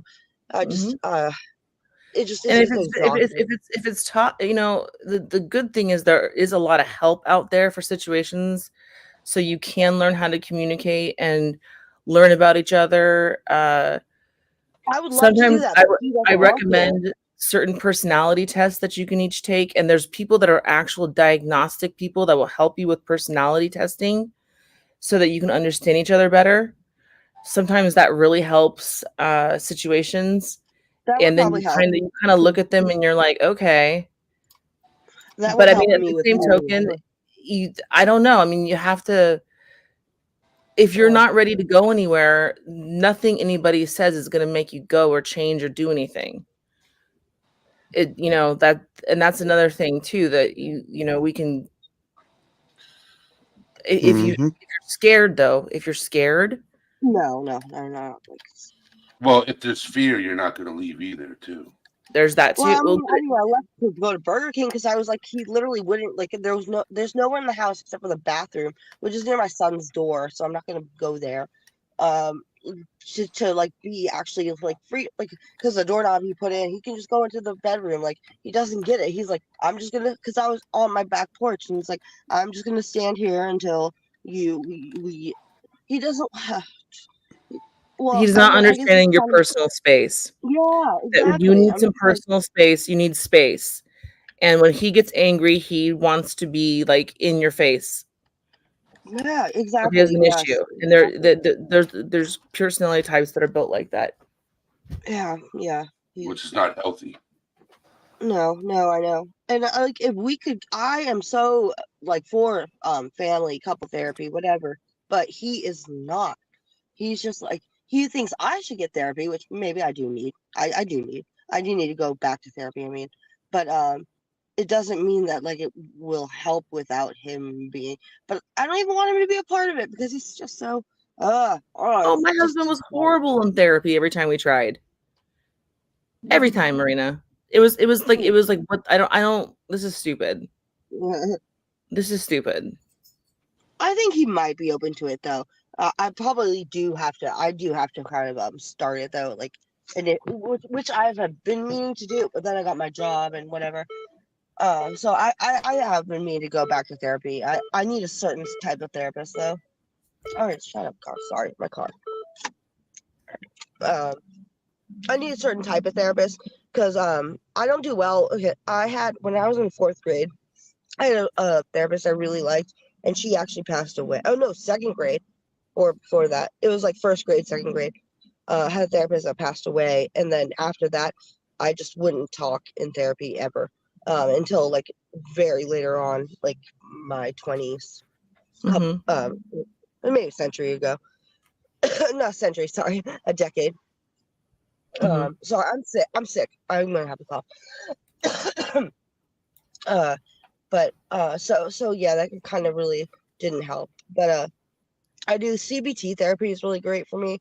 I like mindfulness and that kind of stuff. And then like there's the CBT therapy. I love it. It's so cool. It's like they do like worksheets and stuff. So it's not just like talking to somebody, but it's actually like working on interpersonal relationships and stuff, Mhm. which is something I really need help with, and probably would So help you're a saying lot of. cognitive behavioral therapy Yeah, works for yeah, you? yeah. Mhm. Yeah. Yeah, completely. Yeah, I Yeah, really I like mean, CBT therapy. there's different formats for every person, and that's why finding the right if you need someone to talk to, sometimes it's difficult because they just assign somebody to you with your insurance. I have Yeah, a yeah, medical too. insurance where I have to pay. I mean, I'm there. It's not good. So I would pay out of pocket for therapy, and it's expensive. You know. Well, for me, I'm Um, lucky because my mom loves me so much, and like, so she is willing to pay if I find a therapist, she will pay for it, no matter the cost or if that's it's, awesome. yeah. I So am so so yeah, glad I you have really that glad. support. Yeah, no, I will say I'm very lucky on that front. My mom is amazing. Um, I I just had gotta I have. had I had to be like, well, you paid for my sister's therapy. Why aren't you paying for mine? I'm just kidding. I'm kidding. That's me being bitter.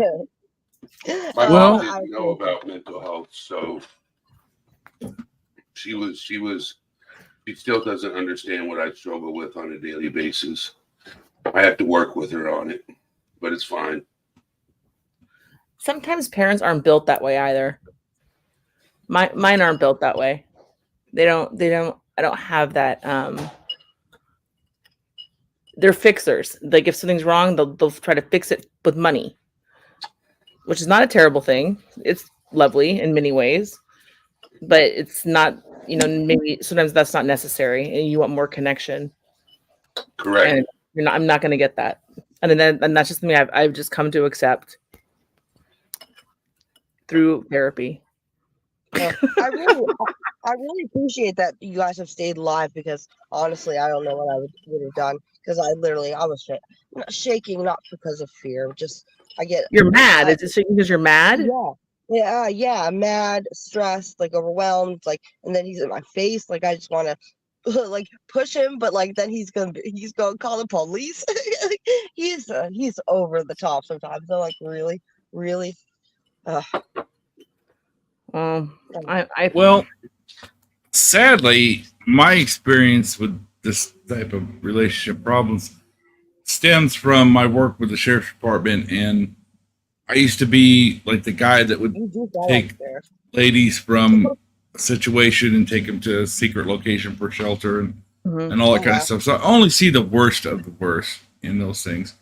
And there were times that a couple of us had to just stand outside the house while they got their kids clothes and leave and everything, and just stand there and be like, yeah, go ahead, cross that line, motherfucker.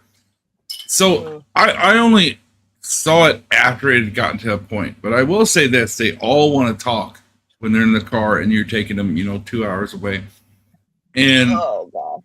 one of the common themes I heard for first time women, there were several repeaters for the years I did this.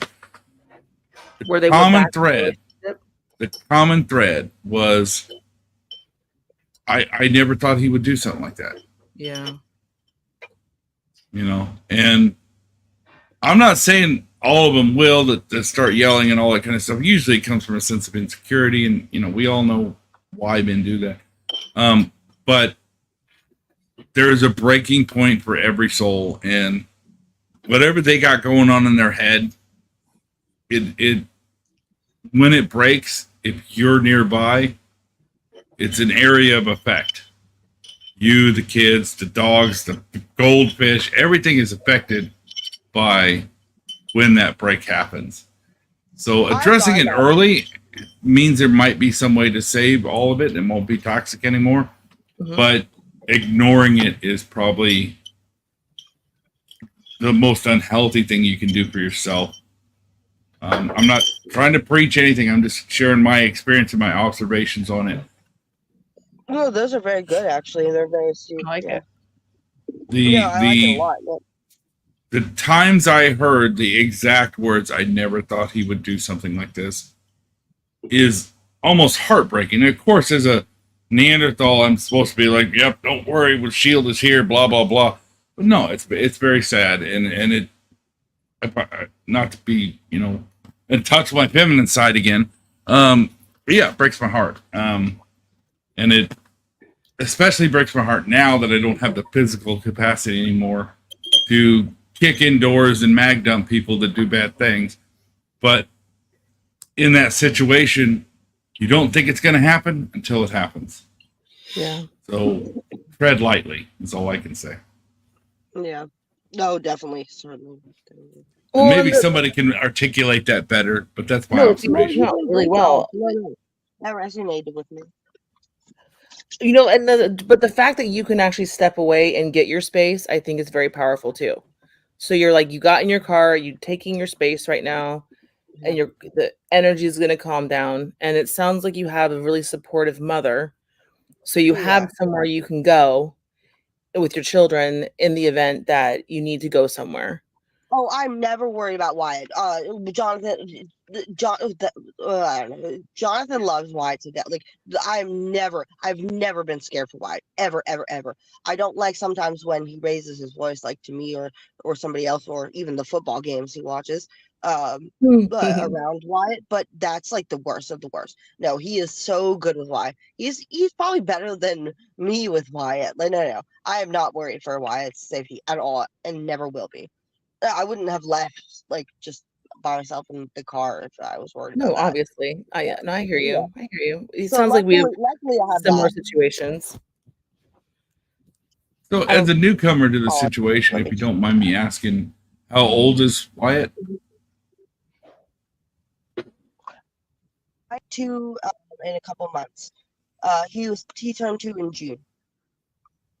So one of the things, maybe one of you ladies can help me out with this, but from what I remember from the 90s when I took my classes, was that children create their love map from 0 to 5. And they look at the relationships around them. They don't have verbal skills at first, but they're still seeing the interactions they have. And it builds a base to emulate what it is to be that, whether it's a boy watching his dad or a girl watching her mom, and the relationship their parents have. They believe that's what a healthy thing is. And then it builds on it. And of course you can therapy out of it and all this kind of stuff. And that's great. But it builds this foundation that that's what's normal. And then they end up seeking out that behavior in their spouses. And it's true. And I'm pretty sure I married my dad on certain levels. You know what I mean? Like I married that kind of energy on some level. And This sounds weird, but I would actually love to marry my dad. My dad's a cool person. My dad was amazing. He was an amazing man. It was just there was definitely the volatility side of my parents' relationship was very strong. Now, when my mom remarried when I was a teenager, I've never seen him ever yell at her. And apparently his ex-wife was 100 times worse than my dad, generally speaking. And I think it's hard on couples. You're in your 30s and 20s and you're raising a family and you're trying to make ends meet. It's hard. Yeah, literally paycheck to paycheck. Yep. You're trying to make Oh. ends meet. You're trying to make them not get the plague. They're shitting out of liquids coming out of both ends, and you don't want them to grow up to be a serial killer.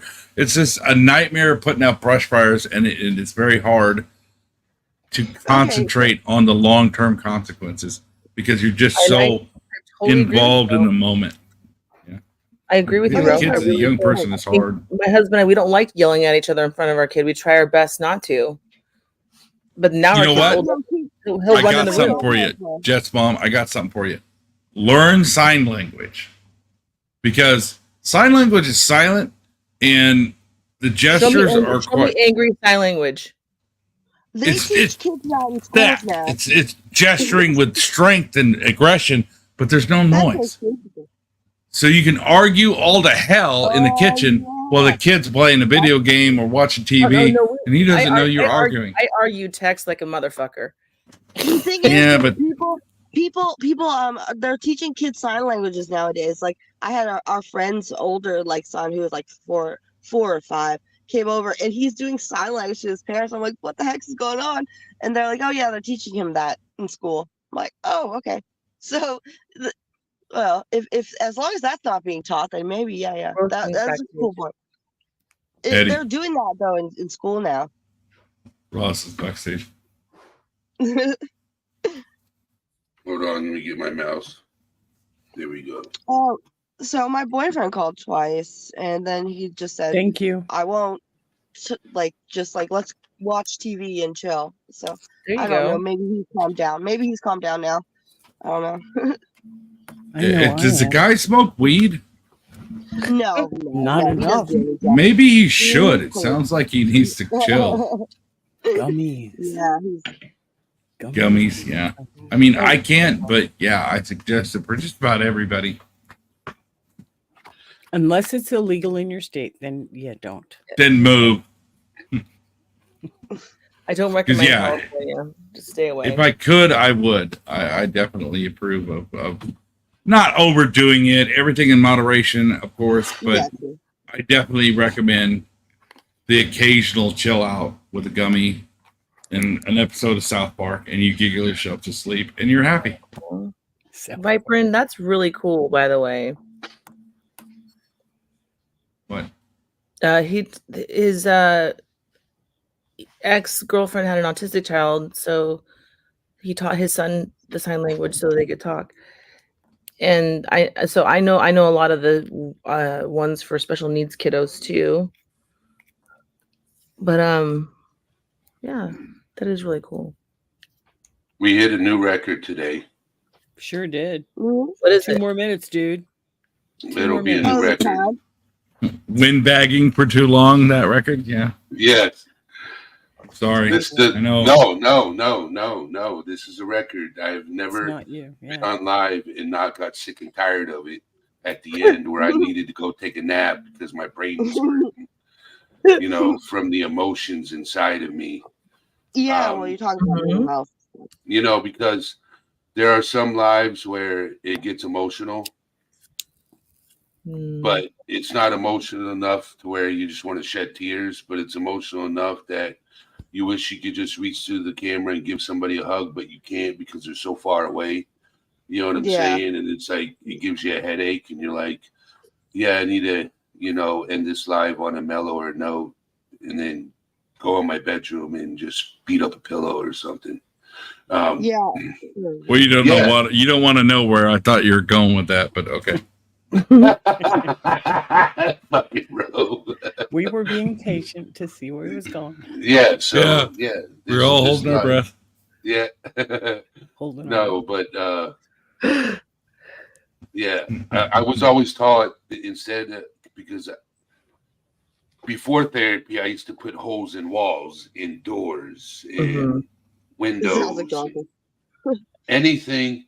And then I started going to therapy, and they say write things down, punch a pillow, go to a boxing gym and hit a punching bag or something like that, right? Well, I'm not going to a boxing gym because I'm gonna fight every boxer at the boxing gym. So I have a huge body. Well, pillow. Eddie, we're not spring chickens anymore, so we have to be careful now, okay? Yes, I know. You find your outlet, though. You find your outlet. Like I ride horses when I can. I love Yes. horse riding. I can't. I'm too fat. So Hey, they make Clydesdales. I know they make Clydesdales and draft horses. I know. For those Parisians from Norwegia. Ooh. Yeah, those are really easy to find and cheap to jump on. Oh, you told me you wanted a solution. You didn't say you wanted a practical one. Right. I Dude, used to this work guy at is a, so funny. you know what's crazy is I used to be a stable boy, so I used to work at a horse ranch. Yeah. So I was still too fat then to ride a horse, but But did they I tell enjoy. you that? Because that's not true. There's you Yes. can't- There's Oh, a weight wow. limit when it comes to riding a horse. There is. Is there? Is it just me or am I picturing King Arthur right now?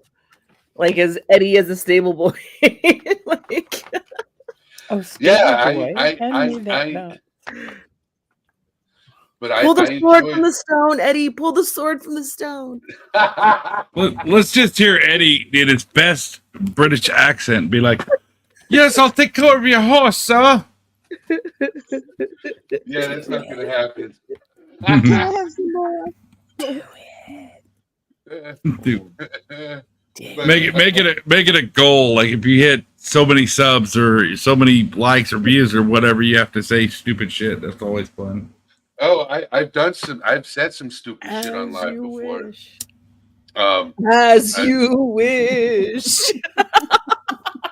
Now for the girls, it's in your best British accent. Say, "We're all going to die down here." That's like my favorite British little girl saying a line right there. Oh, so My creepy. favorite is anyone alive out there? Is anyone alive? What's that from? I can do Like a cup of Titanic. tea. I can't do Jack, British accents. A cup of tea. I am the smallest leprechaun of them all. Oh, Yeah, I don't think so. It's Irish. Irish, right? Yes. It had a little bit of Middle East in there, though. To be honest, Pakistani to I me. know, I I don't know. know. Interesting. Oh, thank you. Come again. Want to buy a Slurpee for 25 cents? No, that's definitely Middle Eastern. He's the Jew. Is squeezing the juice. No, it's I You're an I Latino man. I am part Middle Eastern, so Ah, I have Yeah. a lot of Middle Eastern in me. you're Viking. You're a little bit of everything. All right, we're just I gonna know, call I you mean, like, what are Haji you, from the now most on. 957 ever? We don't know what Eddie is. He's just ketchup, okay? I'm- Like, I'm you gotta ketchup. figure it I'm out. Heinz I'll 57, test. bro. I'm a complete mutt. I'm Ethiopian. I'm Lithuanian. I'm Eastern European, which is the main thing.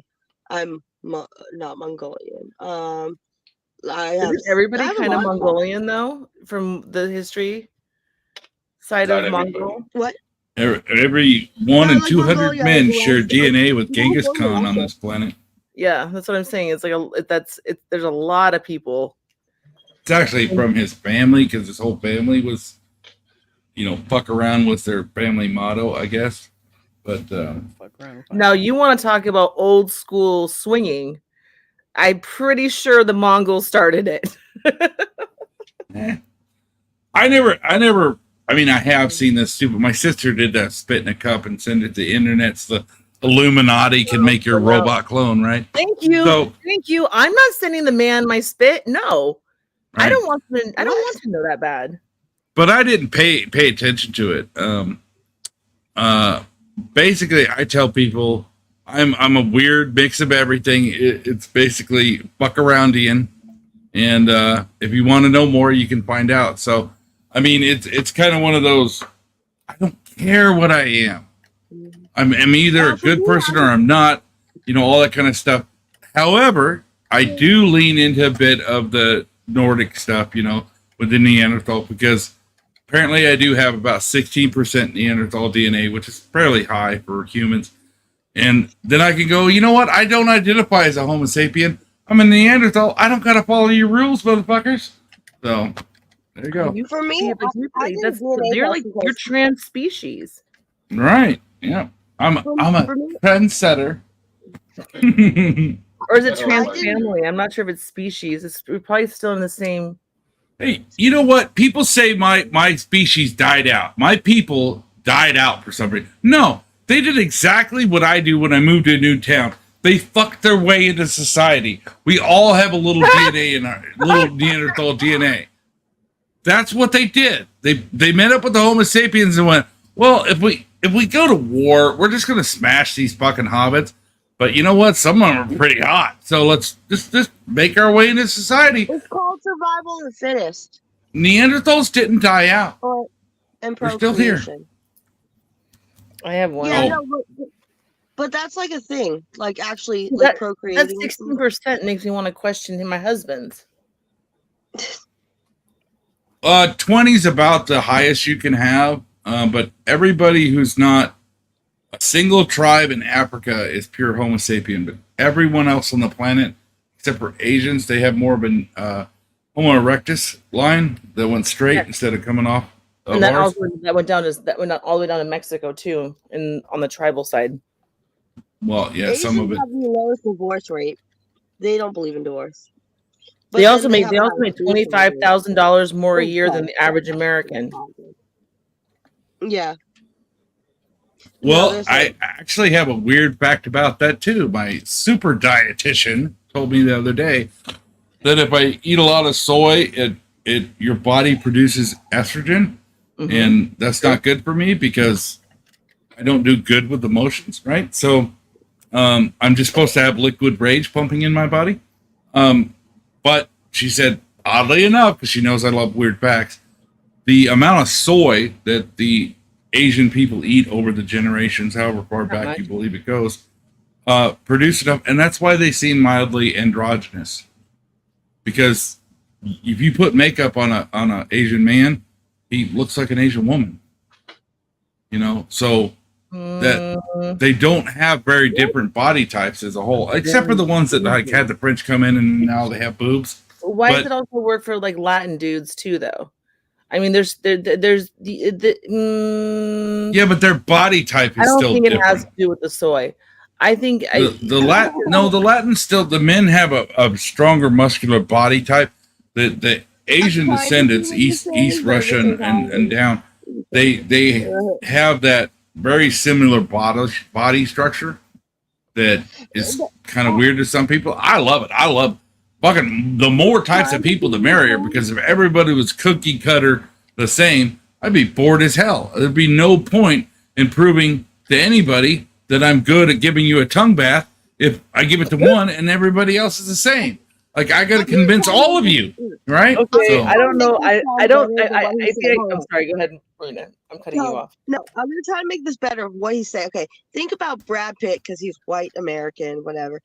His jawline, it's like, and then think. But no, then there's Jackie Chan. I don't think I could make him a girl in any type. Well, at this Exactly. point, we've traveled so much, But we are that's all why- deluded to a point. But I'm talking genetically, historically, men and women weren't as different in the Asian cultures as they were the rest of the world. And Maybe. the current dietitian theory is that it's because there's so much soy that even the males produce estrogen while they're developing as children. That's just a theory, and I'm like, I love theories, you know. I like rabbit holes because it distracts me from being bored. Rabbit holes drive me nuts. I can't stand rabbit holes. Oh no. So that's for Alice in Wonderland's rabbit. I'll leave that one alone because that might be a little too nasty. But I can see So- the bubble, so stop it. I'm I'm putting the thoughts in your mind. No, your thought bubble, it's right there over your head. Stop it. There's also the thought process behind soy consumption too. Has a lot more to do with how it's actually cropped as well, and what we put into the soy and what we've created, how we've engineered the soy. Because that's I think I agree with soy not being healthy for men in general, but The excess. You can have soy sauce. I mean, yeah, it's just when it's a massive part of your diet, yes, it's going to cause problems. It's going to cause a lot of problems. Really? Yeah. I wish it Yeah. would make this thing fall I off know because that. he's made so many bad decisions in life. I swear. I had no I'd idea. be drinking That's soy milk weird. if that could happen. Sodium is actually not really good for your body. No, And no, sugar. it's not. I love And sodium though. sugar. Soy I'm contains telling a you- lot of sodium. My super dietitian, who's a young lady that just came out with the latest information to continuously educate yourself, she specializes in particular stuff with cancer patients and diabetics and all this kind of stuff. She tells me all the time the average American male that is over 5'10" has the genetic structure to eat 29 days out of the month, eat nothing but meat. Yeah, there's a lot of thought process with that. I've read that too. Your Just brain generally- works on fat, That your is body not good. works on carbs. We aren't as active as we used to be. Fat and protein, shove it in as much as you want, but back off the broccoli because the oxalates make it to where you can't get minerals and vitamins into your body as easily because it bonds with the. I know it's a lot of science, but the whole thing is like they've lied to us most of our lives, and we really can just survive on killing and eating shit. So, fuck yeah, go my Neanderthal brothers. That's what I've been eating for the last several years is nothing but meat and the occasional salad. Oh my god. And my numbers are the best they've ever been. Even when I was running marathons in the Army, my numbers weren't this good as far as cholesterol and all those other things I don't care about. So there's something to be said for it. So that's going to be a subject I talk about is food, the way you eat. Oh And because there's some things that people intake in their diet that causes different things in your brain to happen. Mhm. Perpetual bad spaces in your mind. Yes. Yes. Okay. And there's certain toxins that are in food today that causes improper balances in the brain that can actually go away if you stop eating certain foods. yeah, that's why I stopped eating shrooms. I'm just kidding. I'm kidding.